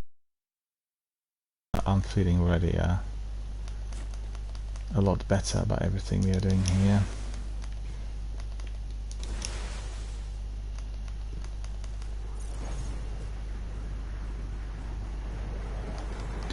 Actually, it could be.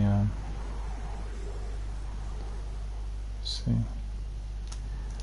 change the helmet back to the old.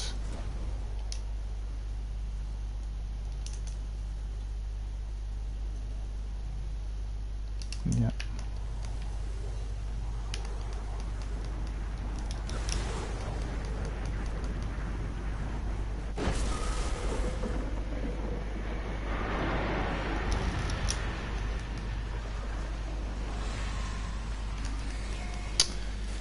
Well, what I really need to do is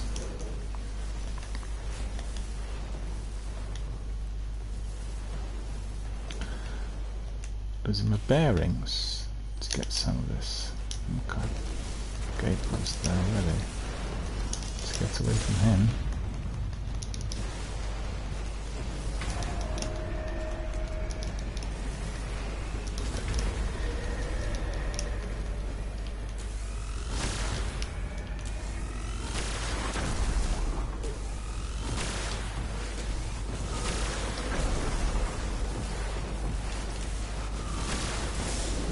So where's our friend? Don't see. Where's he gone?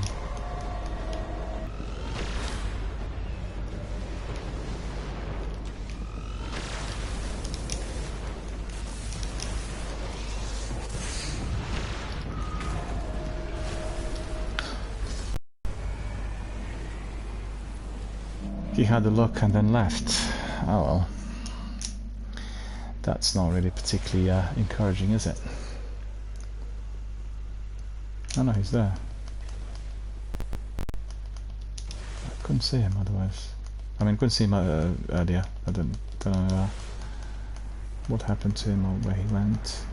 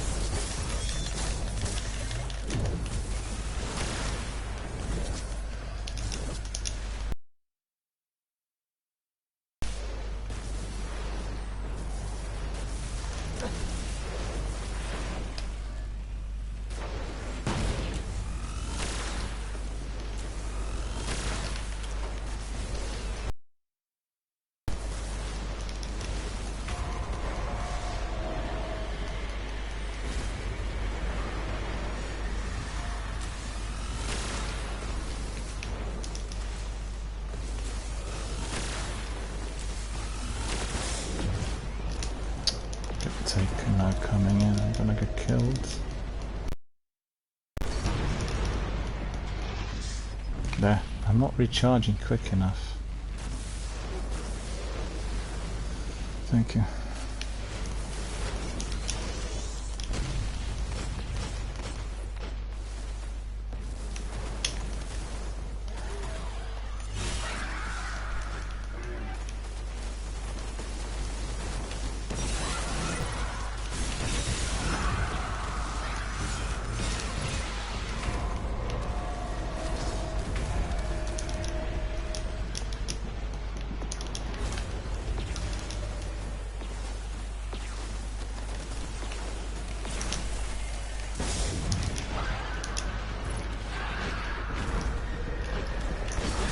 I got killed again.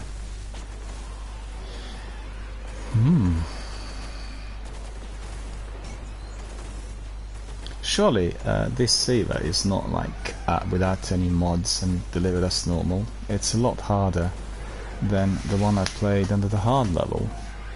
So I don't know what's going on. It's obviously Bungie are fast asleep, from what I could see.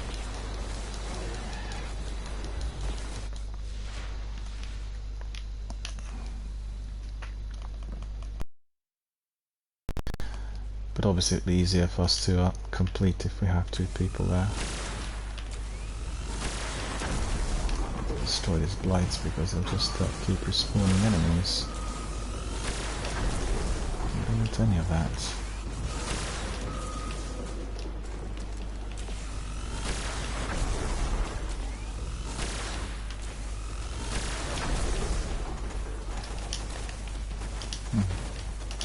Oh, I can't believe I'm doing. Look at that fire. It's hitting me from every end. I don't have anything to hit him with here.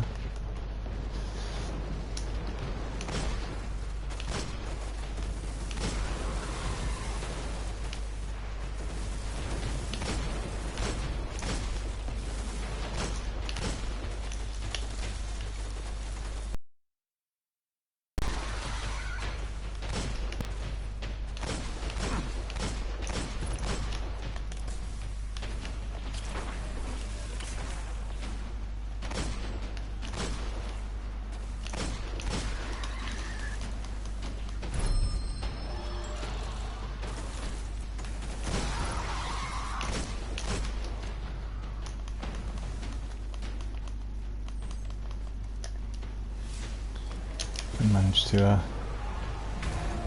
eliminate the Gate Lord, and I used my super in quite a bit, so that super really helped.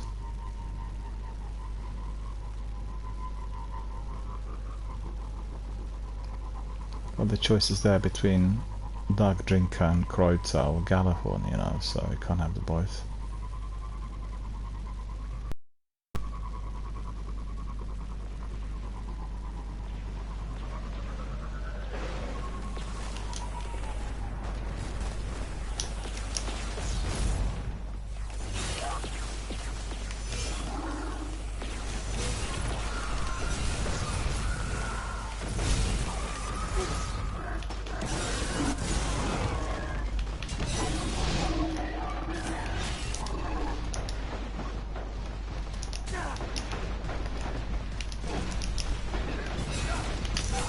I got killed again. Because our friend just raced. I think he didn't really engage with the ads. From what I could see. But what we're gonna do is we'll definitely engage the ads and get rid of them.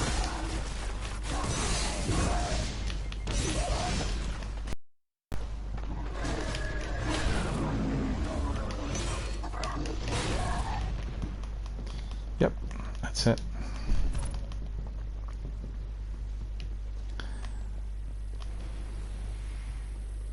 And then there's the boss.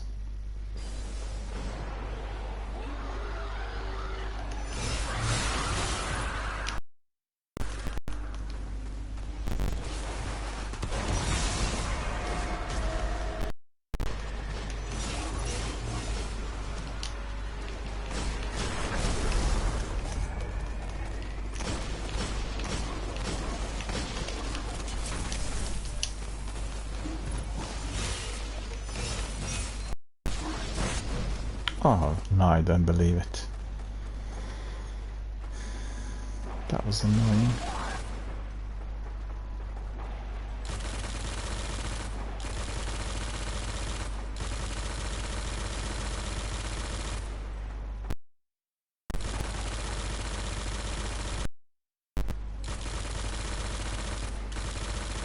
It's not reaching them all there.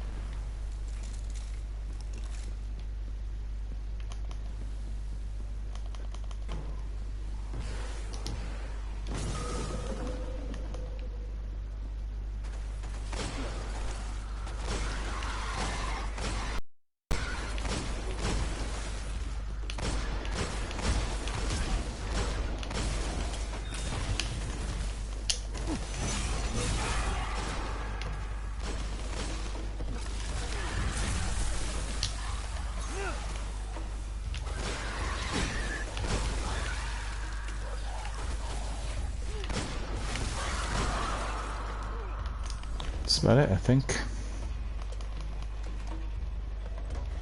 Now it's the boss.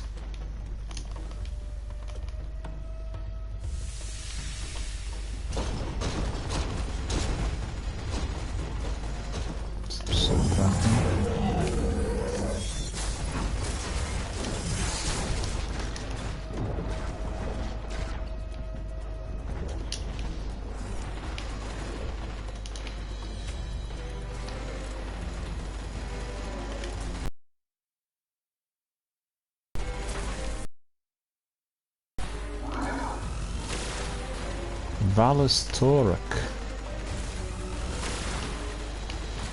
Let's see if we didn't have much impact on him, which is more than annoying. But you know what? Something else will. And that's going to be our Crota. It's not Crota, it's the other one actually.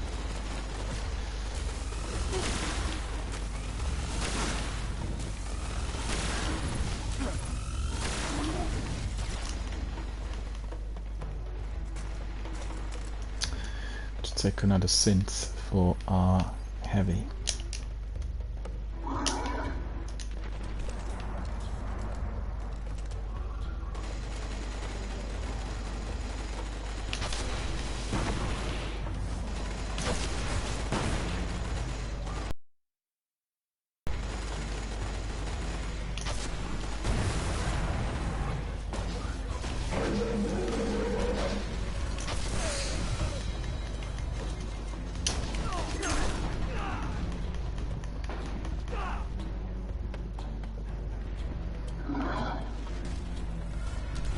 Oops.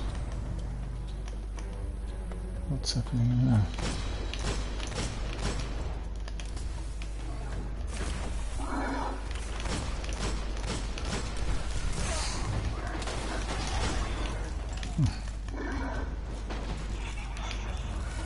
Oh, he's attacking from behind.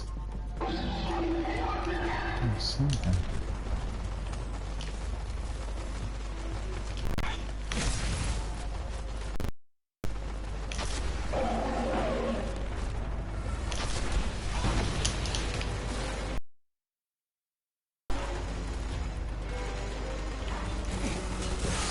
That's ridiculous, almost like a nightfall strike. He's taking so little damage. So much damage, I can't talk anymore. But he's getting at me.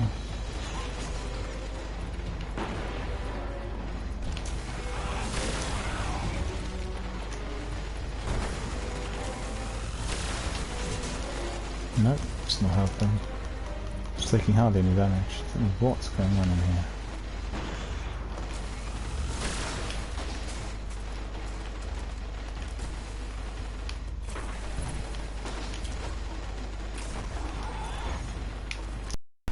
Sweeper yet again.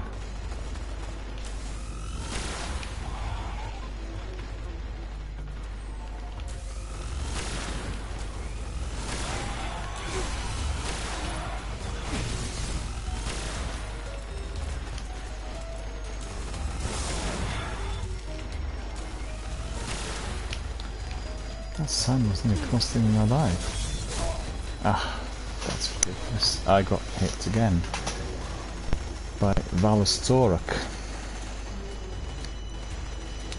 Thank you. No, it's too tough in there. It's alright, just leave it. Let it be, let it be. I'll respawn. It's alright. I'll respawn.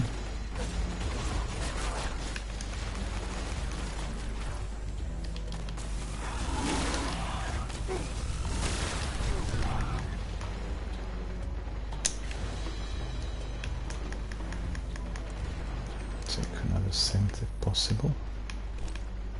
Nope, it's not possible yet.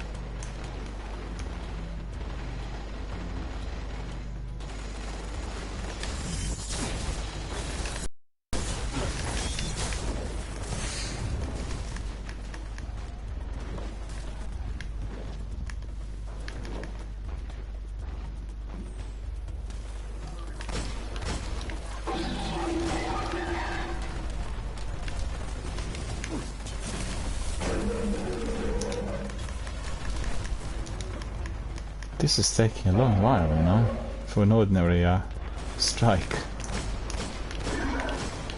Things are not working as they should. Oops, I need to get out of here.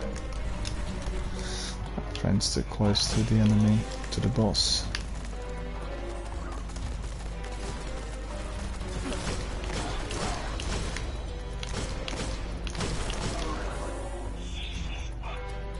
See what I can revive our friend. Yeah, possibly.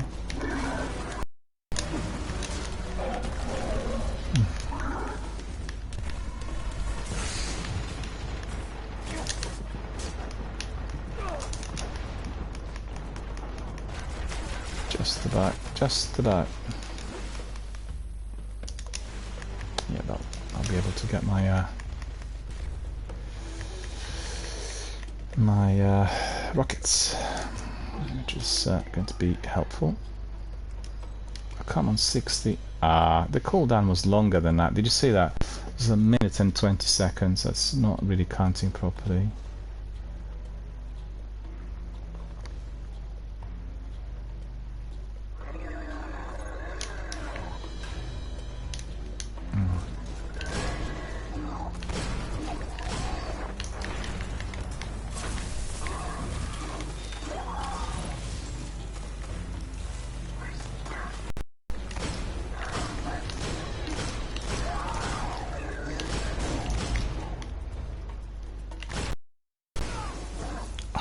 Go away!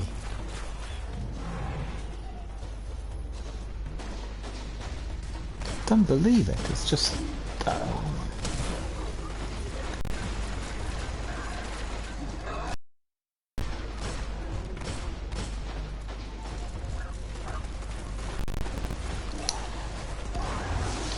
Gets a bit frustrating, I've got to admit, because you're not expecting this level of difficulty with a normal Sealer strike.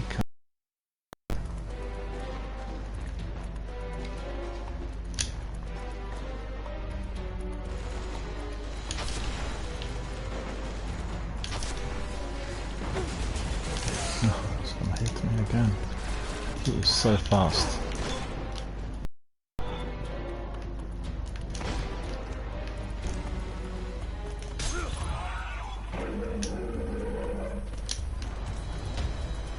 I can't believe that he's resisting those rockets as much, you know? I even missed him. I can't believe he's done that.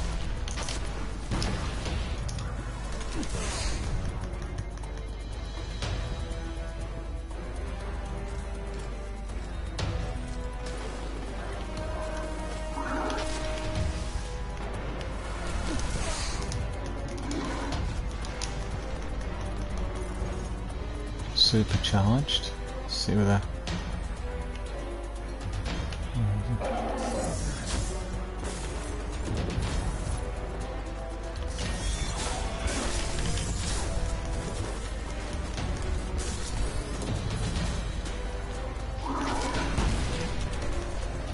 Don't see any improvement though.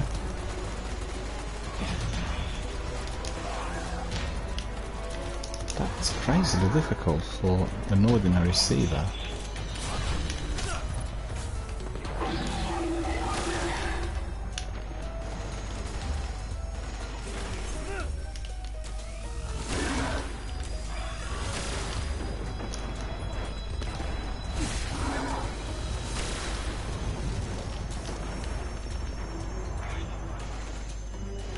Been hit.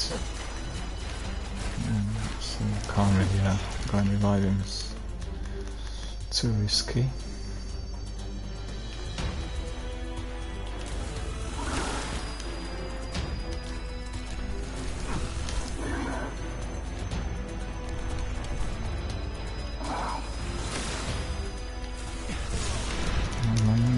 No. Need to be fleeing, if possible. Yeah, he's got it. Okay.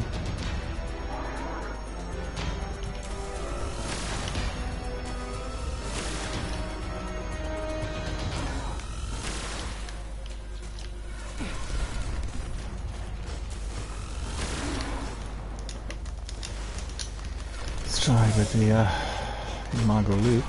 See whether we're getting anywhere with it. No. Scion. Just not doing it.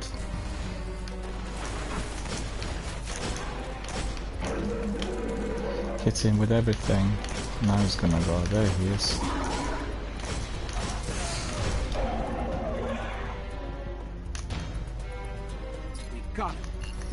That's taken forever. Terrible. Valus Ta'Urk has finally been defeated and the Cabal command dealt a great blow. But in the darkness, Can you see? Oh, there is a chest. Okay. And new leaders will rise. We must be ready to I just face thought them that we all. weren't even getting a chest.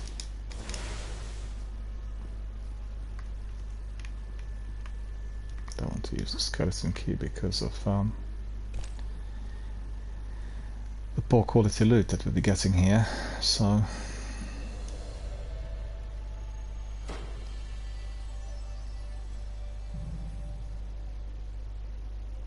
$368. Look at that. 128 medals. I'll take a screenshot of this. That's probably the greatest number of medals I ever had in Destiny. 128 medals. I'm speechless. I don't know what to say. Right, that brings us to a close, really. That will be the end of our stream. We'll just very quickly go back to the tower and do some quick admin, and that's it. Well, we've had lots of fun today. Plenty of community-based content, lots of news, quite a bit of gaming, but glitched gaming. Those strikes are not performing as they should. You've seen that one Seaver didn't seem to be working, then this one, which I've taken literally in purpose to be easier than the first one without any glitches, was also glitched, and it turned out to be like a Nightfall strike. Then we've seen the boss was taking almost absolutely no damage at all from the heaviest weapons and everything else we've had. It's taken us so long to eliminate it, but fortunately we were able to complete. Also the other part there with enemies respawning for an ordinary strike, but you know, that makes it interesting and challenging and entertaining for everyone.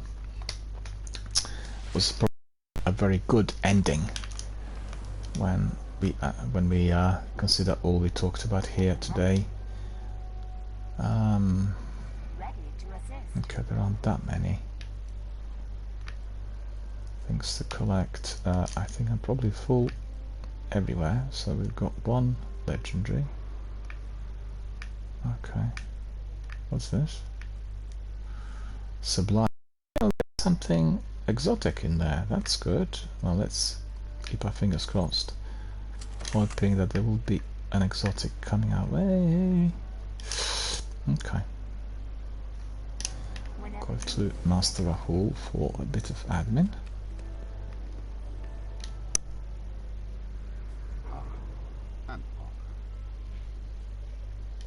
Too rich. Don't have any. Let's try that. Neurgas cloak. That's not what I wanted. That looks very solid, Guardian. Guardian. Raku. Okay. Very down. Takanoimi. Saina. Sinalampri. No, this is already poor quality loot. We didn't get anything that would be of any significance. So all these lengthy grinds, all these difficult... Lord of Wolves. Hang on a minute.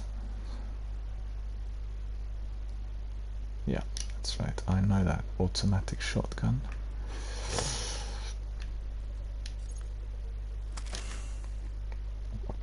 No, that's not working. Okay, that I hope would be a proper exotic, but that's not happened. Vanguard champion. Scar Travel Fog. Increasing discipline. I got 1 Eurogast. 400, 390. 400 defense. Okay, we'll consider that next time. Not gonna bother at this moment. 2 of these are to be binned immediately. That I use. And then I use for Takanoimi, or for, where's the other one? That's Cinnamon Preempting Mask. Now we got the one. Give that a miss. Anything else? No, no, no. Okay. Go back to Katie, see whether we can get rid of the loot so that we are done and dusted and more than ready for the next one. Okay.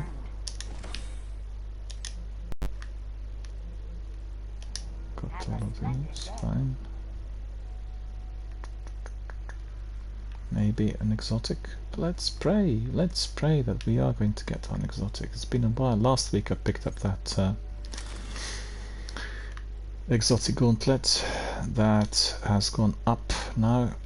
We have impact induction, hand cannon loader. That's also pretty good because it's increasing the speed of loading.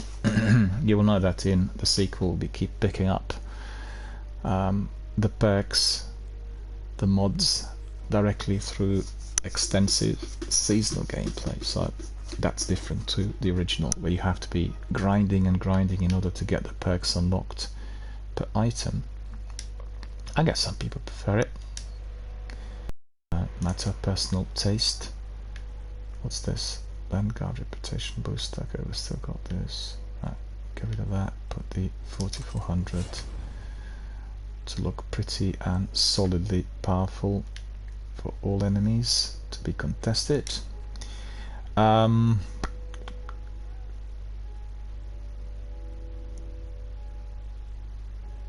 we got that one last engram. Hopefully we'll get an exotic pop out. Retrieve these from a fallen skiff. See what you think. Very fine. Eon Tracer. Well, we don't want that Eon Tracer, we got one already. No need. What else? I hope we helped you, Guardian. What else do we have there? Too heavy. Too heavy. Checking now. Transfer.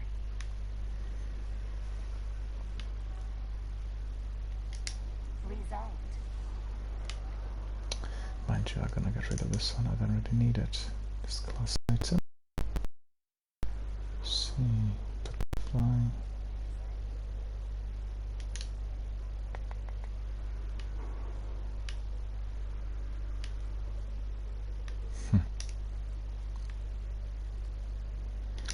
Right, I want to sort this out now. I was here happy with what I've seen, so we'll just go for cloaks. See which one I've got on me. Ah, this one. Cloak of Hidden Agendas.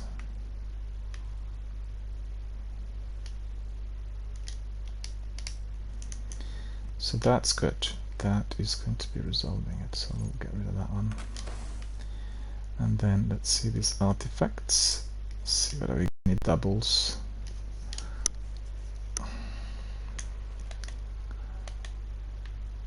Artifacts, general. Yeah, okay. You probably would have seen the one that we do not need, it's this one. So we'll go out and then we'll get away by deleting it. There was something else I wanted to see within the general section. So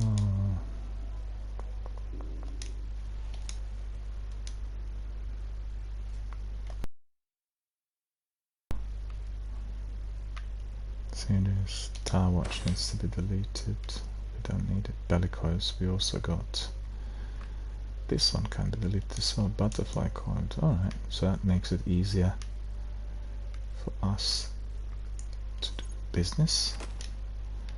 What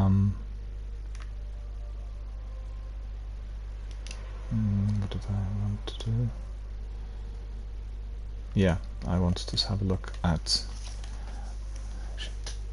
emblems that we've got stored in here. I've got some really nice ones.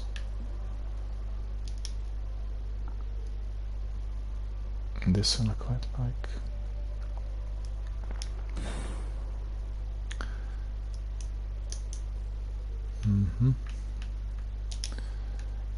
Just that's the one. Emperor. I quite like all of them. There isn't anything that I would want to put in the vault. They're all kind of nice and attached to each activity, as you could see. Prisoner Faldus. So that's Crown of the Sovereign, Queen's Guard crest, Wolf Screen. You have Iron Banner. And it's just all proper. The Tale Told. Okay, we'll put this one on. Ah, put it back in. Why did it do that?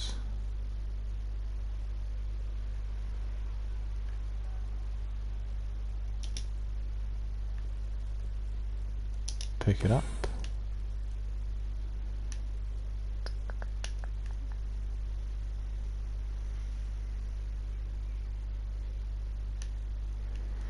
You know, you had certain consumables that were attached to a specific activity. For instance, this one you can consume if you're going to Arkenford, and you then just incite the fury of the Devil Splicers in that area. And sometimes these were helpful for the Pinnacle Weapon quests, because you would get more enemies coming in. But just if anybody wants to do anything that is related to Dark Drinker or Sleeper Simulant, I just recommend always a 3-piece. That it alone, it's too lengthy grind and it's not really as enjoyable. Just a 3-piece, it's much easier to deal with this. You've seen, for instance, in the last strike we've just done, should have been like an ordinary Siva normal strike without any major difficulty, and it turned out to be like a Nightfall. The boss was taking hardly any damage. It's taken about 20 minutes to destroy the boss. It's just really ridiculous. Alright, so I think that's probably all I wanted to do today. So I want to say thank you very much for watching the broadcast. Thanks for being our valued community members. Thank you for supporting the channel. Most importantly, thank you for supporting our fundraiser, our charitable fundraising on the channel for the Mind Charity UK. We are supporting them in view of the need for the finance. We want to raise money. We want to raise £1,000 for the charity through generous individual or group community-based donations. So I'd like to ask everyone to continue supporting us. You can be posting news, screenshots, anything that is related to our fundraising or the channel as it goes, and you will be attracting then considerable interest on various social networking platforms. Anyone who does that will be rewarded, so thank you very much for supporting it already. I've had very good response from some of our community members and also from people who are associated with my Twitter and Instagram, and I'm very, very grateful, as well as the charity and the people who are running the fundraising department there have noticed this, so I've been very, very encouraged. It's just been 1 week. We didn't raise any money as yet, but there has been reasonable publicity given as an offshoot to what I've been doing here and what I talked about. So that's been encouraging, and I'm very grateful to everyone. So thank you, and just keep it coming. Make sure you keep it in mind, and just remember that this channel is supporting Gamers for Mental Health. Hashtag Gamers for Mental Health, I should say. And we want to have as many people as possible who are raising that degree of social awareness amongst the gamers and other members of other communities. So thank you for watching, and thank you for supporting the channel. I will depart straight away, and I will be now leaving some links for you to either support the charity, the Mind Charity UK, or you can be supporting the channel by tipping. If you like what you see, and if you are quite happy with the interactions that we have here in our community, then you can be supporting us simply by buying us coffee, as they call it. Throw some the bills which indeed are associated with the stream. So it's purely charitable, and it's not based on any sort of monetary gains. The stream is costing a lot more compared to the past, because I have several companies involved in order to make sure that we get overlays, that the picture's better quality connection, etc., and all of that indeed is going to be felt in a medium to long term. So I would appreciate any form of support from anyone, and as always, I will be always truly grateful. So thank you for watching, thank you for supporting the channel, thank you for supporting our fundraising campaign. Have a very good evening, and I shall see you all tomorrow. Take care.